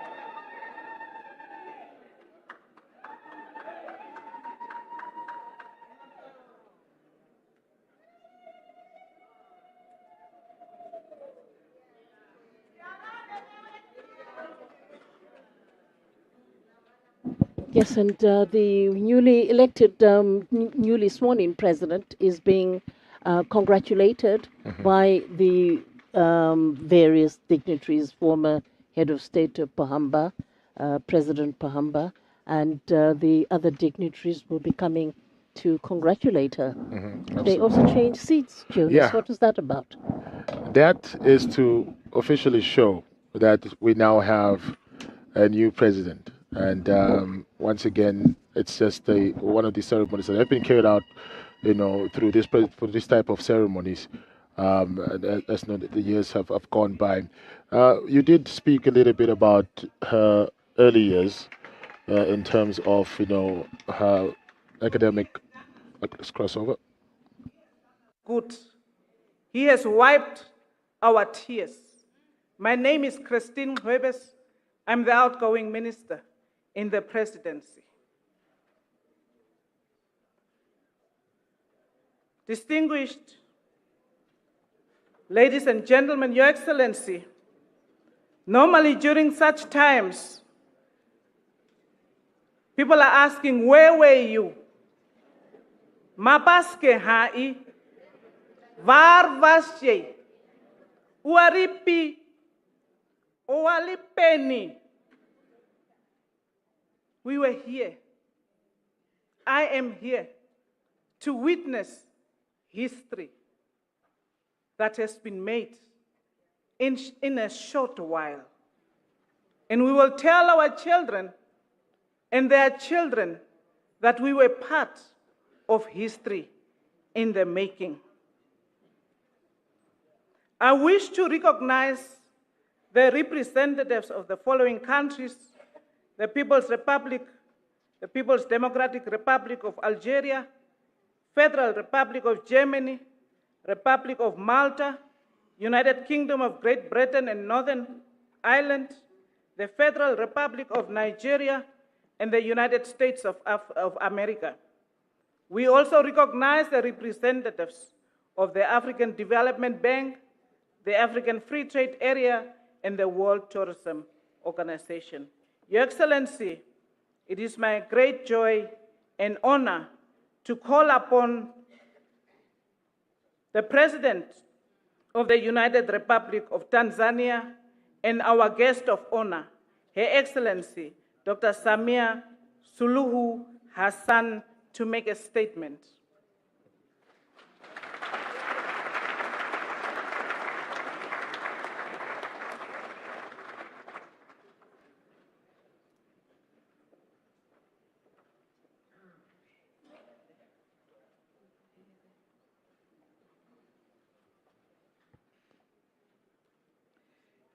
Your Excellency, Dr. Netumbo Nandi-Nditwah, President of the Republic of Namibia, the retired General Epaphras Ndenga-Nditwah, the First Gentleman, Your Excellency,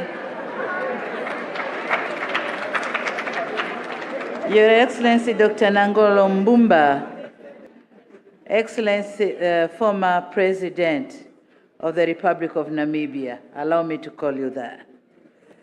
Excellencies, fellow heads of state and government here present and the spouse, and I recognize and stand on the protocol earlier established. Friendly people of Namibia, what a historic day for Namibia, for our region SADC, and for Africa. With great honor and humility, I stand before you to address this auspicious moment for Namibia, Africa, and myself as well. Today, Namibia is not just celebrating its National Day, but marking a historic moment in the continent by swearing in Africa's second female executive president. The jubilations, the colorful celebrations, and the euphoric written all over the faces of Namibians is a clear testimony of the trust and confidence the people of Namibia has bestowed on you, Madam President, to lead them to prosperity. To my dear brother, President Nangolo Mbumba, allow me for the second time to start addressing you as former president. Thank you for being a safe vessel that steered Namibia of the storms after the sudden demise of our dear late brother, President Geingob. You and I share the similar experience of leading a nation from a grief to hope. Your work is not just felt, but it is seen in the celebrations we are witnessing today. Thank you for your remarkable leadership, your tireless efforts, and your zeal and zest to lead Namibia to prosperity. I wish you peaceful retirement, and Tanzania will be ready to host you.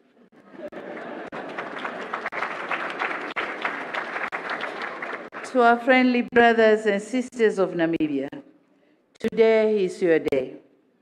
Thank you for setting a perfect example in exercising your democratic right in a peaceful manner. You made a wise choice and a sound investment by electing a woman president.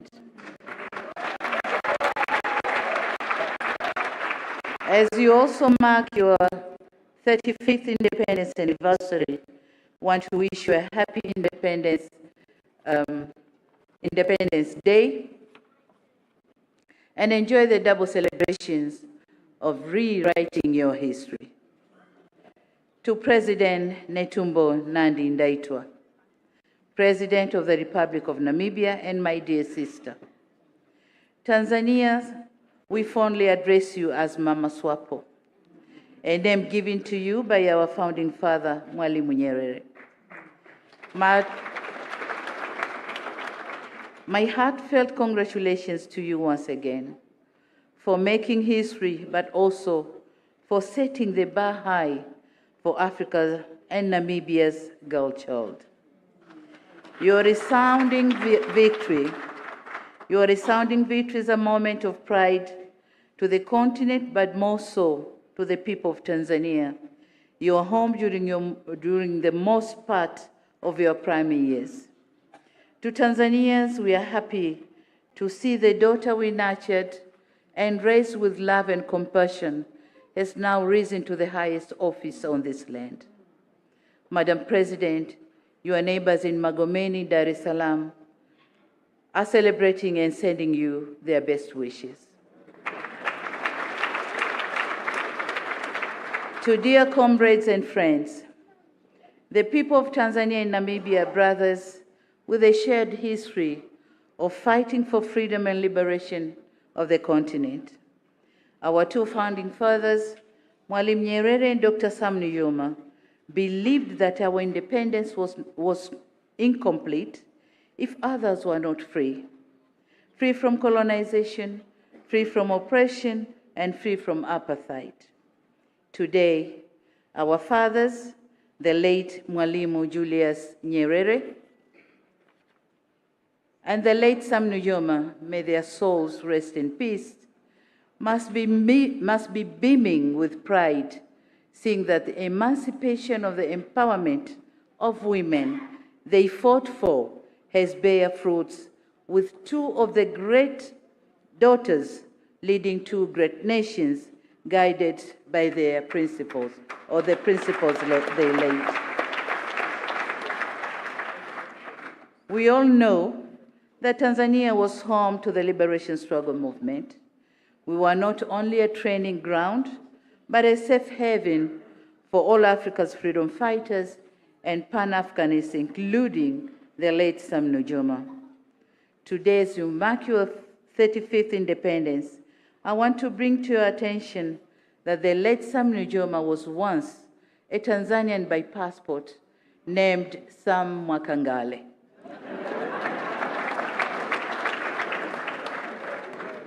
And he was a teacher by profession. Dar es Salaam, Tanga, Mbeya, and Kongwa were not just names of towns to him and his fellow freedom fighters, including my father, President Hekiphepunye, were homes with their families in it.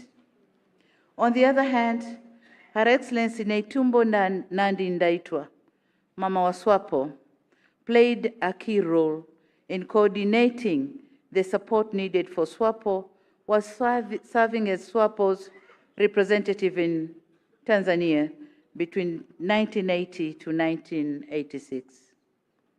Why am I bringing all this today? Because I just want the world to know that Tanzania and Namibians are brothers and kin, are brothers by kin, but only separated by the imaginary lines of geographical borders. Our two countries have worked side by side in all spheres of development. We have sought to strengthen ties both bilaterally and regionally at the SADC, AU, and the UN. Our two countries have been instrumental in advancing eminent issues on women economic empowerment and gender equality. As history would have it, prominent Tanzanian and Namibian women formed the center stage of these discussions. Mama Gertrude Mongela served as the Secretary General of the historic Beijing Conference in 1995, while the Rapporteur General of the conference was Her Excellency Netumbo Nandi-Nditwah. This is no coincidence that today, 30 years later after that historic conference, these countries have lived up to their efforts and have been able to have women rising to the highest political office. Excellencies and dear comrades, we lived and fought together, and we remained steadfast in the most challenging times. Today, as the world is experiencing power shifts and change in geopolitical ideologies, we must ensure that we stand together with a more determination, knowing that victory lies in the justness of our cause. The challenges faced by our founding fathers are not the same today. Our region and continent is now grappling with enormous challenges, emancipate our people from the grip of abject poverty, hunger, and insecurity. Our economies are debt-burdened, coupled with uneven trade imbalances, while our populations are growing and ecosystems are shrinking. Our borders are no longer safe. The notion of good neighborliness is eroding with increased inter-conflicts rather than intra-conflicts we experienced in the past. Today, we stand at a crossroad to ensure inclusive economic growth while striving to stay on track to build the Africa we want and achieve the Sustainable Development Goals.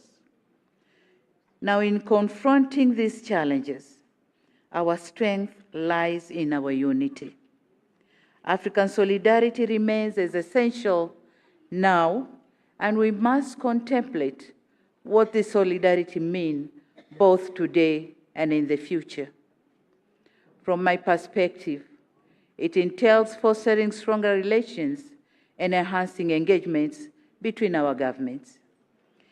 As Africa, we must stand tall to be each other's gatekeepers rather than being each other's foes. To all of us here present, this day must serve as a reminder to the struggle sustained in the fight for freedom, justice, and equality. It is on occasion like this that we are reminded of our forefathers' sacrifices in the name of freedom, justice, and the right to self-determination. Beyond our regions, together we must insist on global action on shared issues. It is imperative that Africa's voices are amplified and critical global conservations. We must call for reforms in global governance to ensure it is more inclusive, efficient, and accountable. In conclusion, on behalf of my fellow heads of states and government, I take the liberty to once again thank you, the government and the people of Namibia, for the invitation extended to us and the cordial hospitality offered to our delegations. My dear sister, President Nditwah, Africa and the world knows you from your days of Mama Swapo to the present. We have seen your unwavering dedication to the betterment of all Namibians and your relentless pursuit of peace, stability, and prosperity of this great nation. As you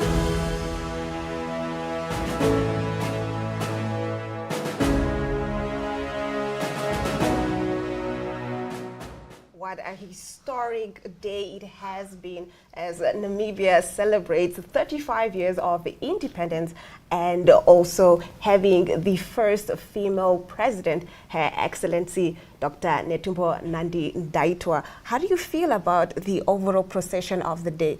I feel very excited. I'm looking forward to the bright future that is ahead of us. I am looking forward, to just a new dawn, a new Namibia. I'm looking forward to see projects start. I'm looking forward to see other progress maybe pick up from where they were left. I'm looking forward to just seeing a more united Namibia. I definitely agree with you. On that note, we have to say goodbye. Thank you for joining us as we gave you coverage of the 35th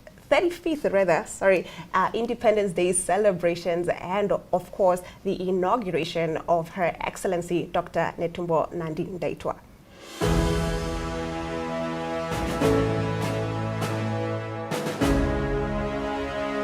President and her spouse, as well as the now former president, Dr. Nangola Mbumba, and his spouse, Seski Mbumba. Zulu Hassan, of course, in her speech, her statement as the guest of honor, praised Mbumba's leadership, when he took over from the late President Dr. Hage Geingob, and congratulating Namibians in placing their faith in a female leader to take Namibia to greater heights. I beg your pardon. Nora? Yes, indeed. All right, let's just listen to the Director of Ceremony. You make a worthy and sound investment. That is the central message that I can take away from the statement of Her Excellency Suluhu Hassan. Thank you very much for the confirmation. So says a woman who has been in the leadership of her own country and Africa and know the benefits that can be reaped from investing in a female leader. Now the moment that all of us have been waiting for, to hear the church, to hear the policy direction, to hear the voice of our female president. Now, where I come from, in the east of the country, or Maheke region, we say, Pula! Let it rain. Let it rain prosperity. Let it rain for the Namibian children. Pula! Your Excellency, President of the Republic of Namibia, Dr. Netumbo Nandi-Nditwah, it is a privilege and an honor for me, and it is not a cliche, because it's the first time I have to call up the President of the Republic of Namibia, 5th President and the first female President. It is a great honor for me. I hope my grandson, 3-year-old, is watching me, how I am stepping into history. Your Excellency, this is your moment.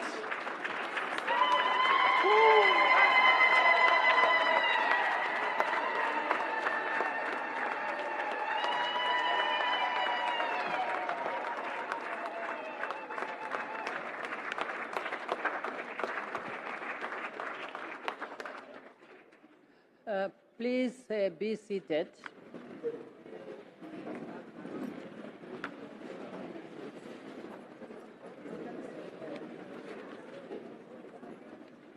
Thank you, Directors of Ceremonies, Your Excellency, Dr. Nangolo Mbumba, the 4th President of the Republic of Namibia, and now immediate former President, and Madam Siska Mbumba. Your Excellencies, Heads of State and Governments,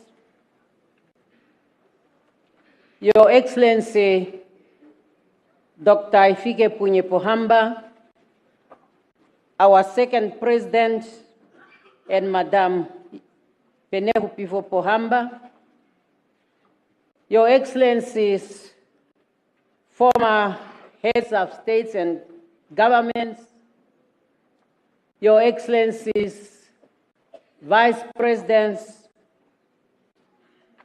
and Prime Ministers, Honorable Dr. Sarah Kuongerwa Madila, Speaker of the National Assembly, and Mr. Amadila, Honorable Lucas Sinimbo Muha, Chairperson of the National Council, and Madam Muha, Your Lordship Peter Shivute, Chief Justice, and Justice Shivute, all our visiting dignitaries, and let me recognize my dear husband, General Ndaitwah, and ask to stand on the protocol established by the Director of Ceremonies, but singling out my dear sister Samia Suluhu Hassan, of the President of the United Republic of Tanzania. I want also to, looking into the audience, I'm really moved, and with your permissions, Directors of Ceremony, I cannot avoid but to recognize African women leaders in this room. And I believe it is not too much. It's not too much if I can ask the African women leaders who are visiting us in this occasion just to raise. African women leaders who are visiting us specifically.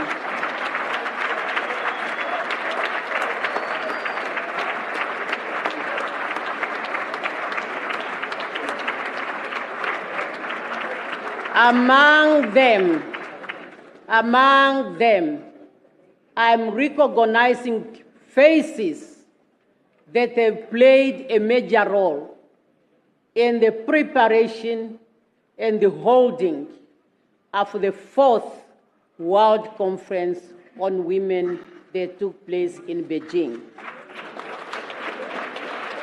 Madam Ellen Sirleaf was then working at the UNDP.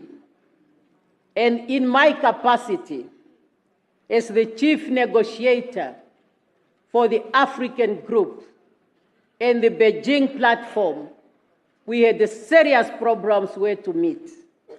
But I know the Deputy Secretary General is here, and this is not reporting anybody. She made her office available for us to operate there. And they were working with Viola Morgan, who's also in the audience. Please, my colleagues, thank you very much for coming, and take your seat. I'll now go to my statement.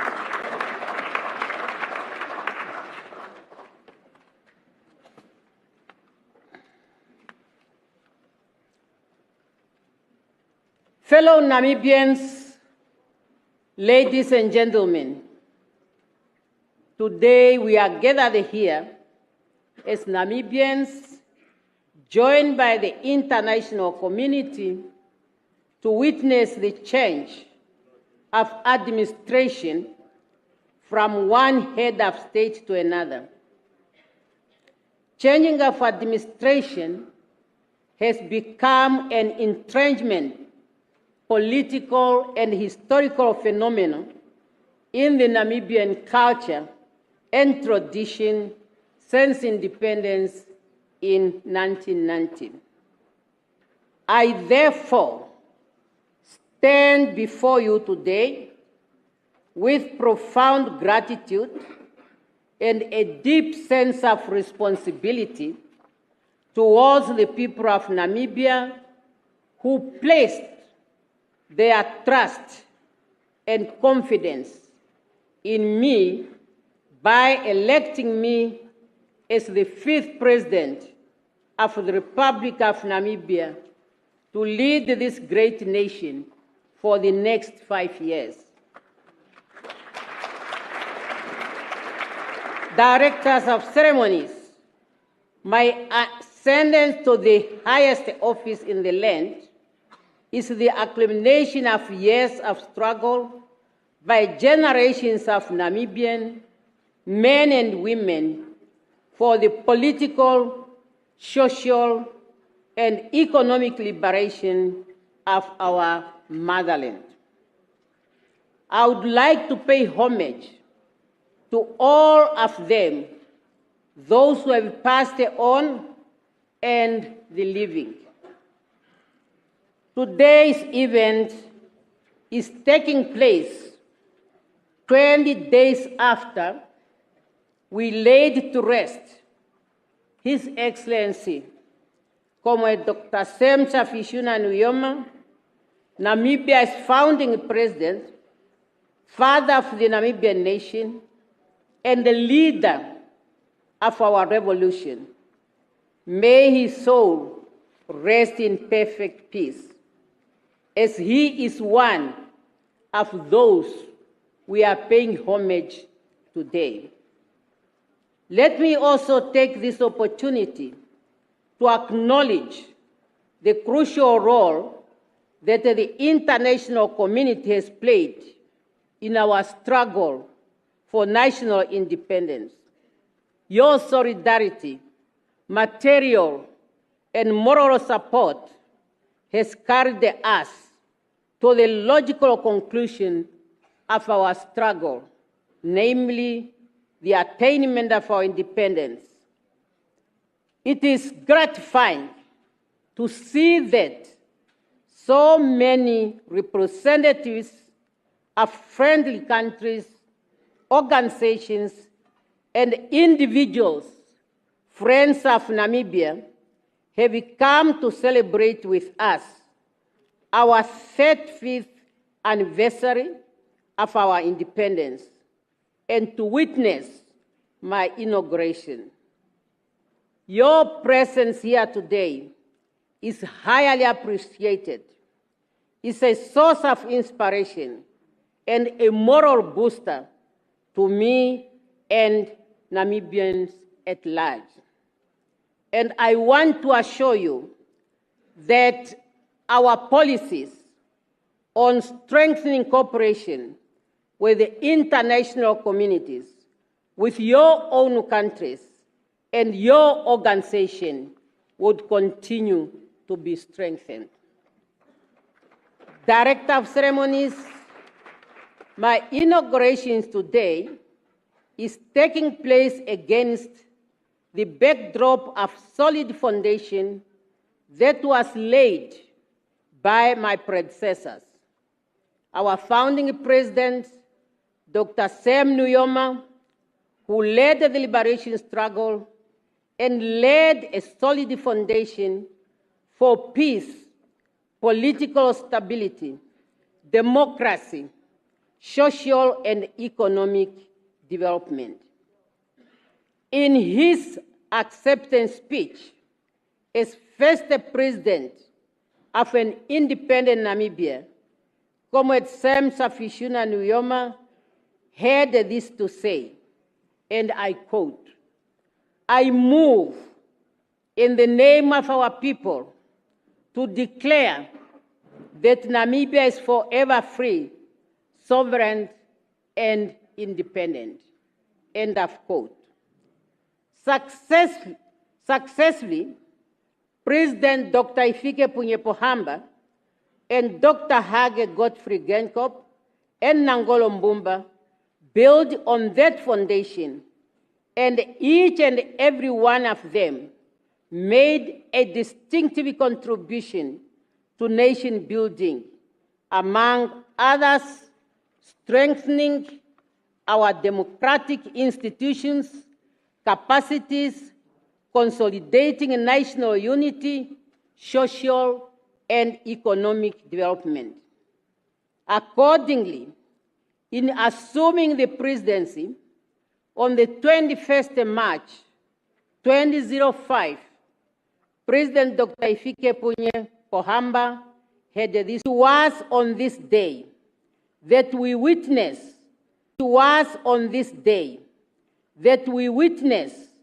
the hosting of the Namibian flag, symbolizing the birth of a sovereign nation, celebrating the gift of freedom and opportunity to pursue our common aspiration.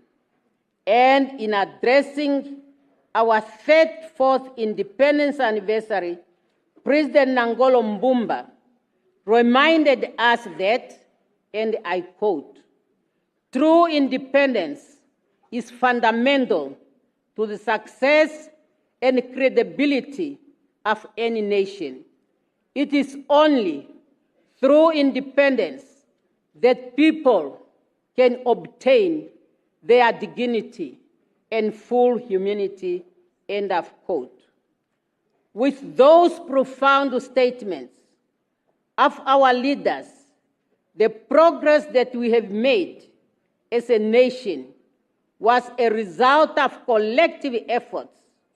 Individual members of our society responded to the call of our leaders, and each arm of the state, the executive, the legislature, and the judiciary made significant contribution to the political, social, and economic development of our country.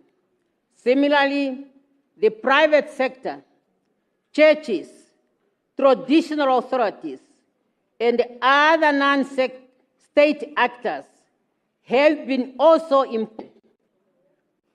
However, we might all know that equality between women and men and the empowerment of women is work in progress all over the world. However, in Namibia, though we have made some progress, I must say, still a lot remains to be done, like it's the case in many countries. I believe that having been elected as president of my country will encourage women from all walks of life to stand up and to be counted, with a clear understanding that I was not elected because I'm a woman, but on merit. That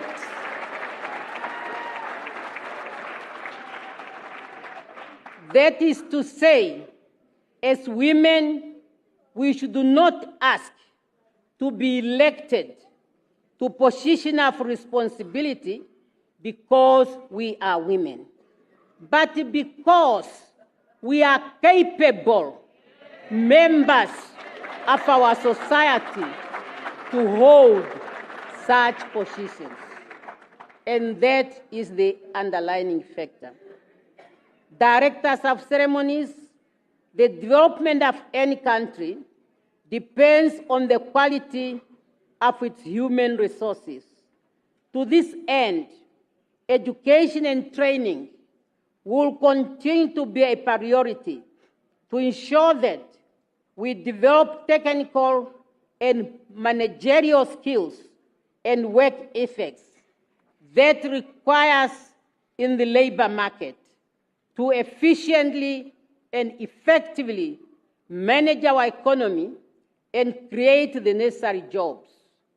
We will therefore promote continuous improvement of our education system from pre-primary, primary, secondary, tertiary, as well as vocational levels.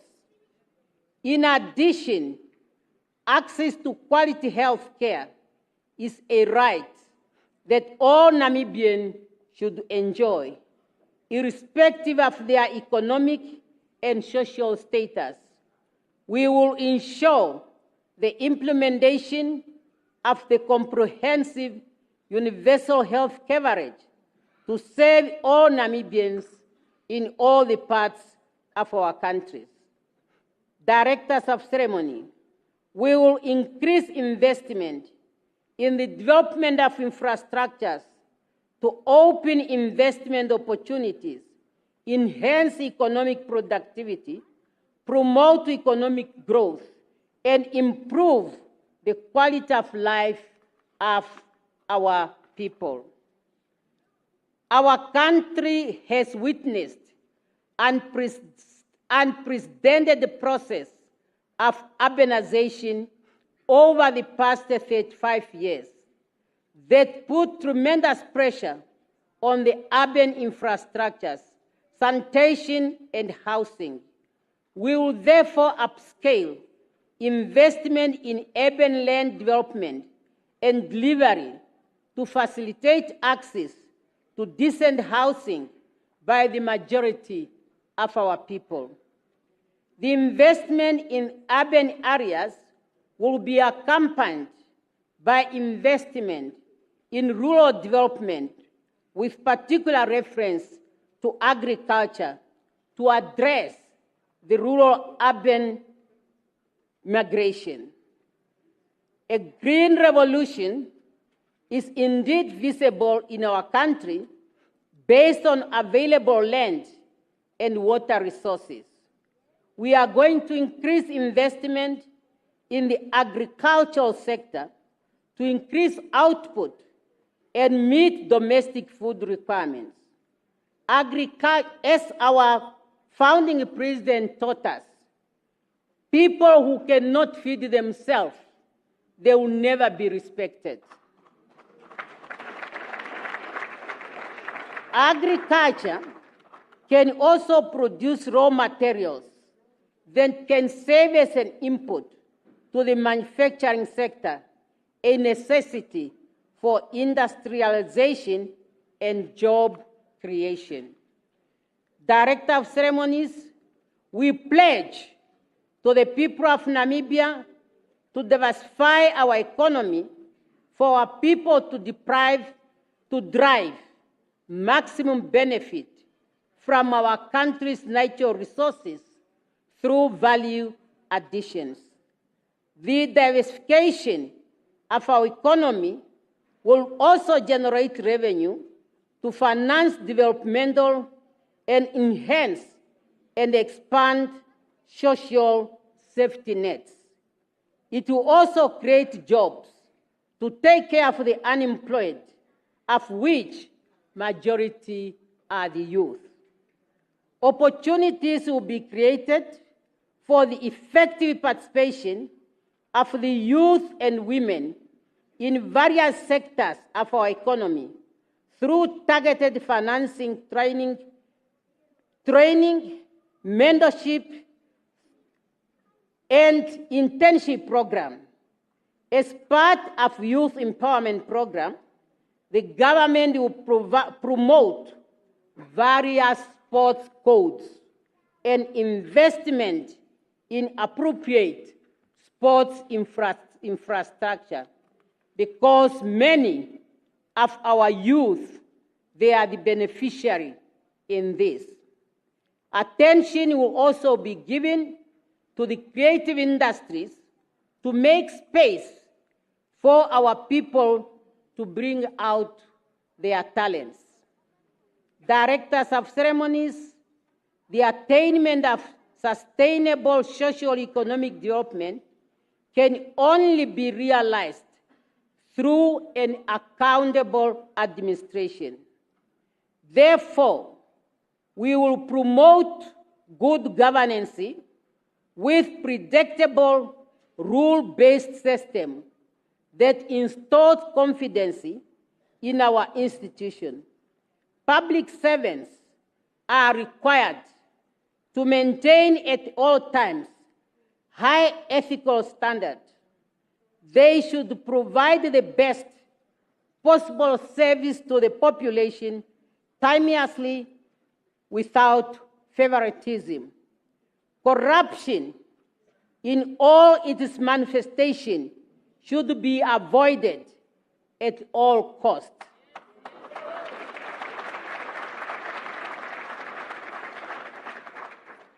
As a student of Mwalimu Nyerere, he taught me, and he also said it in one of his writings, that corruption must be treated as treason.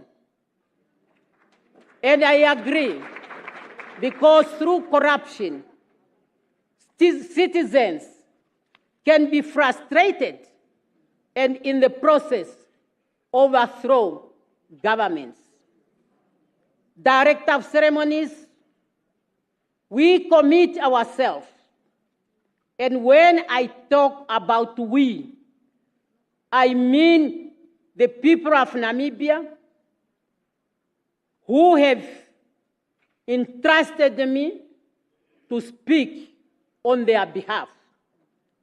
We commit ourselves to deepen regional integration through the Southern Africa Development Community, SADC, as a building block for Africa's continental integration through the African Union, with particular reference to the African Continental Free Trade Area, an instrument that can only enable this continent truly to build the Africa we want.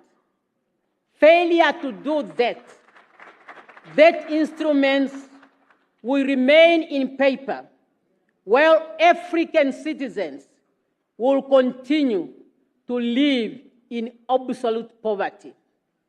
And who of my generation would want to hand over a continent in that situation to the coming generation? It's now up to us as African leaders to make sure that the trust and the confidence the citizens of our continent has placed on us is not betrayed.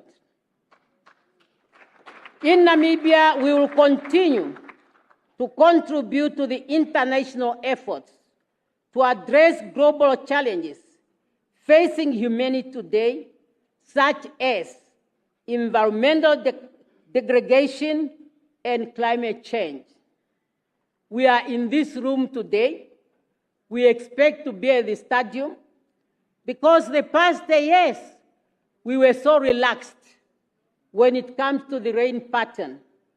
Particularly in Namibia, we knew that traditionally March is the heaviest rain season.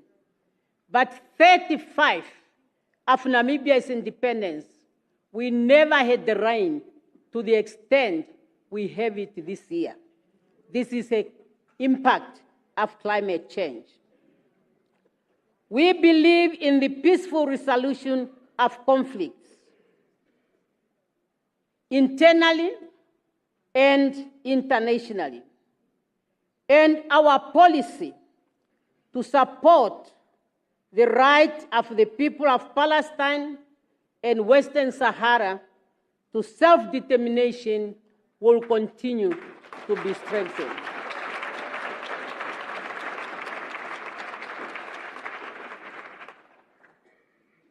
We want to promote a win-win situation in trade at the regional level, continental level, and international level.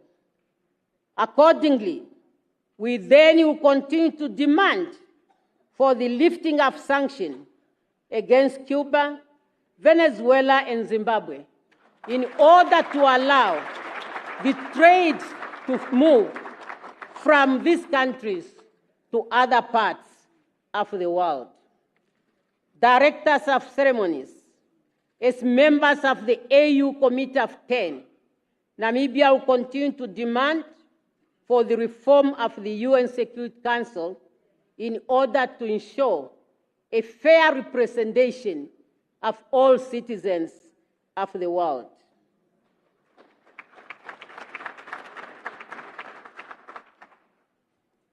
As I conclude, I am optimistic that as a nation, we can make a success of our country.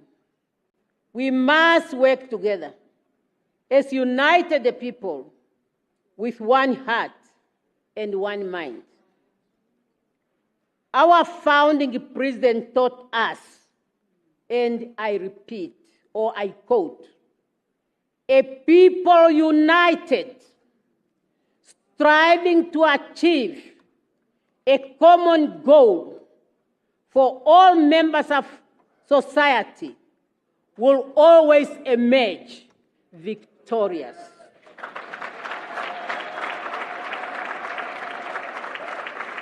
End of quote.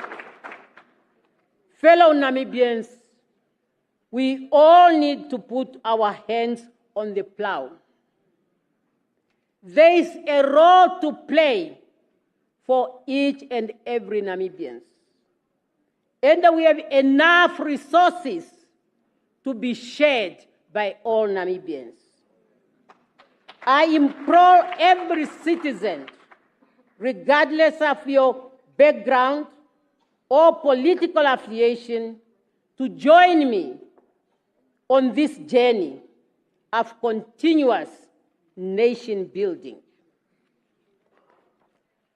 Let us move in unison under the banner of one Namibia, one nation, to build a prosperous future for ourselves, our children, and our generations to come.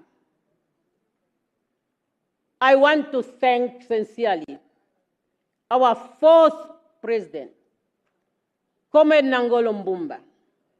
He led us during a very, very difficult time.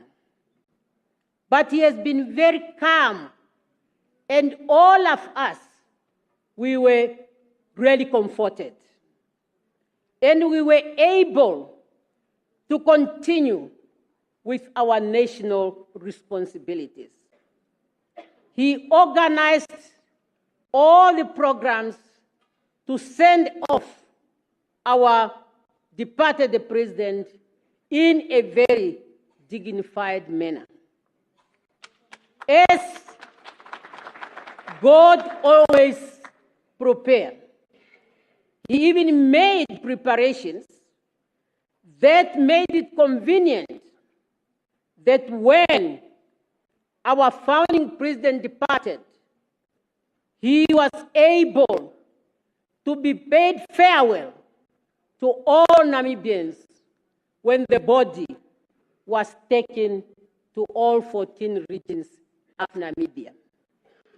It was an action highly appreciated by our people, in particular the young ones.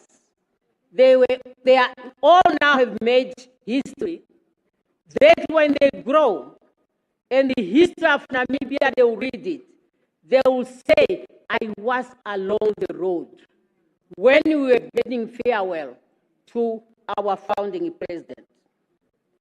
Again, during that process, our men and women in uniform have really done proud to our nation in the manner in which they manage the whole process.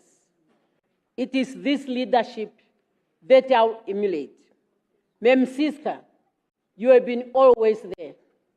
Besides our president, you have really given the support which we highly appreciated.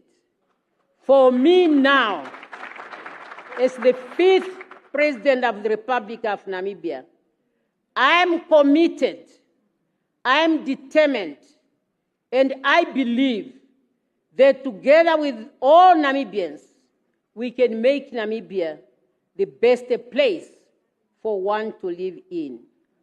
Long live the Republic of Namibia. Long live the people of Namibia. Long live the friendship between Namibia and the people of the world.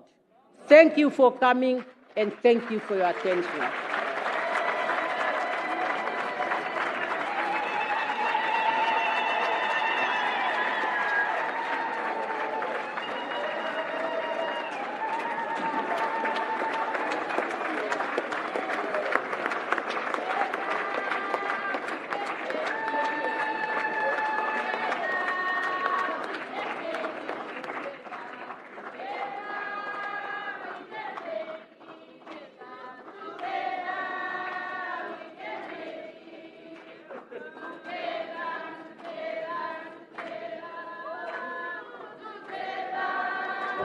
At the start of his speech, he did acknowledge fellow former female African leaders, which include Johnson Sirleaf, the former president of Liberia, and also Dr.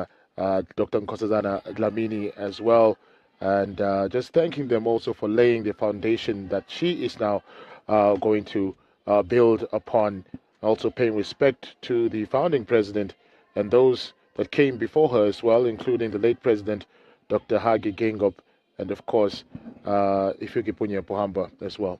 Absolutely. She also said that she's going to preserve the gains that have been made at independence. And she will particularly focus on economic development so that the country moves towards a shared prosperity for all. And in this regard, she said that she's going to be the president of all Namibians. and not just SWAPO members, but all Namibians, which was a very important thing to say. Let's just listen.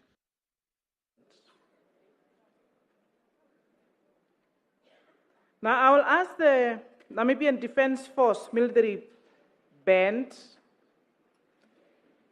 to seal what their commander-in-chief has just said with a performance while we are preparing for the congratulatory handshake by foreign heads of state and government, former heads of state and government, vice presidents, and prime ministers.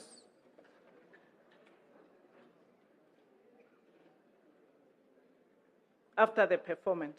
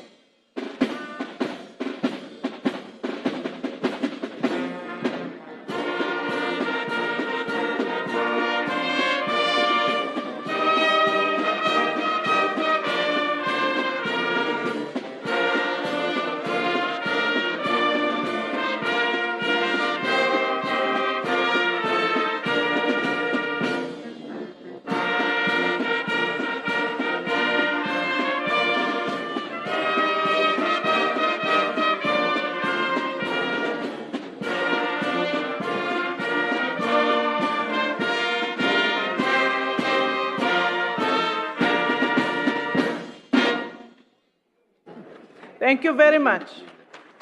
Thank you very much, NDF Brass Band. Now I will ask Her Excellency, the President, as well as General, the First Gentleman too.